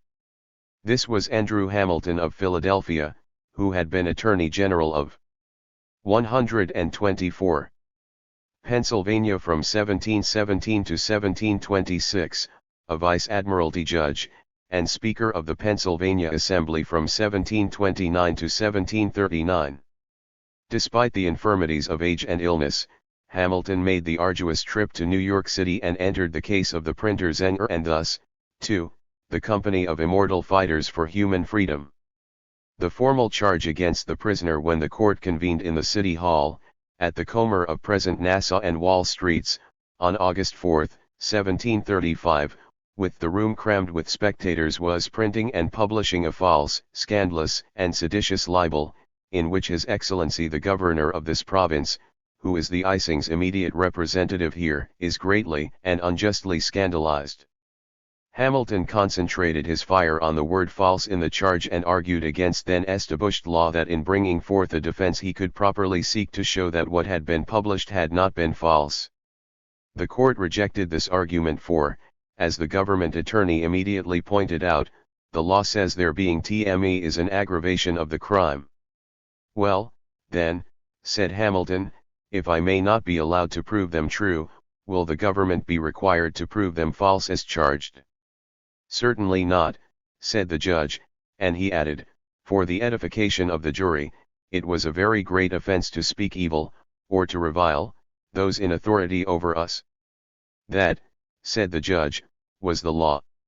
Well, argued Hamilton, law changes.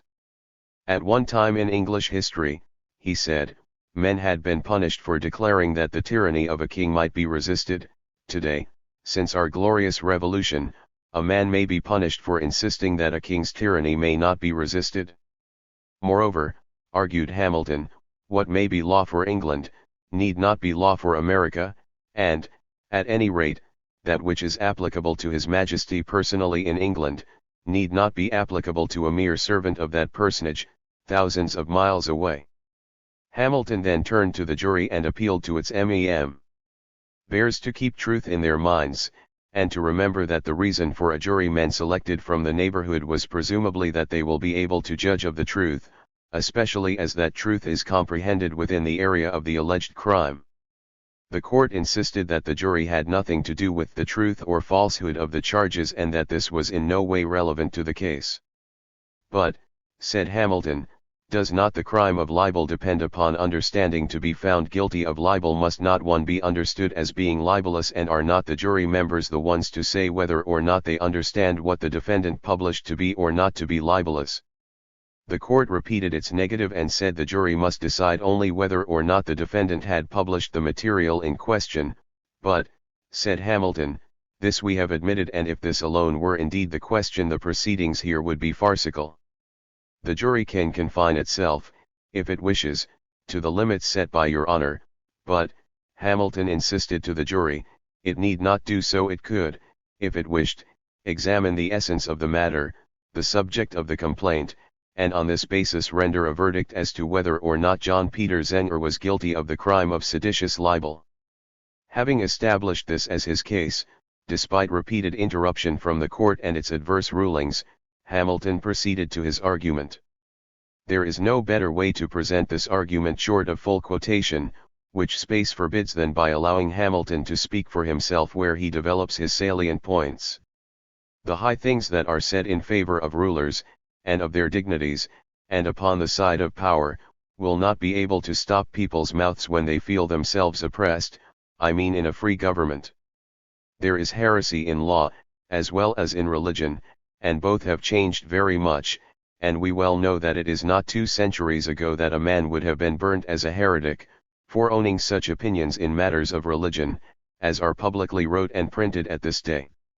They were fallible men, it seems, and we take the liberty not only to differ from them in religious 126 opinion, but to condemn them and their opinions too. In New York a man may make free with his God, but he must take special care what he says of his governor. Who, that is the least acquainted with history or law, can be ignorant of the specious pretenses, which have often been made use of by men in power, to introduce arbitrary rule, and destroy the liberties of a free people. It is a duty which all good men owe to their country, to guard against the unhappy influences of ill men when are usted with power, and especially against their creatures and dependents, who, as they are generally more necessitous, are surely more covetous and cruel. Men who injure and oppress the people under their administration provoke them to cry out and complain, and then make that very complaint the foundation for new oppressions and prosecutions. Clearly, then, Hamilton knew the case to be a purely political one. He knew the political temper of the mass of the people of New York. Hence, did he develop his case in this completely political and non-technical manner. He closed his appeal to the jury on the same note, and in doing so came perilously close himself to libeling the distinguished governor. The question before the court and you, gentlemen of the jury, is not of small nor private concern. It is not the cause of a poor printer, nor of New York alone, which you are now trying. No. It may in its consequence, affect every freeman that lives under a British government in America. It is the best cause. It is the cause of liberty, of exposing and opposing arbitrary power by speaking and writing truth.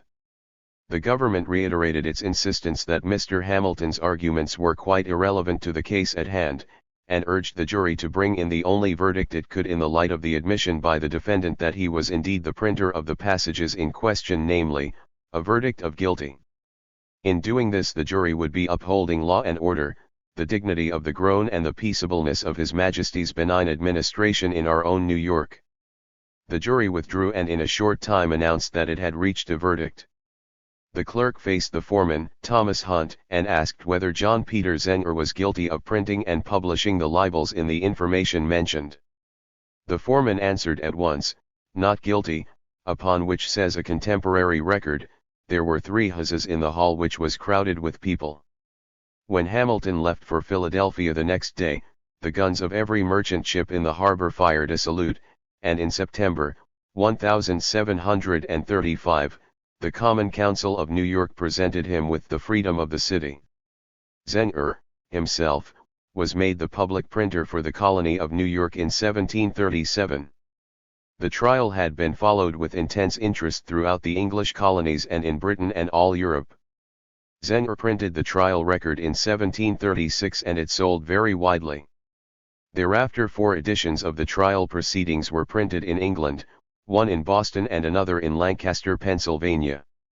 The Zenger edition was again reprinted in 1770 in New York, as part of the revolutionary upsurge, just as the writings of John Wise, as we have seen, were reprinted in the 1770s. Andrew Hamilton was quite correct, of course, in his estimate of the historic meaning a verdict of acquittal would have. It established the precedent for the principle that in prosecution for libel the jury was to judge of both law and facts, i.e., that truth was a plea effective against the charge of libel. The momentous relationship of this to the struggle for freedom of speech and press and for the whole democratic effort against tyranny is manifest. Of course, while the Zenger case was a precedent, it did not, of itself, establish this reading of the law. On the contrary, it took several more generations until the change became accepted. It was only in 1784 that the preeminent English barrister, Sir Thomas Erskine, used the Hamilton argument successfully in a libel case. The principle was put into law by Parliament in 1792 and even later in most of the United States. 128. V. A noteworthy fact, deserving particular comment, is that the religiously and politically heretical and schismatic enterprises which are so large a part of colonial history, Roger Williams and Hutchinson and John Wise, witches, Quakers and New Lighters, and seditionists like Zenger found widespread public encouragement and numerous adherents or sympathizers, despite the heavy penalties involved in this connection. Professor Rossiter is quite wrong, though in agreement with the view expressed in most historical writing on the subject, when he declares, in the introduction to his Seed Time of the Republic, that it is the preachers, merchants, planters, and lawyers who were the mind of colonial America. They were the literate body, on the whole, of that society, but the masses of slaves and servants and laborers and artisans and mechanics and yeomen also had minds, filled with ideas, and ideas that were frequently different from those of their betters. Their ideas found expression in activities other than bookmaking, usually, but were not the less real for that.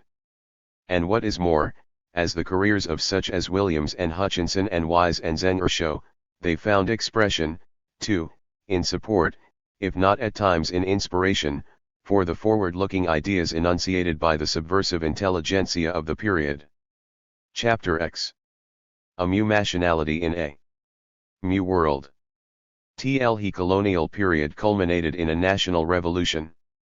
Manifestly the prerequisite for such a revolution was the existence of a nationality, and in this case the new nationality asserting its right to self-determination was the American. To this day, however, distinguished thinkers, including American thinkers, are of the opinion that the United States is not a nation. Professor John Herman Randall, for example, contributing a paper on the spirit of American philosophy to a collective work entitled Wellsprings of the American Spirit, insists that the United States is a continent and not a nation, and that, therefore, regional and sectional differences and conflicts have been the very substance of our history, rather than some national fabric whose weaving can be traced and whose pattern can be discerned. Those who think this way are in error, I believe, and are confusing complexities and specifics and variations with substantive differences, though it is true that sectional differences have been particularly important in U.S. history. Not only does the United States form a nation in the mid-20th century, the 13 colonies had laid the groundwork for nationhood by the mid-18th century and, with 129, 130 years of maturation, were able to unite and make good their claim to nationhood on the field of battle. The forging of the American nationality was based upon 2 centuries of common and unique experiences. It was the creation of 2 centuries of togetherness, of the conquest of nature, of contiguity here and vast separation from Europe, of new fauna and flora and climate, of the Indian challenge, of the colonial status and the developing resistance to that status, of the continuing conquest of the wilderness, which in turn moved many of the Americans, and this was their separate and common title. By the end of the 17th century even further away from Europe, and made them more intent on problems and conditions peculiar to themselves. The process of estrangement from England was a dialectical one. It was not only that the Americans felt a oneness among themselves stemming from their remoteness from England, it was further the fact that the English in turn thought of America almost as of another planet. People like Boswell and Johnson confessed to each other late in the 1760s that they knew nothing of America, and Johnson showed his ignorance by declaring that America was a home of barbarism. Even Englishmen professionally concerned with America were woefully ignorant of the New World. Thus, the Board of Trade, chief colonial administrative organ, confused its deliberations at various times by such errors as thinking that Perth Amboy was in the West Indies rather than in New Jersey, or that Virginia was an island, or that the Indians confederated as the 6 nations resided in the West Indies. Indeed, commonly the 13 colonies were thought of in England as part of the West Indies, and a geography textbook published by the Oxford University Press, and, as its subtitle said, designed for the use of young students in the universities, contained a chapter entitled Of America or the West Indies. A New Nationality in a New World 131. It is no wonder that the colonies continually felt the need for more or less permanently stationed agents in England, so that by the 1760s one such like Benjamin Franklin had acquired many of the characteristics of an ambassador from one country to another. Knowledge of the fundamental divergence in interest between the colonists themselves and the British rulers dominating the colonies led very early to suspicions and premonitions and fears that, with development, the colonists would wrench themselves free and assert their independence. James Harrington, in his very influential Commonwealth of Oceania, published in 1656, commented that the American colonies are yet babes that cannot live without sucking the breasts of their mother cities, but such as I mistake if, when they come of age, they do not wean themselves. Thereafter the same idea, and even image, recurs in English literature. Thus, a 1707 pamphlet by the distinguished botanist, Nehemiah Grew, warned that when the colonies may become populous and, with the increase of arts and sciences, strong, they then, forgetting their relation to the mother country confederate and consider nothing further than the means to support their ambition of standing on their legs. Again, one of the widely read Cato's letters of 1722, observed, "No creatures suck the teats of their dam longer than they can draw milk from thence. Nor will any country continue their subjection to another, only because their great-grandmothers were acquainted." Samuel Johnson, writing in the Literary Magazine in 1756, commented on the fear that the American colonies will break off their dependence on England, though he went on to show his own ignorance by dismissing the fear as chimerical and vain. Oliver Goldsmith, in The Citizen of the World, warned that the colonies were growing so populous and so powerful that their continued subordination to England was unlikely, for, the colonies should always bear an exact proportion to the mother country, when they grow jx, populous, they 132. Grow powerful, and by becoming powerful, they become independent also, thus subordination is destroyed. Similarly, a Frenchman, visiting the colonies in 1765, already wrote of them as of a unit and was sure that this country cannot be long subject to Great Britain, nor indeed to any distant power. He thought this was evident, for its extent is so great, the daily increase of its inhabitants so considerable, and having everything within themselves for more than their own defense, that no nation whatsoever seems better calculated for independency. 2 years later, Benjamin Franklin in England was writing along similar lines to Lord Cairns. In this letter one also clearly detects sharp national feeling in the bitter denunciation of English arrogance relative to the colonies and in the evident pride with which the attributes of the native land were touched upon. Every man in England seems to consider himself a piece of a sovereign over America, seems to jostle himself into the throne with the king, and talks of our subjects in the colonies. But America, an immense territory, favored by nature with all the advantages of climate, soils, great navigable rivers, lakes, etc., must become a great country, populous and mighty, and will, in a less time than is general conceived, be able to shake off any shackles that may be imposed upon her, and perhaps place them on the imposers. Indeed, back in 1755, 20-year-old John Adams wrote a friend that perhaps the great seat of empire would yet move to America. "It looks likely to me," he said, "once we can get rid of the French threat, for clearly our people, in another century become more numerous than England itself. Should this be the case," he continued, "since we have, I may say, all the naval stores of the nation in our hands, it will be easy to obtain the mastery of the seas, and then the united force of all Europe will not be able to subdue us." Young Adams went on, in this remarkable letter, "The only way to keep us from setting up for ourselves is to disunite us. Divide et impera. Keep us in distinct colonies." This was exactly the prescription of the most knowing of British colonial administrators. Thus, Thomas Pownall, who in the 1750s was secretary to the New York governor and himself governor of Massachusetts and then of South Carolina, insisted in his basic work, The Administration of the Colonies, that it was essential to the preservation of the empire to keep them disconnected and independent of each other. 2. At the same time, problems of administration drove the English authorities repeatedly towards efforts at unifying the colonial governmental apparatus. This was attempted in order to curtail local autonomy, which tended to encourage separatism and lax law enforcement, and in a frank effort to dominate the colonies, more economically and effectively. The attempts go back to the 17th century, notably the effort at confederation under Andros, and continue on to at least the Albany Congress of 1754, where, however, evidence of more colonial initiative is present. A whole complex of motives and feelings were interwoven. The colonists tended to reject any effort at consolidation which seemed English motivated for fear that tighter centralization would mean greater tyranny.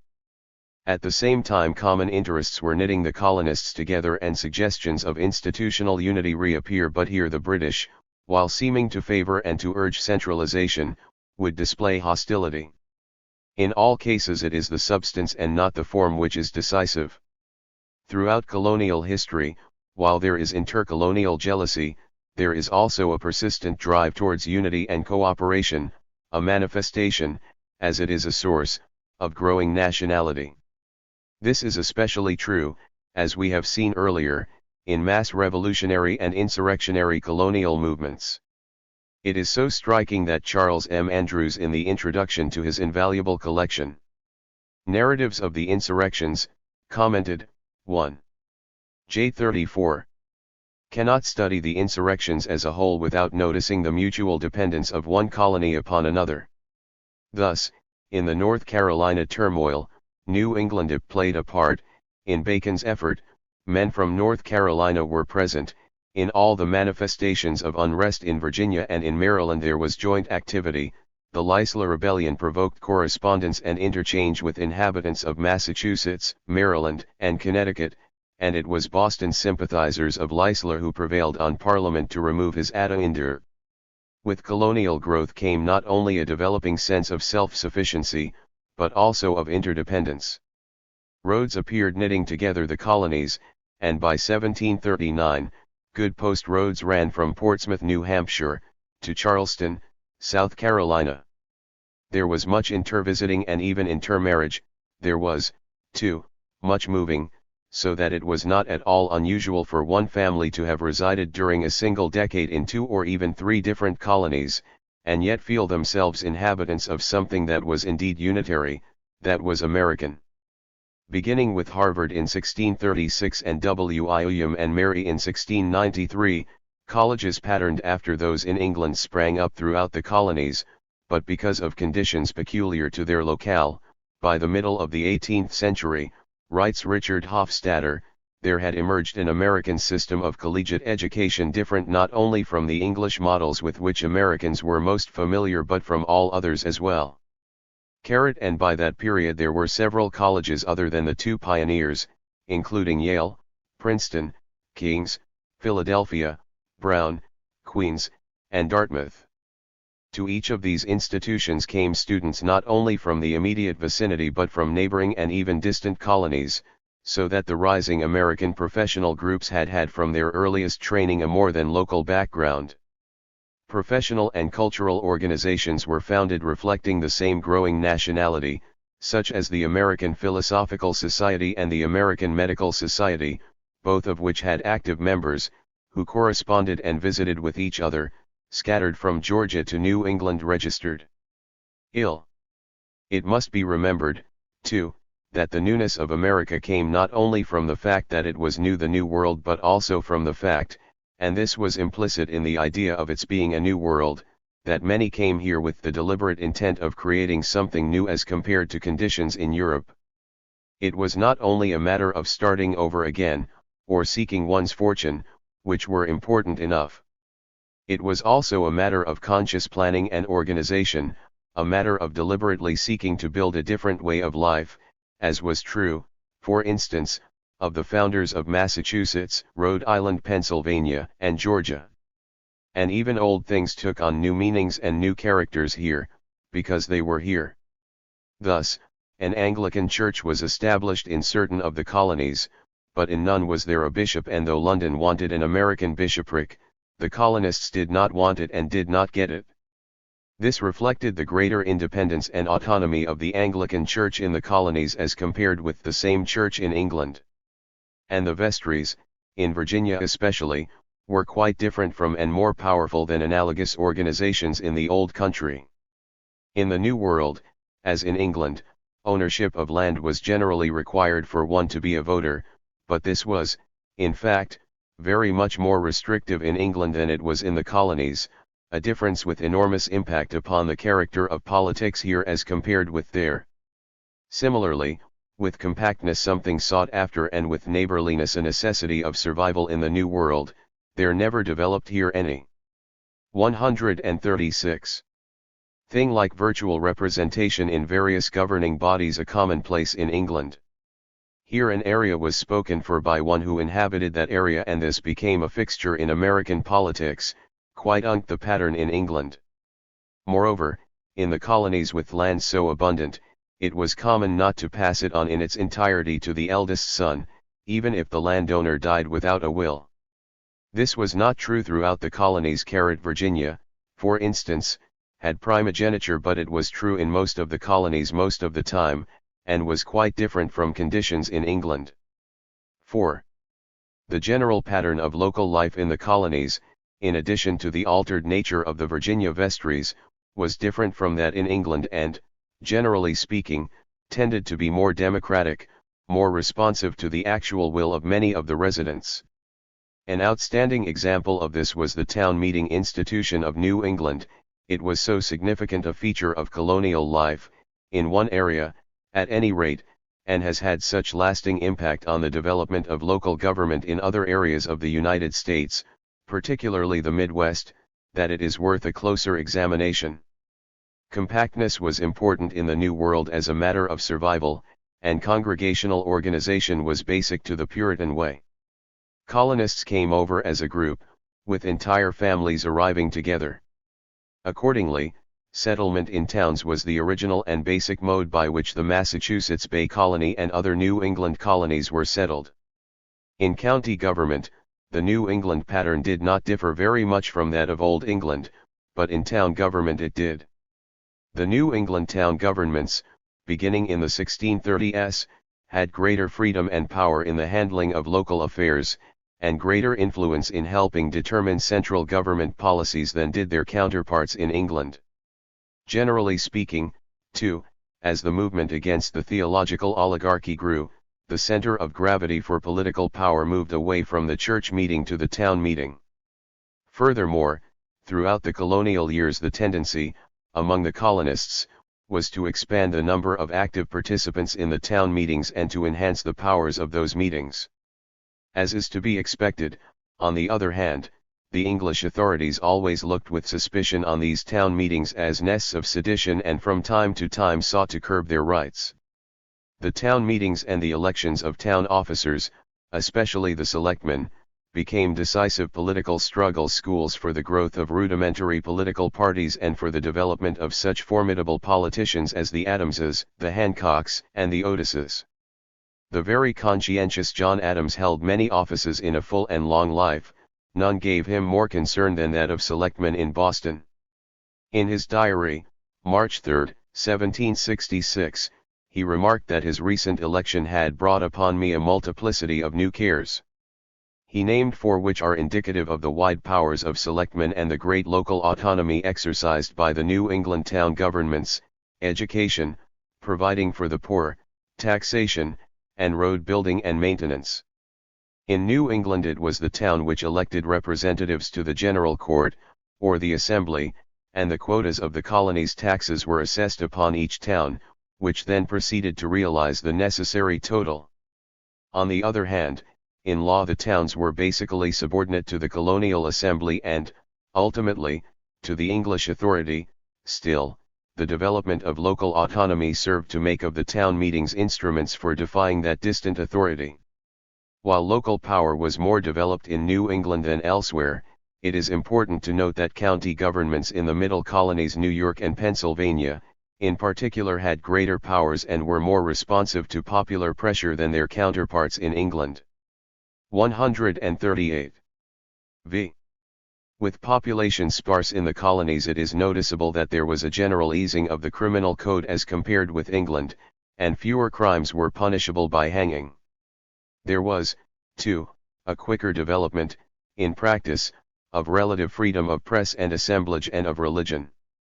With people coming from a score of different countries, practicing dozens of religions and no religion, with infinite variations in backgrounds and customs, the society simply could not survive unless it practiced coexistence.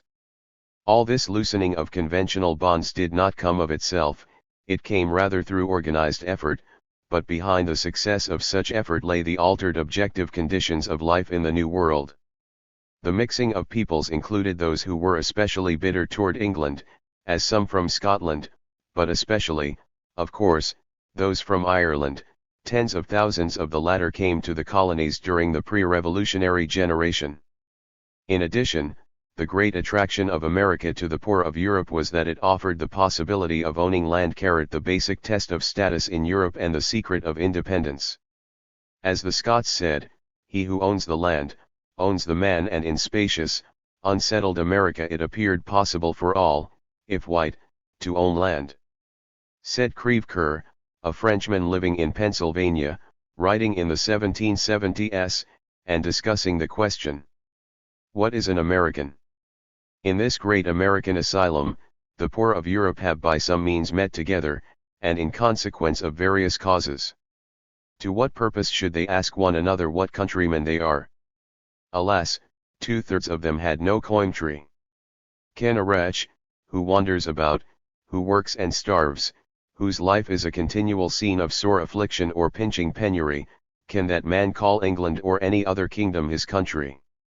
A country that had no bread for him, whose fields procured him no harvest, who met with nothing but the frowns of the rich, the severity of the laws, with jails and punishments, who owned not a single foot of the extensive surface of this planet.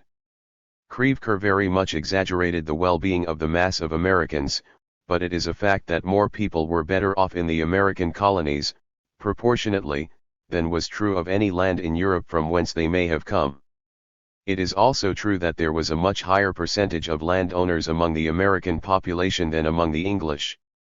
It was the possibility of owning land that drove the colonists, once here, to constantly move westward. This not only further removed them psychologically and physically from England, it also gave them a stake in this society and made them lovers of America, made them Americans. 6. Meanwhile, the material development of the colonies proceeded. By 1770, while England and Wales had perhaps 7 million inhabitants, the colonies had about 2.5 millions. Class stratification was well developed in the colonies and a burgeoning economic system was in evidence. Well before the Revolution, textile production was not confined to local markets, nor was shoe and lumber production. Flour mills were reaching out to an intercolonial and wider market, and by 1775 the colonies produced more pig and bar iron than did England plus Wales. At the same time, within the 13 colonies, there appeared a powerful stimulus to the evolution of a national economy, as one study puts it, in the fact that by the 1760s, a uniformity had appeared in prices, commercial law, and business conditions and practices. All these developments produced a unique history, a set of experiences and problems and struggles that were binding the colonists together, that were already producing the rudiments of those mystic chords that Lincoln was to conjure up a century. 140. Hence.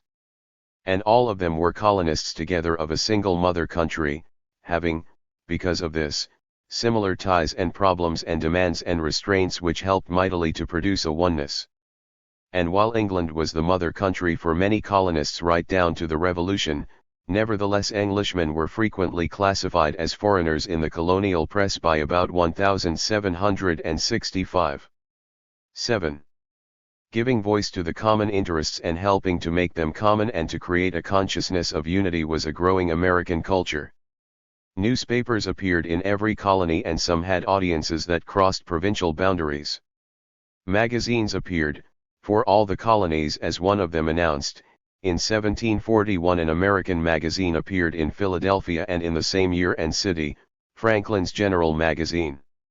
Other American magazines appeared in Boston, and again in Philadelphia, the latter announcing in its first number that one of its main aims was to give one colony an idea of the public state of another.